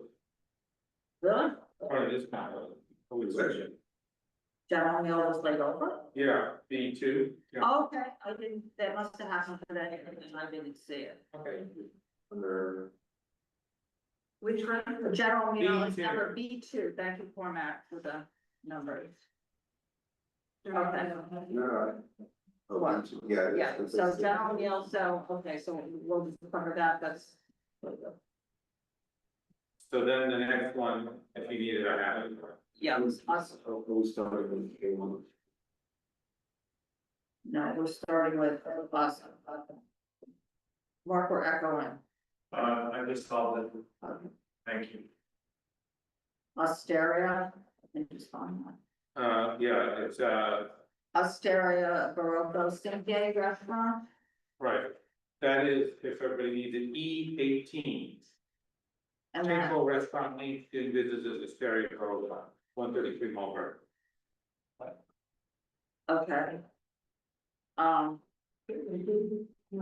That one was basically, okay, they're closing, it was the outdoor, the road bed, they have it, and it was 10 PM for the road bed, and they're closing their doors at 9 PM. And the only issue there too is just that animal. The needs to be pointed out that they need to maintain.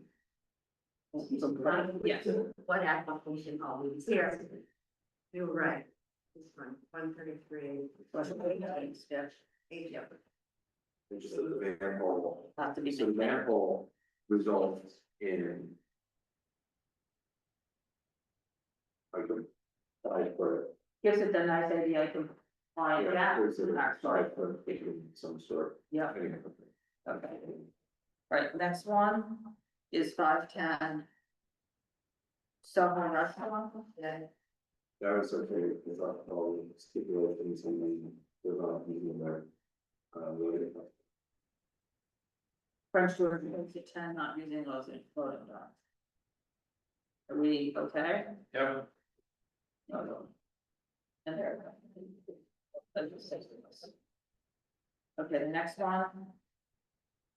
Melvindale, Gjelina. Wait, which one? Melvindale. They did, You know, I think that. which appears twice. Because one is a change in method of operation to remove the steps and the other is to add to remove the step Yeah. prohibiting the applicant. I don't have a problem with it in all our operations with both of these even though there's, I don't disagree with them, the character of the whole street has changed entirely. But I think that because they're not positive, everybody else has already changed it. I do think that the main objections, which were the concerns which we sort of raised, is that they should go back the original hours that they wanted to ask for, which they already underneath those hours, which were midnight during the week and one on the weekends. They got approved for later hours. And the exchange was that they could not have the outside. So if we're going to be okay with the outside, they should reduce the hours, which they close at 11 anyway, which is well below. Those hours anyway. Okay, yeah, no, you're right. All right. And so that was one, and then number two, that they agreed on how many windows that they leave open, which was the other issue, which they wouldn't agree to, which was because, you know, they said they had to have their second floor windows open. Right. And- Right, which is why, like, I'm, if they don't agree to that, I'm not, supportive. So, but otherwise, I think that they've been operating very nicely with the earlier hours, and I think that they've been a good, not a imposition, I'll put it that way. In the community, and I think that that's important, because that is not what was argued for, and they needed all these wide parameters. And they had made significant changes for this, they moved to the second floor, which used to be in the basement, for patrons, but now the basement is all kitchen area. But I just think it's important to get it all in shape, because it's open. And it was previously licensed before they can make it. But I think that that's the way to make this work. They're not really the problem. Yeah. Okay, And they're willing to close it outside at 10, which is a little Yeah. earlier than the other locations as well, so I think that all those things. They said 9 p.m. because No, I it's not alcohol, Yeah. Oh, no, sorry. Yeah. which is good. Got it. Okay, next is the Broome Hotel. Everybody's okay with it. Yeah, is everybody okay with that? Sorry. Next is Broome Hotel. I just Actually, I think you called the Mercer next, but they didn't show up.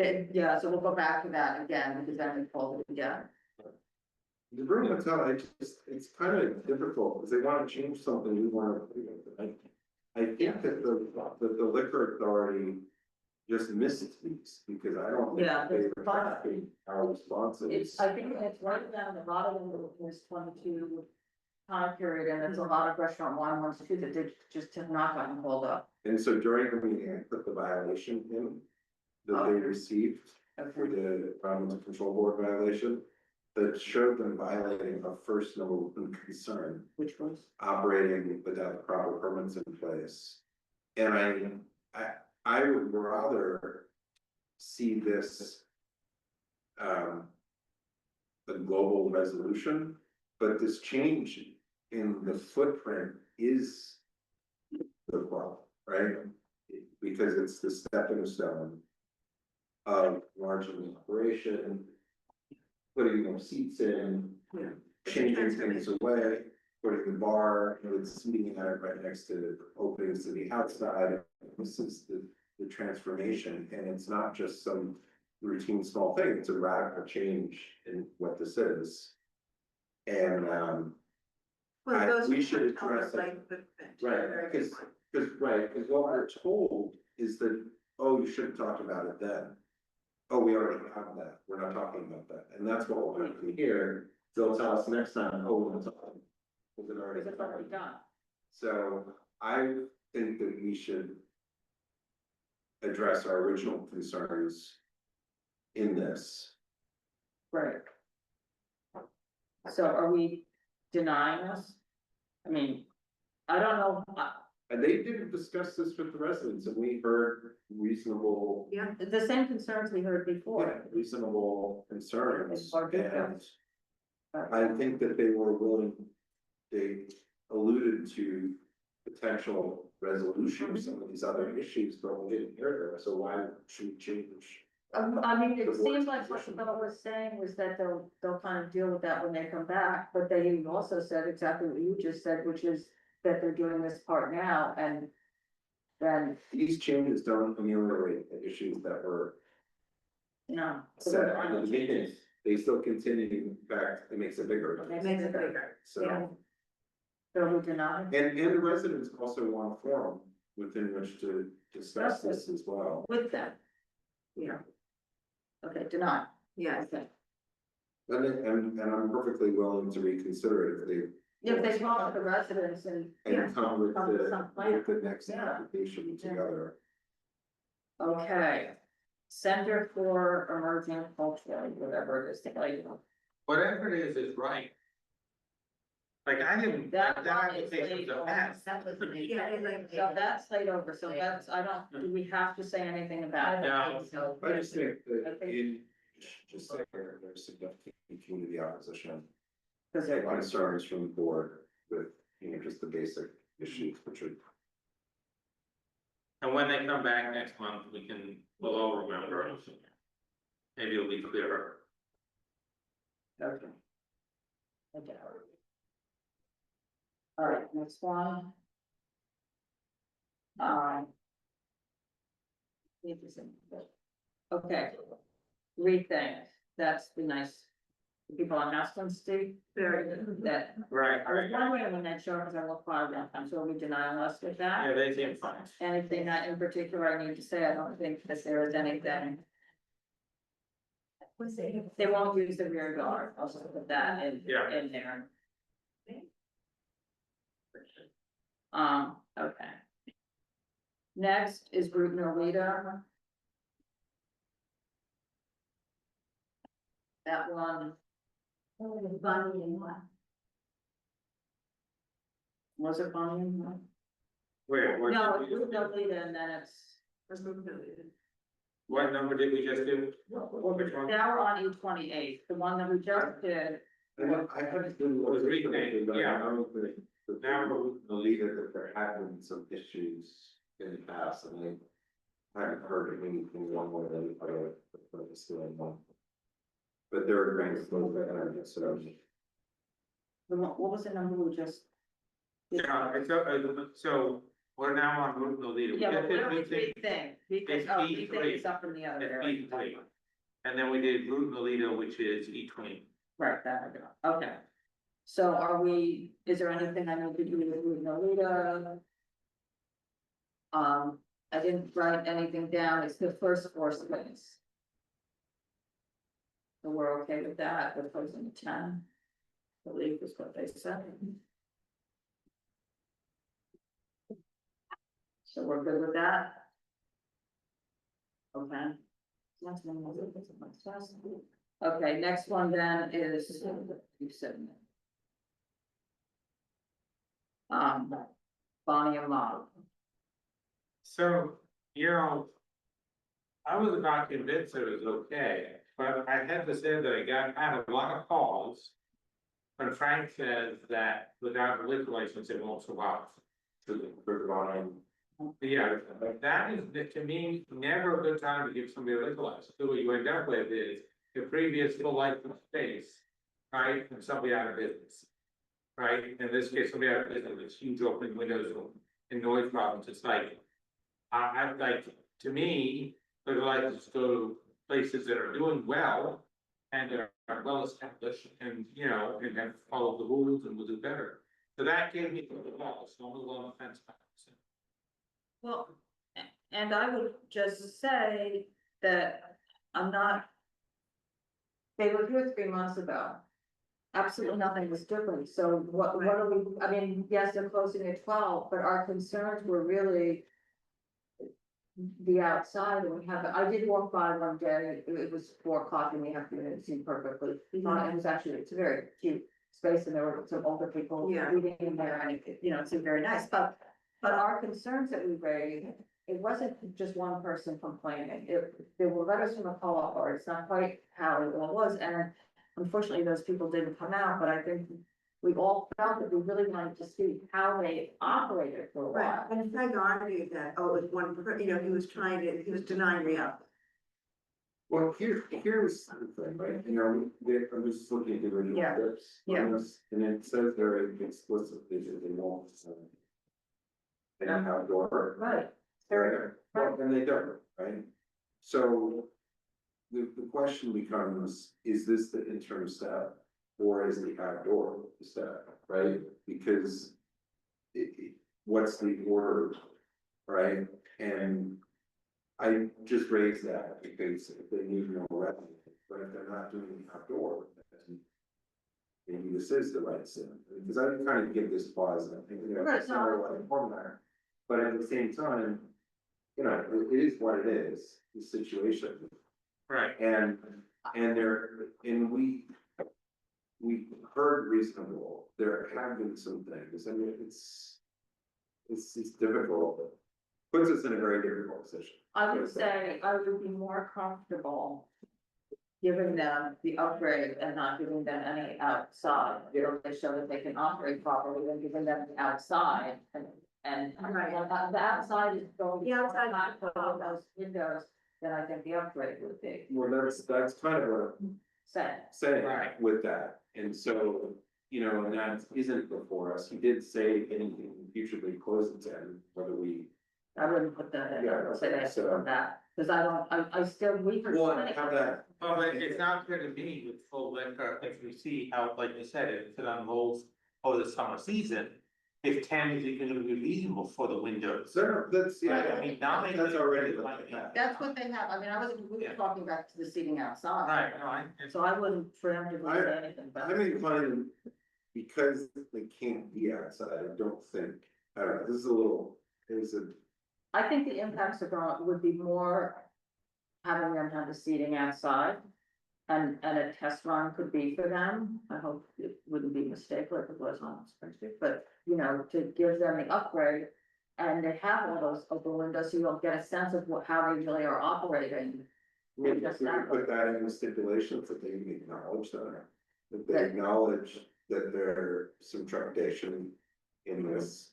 And as a part of that is expectation of full compliance with all rules and regulations, just to be Of clear. the SNPs that they saw. Yeah. Cause I mean, we haven't gotten to the. And- It's like. And they come back to us. You give it a chance. And it's still, I know, and so, and still put in there that they have to come back and say any future outdoor. I still say they have to come back for it. Yeah. So are we denying us, or we shocked? Yeah. Okay, I hope we don't figure that. Okay, did I miss one? Was left. 8, 9. 9. 10. Oh, I wrote it down for us, okay. Okay, 11 was, 10 is Mercer, that's when we had that conversation. This is something that. We can't even review it unless we have an accurate information. Right. And the diagrams, from looking at them, do not seem to match the existing condition. And the liquor license application is supposed to be the existing condition because it's already supposed to have been approved for what outdoors. So if you progressively look at it that way, and then look at that diagram, the diagram doesn't seem to be reflective of the actual underlying conditions. So. Do I go over, I mean, are we, If it did. I don't, they're posting 10, we have a problem. well, what is important is that diagram has to be accurate. Yeah. That's just the starting point. We get stuff that's not accurate, what's, and it's smaller than that, then they've got, right, because if we don't know the underlying measurements. Right. So I think that it's difficult for me to make a judgment on this without knowing the measurements are correct, but not hearing It's not good. is not good, and just looking at the photographs online in the moment, and also by just, having gone by, it's directly, 147 was, it's Max was the attorney, so, Yeah, and they had representatives from the Yeah, firm yeah. here.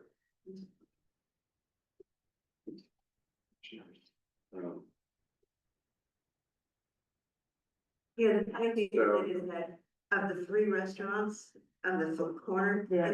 it has no impact. Right. You know, compared to. Isn't it across the street from? Lord Fish Bar and Pinellas. Right, you know, right, yeah, it's the one People that. sitting there drinking a little alcohol, you know. Right, yeah. And it's nothing, but. You see, like, all these measurements are not. They just don't seem. No, they don't. And that's, Have to go over and, I mean, if they were accurate. So what, how do you want to just handle it? Should I go over and measure and with what the committee know if it's how accurate it is or not? Yeah, I think that would be very helpful. Okay, But also, if these benches are still in there, then it's not accurate. accurate.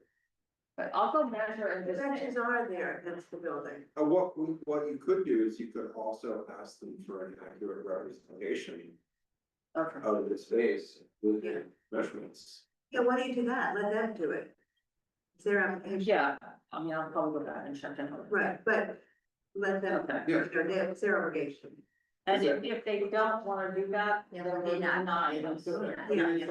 Susan said, I mean, it's not an impact. Right, no, we just want to go right. Even though it's got such time to be worried about, you know, it's not. Okay, so the next one is, next one is, What is that? is the Dutch. Right, old fashioned cafe. Did I skip it? Which one? Acre score, you just. Oh, yeah, I did, you know why? Because I called it Bonnie and Ma. I wondered why. Okay, so, all right, so we did the Mercer, so old fashioned. Well, that was a skitsy experience, you know, we have the people in the building saying it was great, and there was a woman across the street saying. No, she was upstairs, she was in the building, she thought that before. Yeah, that, All those pictures she sent, she just hasn't downloaded it, down. They're all in the building. yeah, that was the question I wanted to ask, is before the applicant came in, the others, like, basically, it's like, you're on the board. And she's complaining So about have it you, before. have She you had said- conversations with the people in your building who are complaining, and what were those conversations, right? Because, see, it seems to me this, she talked about the board, she talked about a management company. That board owns the space that the thing is in. Right. So basically, that guy is the landlord's representative, Right, not so much representing the residents of the building, Right. right? yeah, All right, so. that's a deny. That's a deny. Okay, I'm just trying to check these off, make sure I don't miss anything here. That's. That's 20, all right. So then, so we're all okay with that, and then the next one is the Dutch. They are going to get us a plan, they've removed the sidewalk, They made big changes. and they're going to get us a plan that shows one of the roadway structures probably using a table or two, so that they. Instead of making them small. And they don't have to do that on all three of them, they just have to do it on one. And they're closing in 10. I'm not finding the Dutch, I'm gonna get the number. The Dutch, You know, it's difficult in this big, long space. Oh, here, I got it. It's all, yeah. but. They're all, That's what I meant. they're closing in 10, doing what we asked, right, so. Okay, so then the next one is, And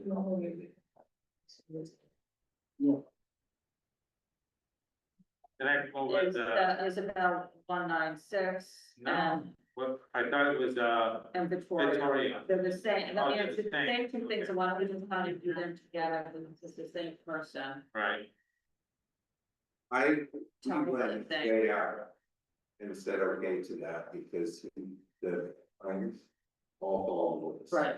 And the fact that we can't even, The fact that I walked down and saw what I saw, just was gonna call all of this and saying, emergency meeting Saturday afternoon. You know, that's the norm here, everybody knows that would say. Well, and I think that until regularly form to the rules, that you shouldn't lose that privilege to operate. Okay, so we're denying on those. Yeah. And that problems do pose with a lot of problems in addition, And we didn't have any measurements. and we didn't have the measurements. Okay. Next one is Spring Lounge. That's difficult. I mean, Blue Haven, oh. Oh, yeah, Blue Haven, okay. E4, you know. To Megan's credit, they have included their operation there dramatically. I will say Yeah. that, but that's just that one. You know, it is also still. Hey, I mean, the TV question was a fair one. the TV question was my biggest concern. They're keep having them, but I thought that I'd seen, I did not look super close, but they're doing fees on side, I'm Yeah. not sure. I know, I noticed that, see, it just took one meeting, and he's been. Yeah, good since no, then. he's doing.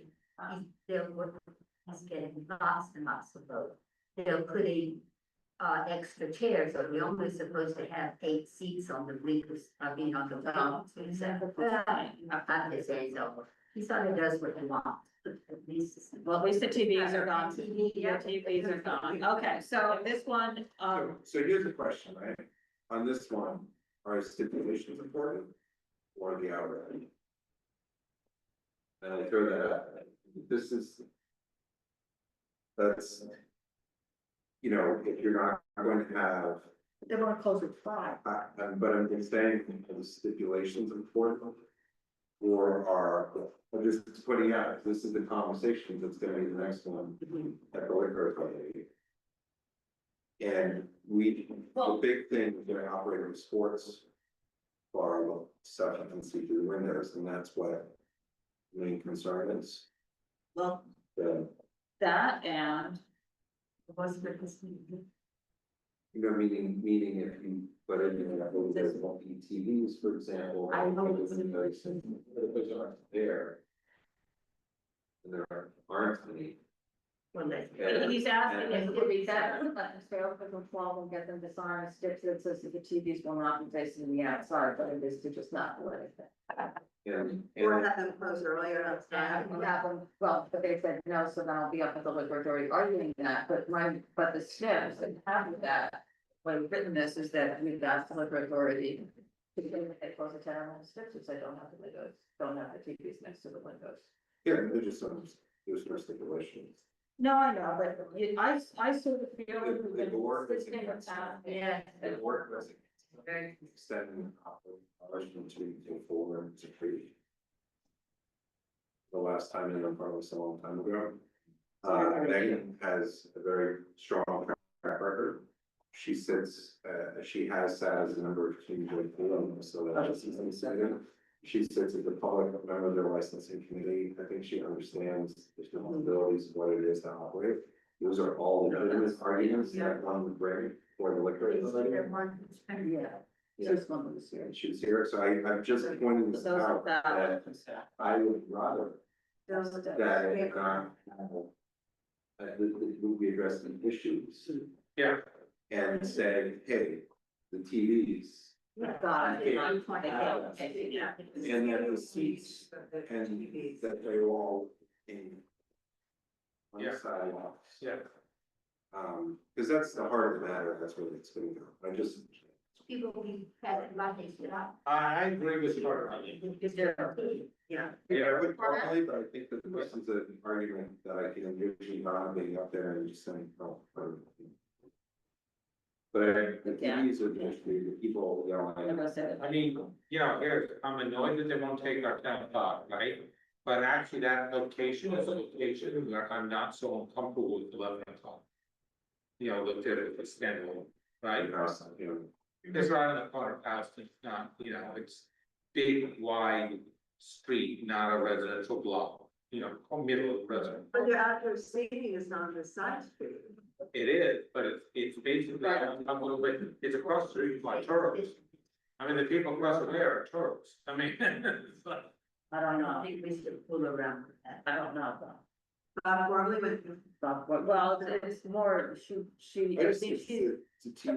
we've gotten turned down before by the liquor authority on their space, and she's got that reputation, and she is there. But no, and I think that they address the issue, the biggest thing, right, is that the TVs and the outdoors isn't part of the sports. Right, yeah. Right, and that means, you know, whatever placement of the TVs is necessary. Number one, obviously, there's no music outside. The other doors and windows are, you know, built there. Okay, so I was just gonna ask, Maintaining well, I mean, these are all No. explicit, right, and then the seating. You know, is to the plans where there's appropriate passage on the sidewalk. And then the other thing is, you know, maybe putting in, if there's a last stall. Like by 11:15 or something, you know, so you have stop, these are all. I mean, I would rather it be by 10. I'm just saying that I can live with it. The compromise is 11. okay, I'm okay with them. Dr. Smith, are you changing your mind or no? Will you change your mind if we go to 12 or not?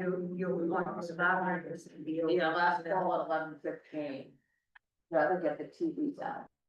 Because that's what he's saying. The TVs are, the TVs. I mean, that's sports park. That's the only But reason. they don't- So that's our logic is that, okay, so we're denying this. Okay, Yes. well. And then, the last Amity Hall. So Yeah. okay, so I'm not comfortable with the fact that I do not have an actual site plan that reflects what he's planning to do now. And I'm also, not convinced that, you know, that, not convinced to put the 2 miles. Okay, be saying like, when you take the table out, and there's somebody with a wheelchair or who has trouble walking around, isn't good. Here's the thing, right? The plans, none of them are fixed plans. They're not required to fix plans by anybody. So the most important thing is, and where we've seen the problems is where the spaces aren't even accessible by absence of a ramp in reality. Right. Whereas in this case, the table seating, whatever that is, it's not fixed for anybody. Like, so what are we doing? If you're saying you deny on that, I mean, they're gonna just turn around and say, we'll just move it around, right? Like, that's just gonna be the response. Because there's not a fixed seating requirement. In fact, we've already changed their whole rules. That the plans, the floor plans don't have to be fixed for anything. They're representative. So I'm not disagreeing, I'm just saying that that's not anything that hanging out, it's gonna get us anywhere on that. And I think again, I was it's more just about clarity closing of the the tab. operations. You know, unless there's there are other issues there with EJ's, flaggings and all this other. Is that okay? His whole thing is has a flush. flooring and it's flush. So. I thought we weren't allowed that. Yeah, no, it's flush in there, there's like, it's not supposed to overhang the side. My bigger problem is with their neighbor that has the venue built in on the tree pit. Right. So. Okay, this one, all right, so we deny us. Okay, then the last one, that's not the last one, but I don't know, I don't have it written in my book for where we heard it, was, You know. new south. On it. Yeah, on Amity. Yeah, put me in opposite. 75, yes, 1, no. Because of the ADA. Okay. And then when did we do new zone? We did that, we did do it, because I haven't marked on here with Michael Kelly, it was probably right before the other, Which number? that's why I don't, it's, You know, I'll give you the number, it's number 8, E8, and we And it also was- pretty much. okay. Okay, so Oh, yeah, we did. do that, he removed the tables, I've circled it on, so we can move in tables. Client didn't know what he was doing. Well, Poor Mike has had a bathroom. my fellow is. I mean, we're going. Okay, and then. This cost for many years was done. When it came to there also a lot of conversations and all that. Okay, so new zone, we're denying us, we're removing those tables, and spring lounge, I think we have to do. Yeah, but I think we should put in there the reason for it's done. That's the only thing. And also, Right. and also, we need to send them, Mark, can we send another letter officially to Dining Out NYC about their ADA policies? Sure. Just to have said it, because we've done it. Rather send a letter to, the law department? You can send it to both, but the thing is that we know this discussion's gonna come up, and there's going to be asking them for clarity on that. Yeah. And it haven't responded at all to us. And that's making this very uncomfortable because, I'm gonna be able to deliver it, what you know, yeah. Okay, I'm message where to search it. I do remember in one of the trainings that I was in, and maybe it was one that you were at, Chief, where among other things that I don't think are correct, they said, as long as there's some ADA space, accessible space somewhere. But they don't describe what accessible I means. just want that in writing, that's all. It's not in writing, that's, because we can't. Is that what we can tell the applicant that? Well, Well, You're they don't- asking you know, the issue, the next step is gonna be in front of the liquor authority, Mhm. and they have expressed an interest in this topic. Okay. But we just have to say that we haven't gotten anything back from the city that expressly says that. They may have verbally said that, right, but it's not. Well, and what they said, A, I think is suspect, and B, it doesn't really answer your question. So, Cause that's just, Something like this in writing is like. and the more I hear from advocates testifying about this stuff, you realize. It's really, you know, they provided no working model. Well, To we all know why. people, even if there were exceptions to their current deals that operate a working model, and they haven't done them. Well, the thing is, I mean, the guys that we're writing to only read their own regulations, and this isn't in. Right. And that's. Okay, the last one is General Neil JP with the no-show. Well, I mean, they don't. No. Yeah. Wait, what's that? What's the name? So, Oh, it was laid over. Oh, thank you. One second. Laid over. Prior to meeting. Yeah. Okay, Doris, thank you. Thanks, Doris. Epic meeting here. We were lucky that we got a few of those last minute layovers. Hey, I love the money. Yes. I'm fine, I come back to it.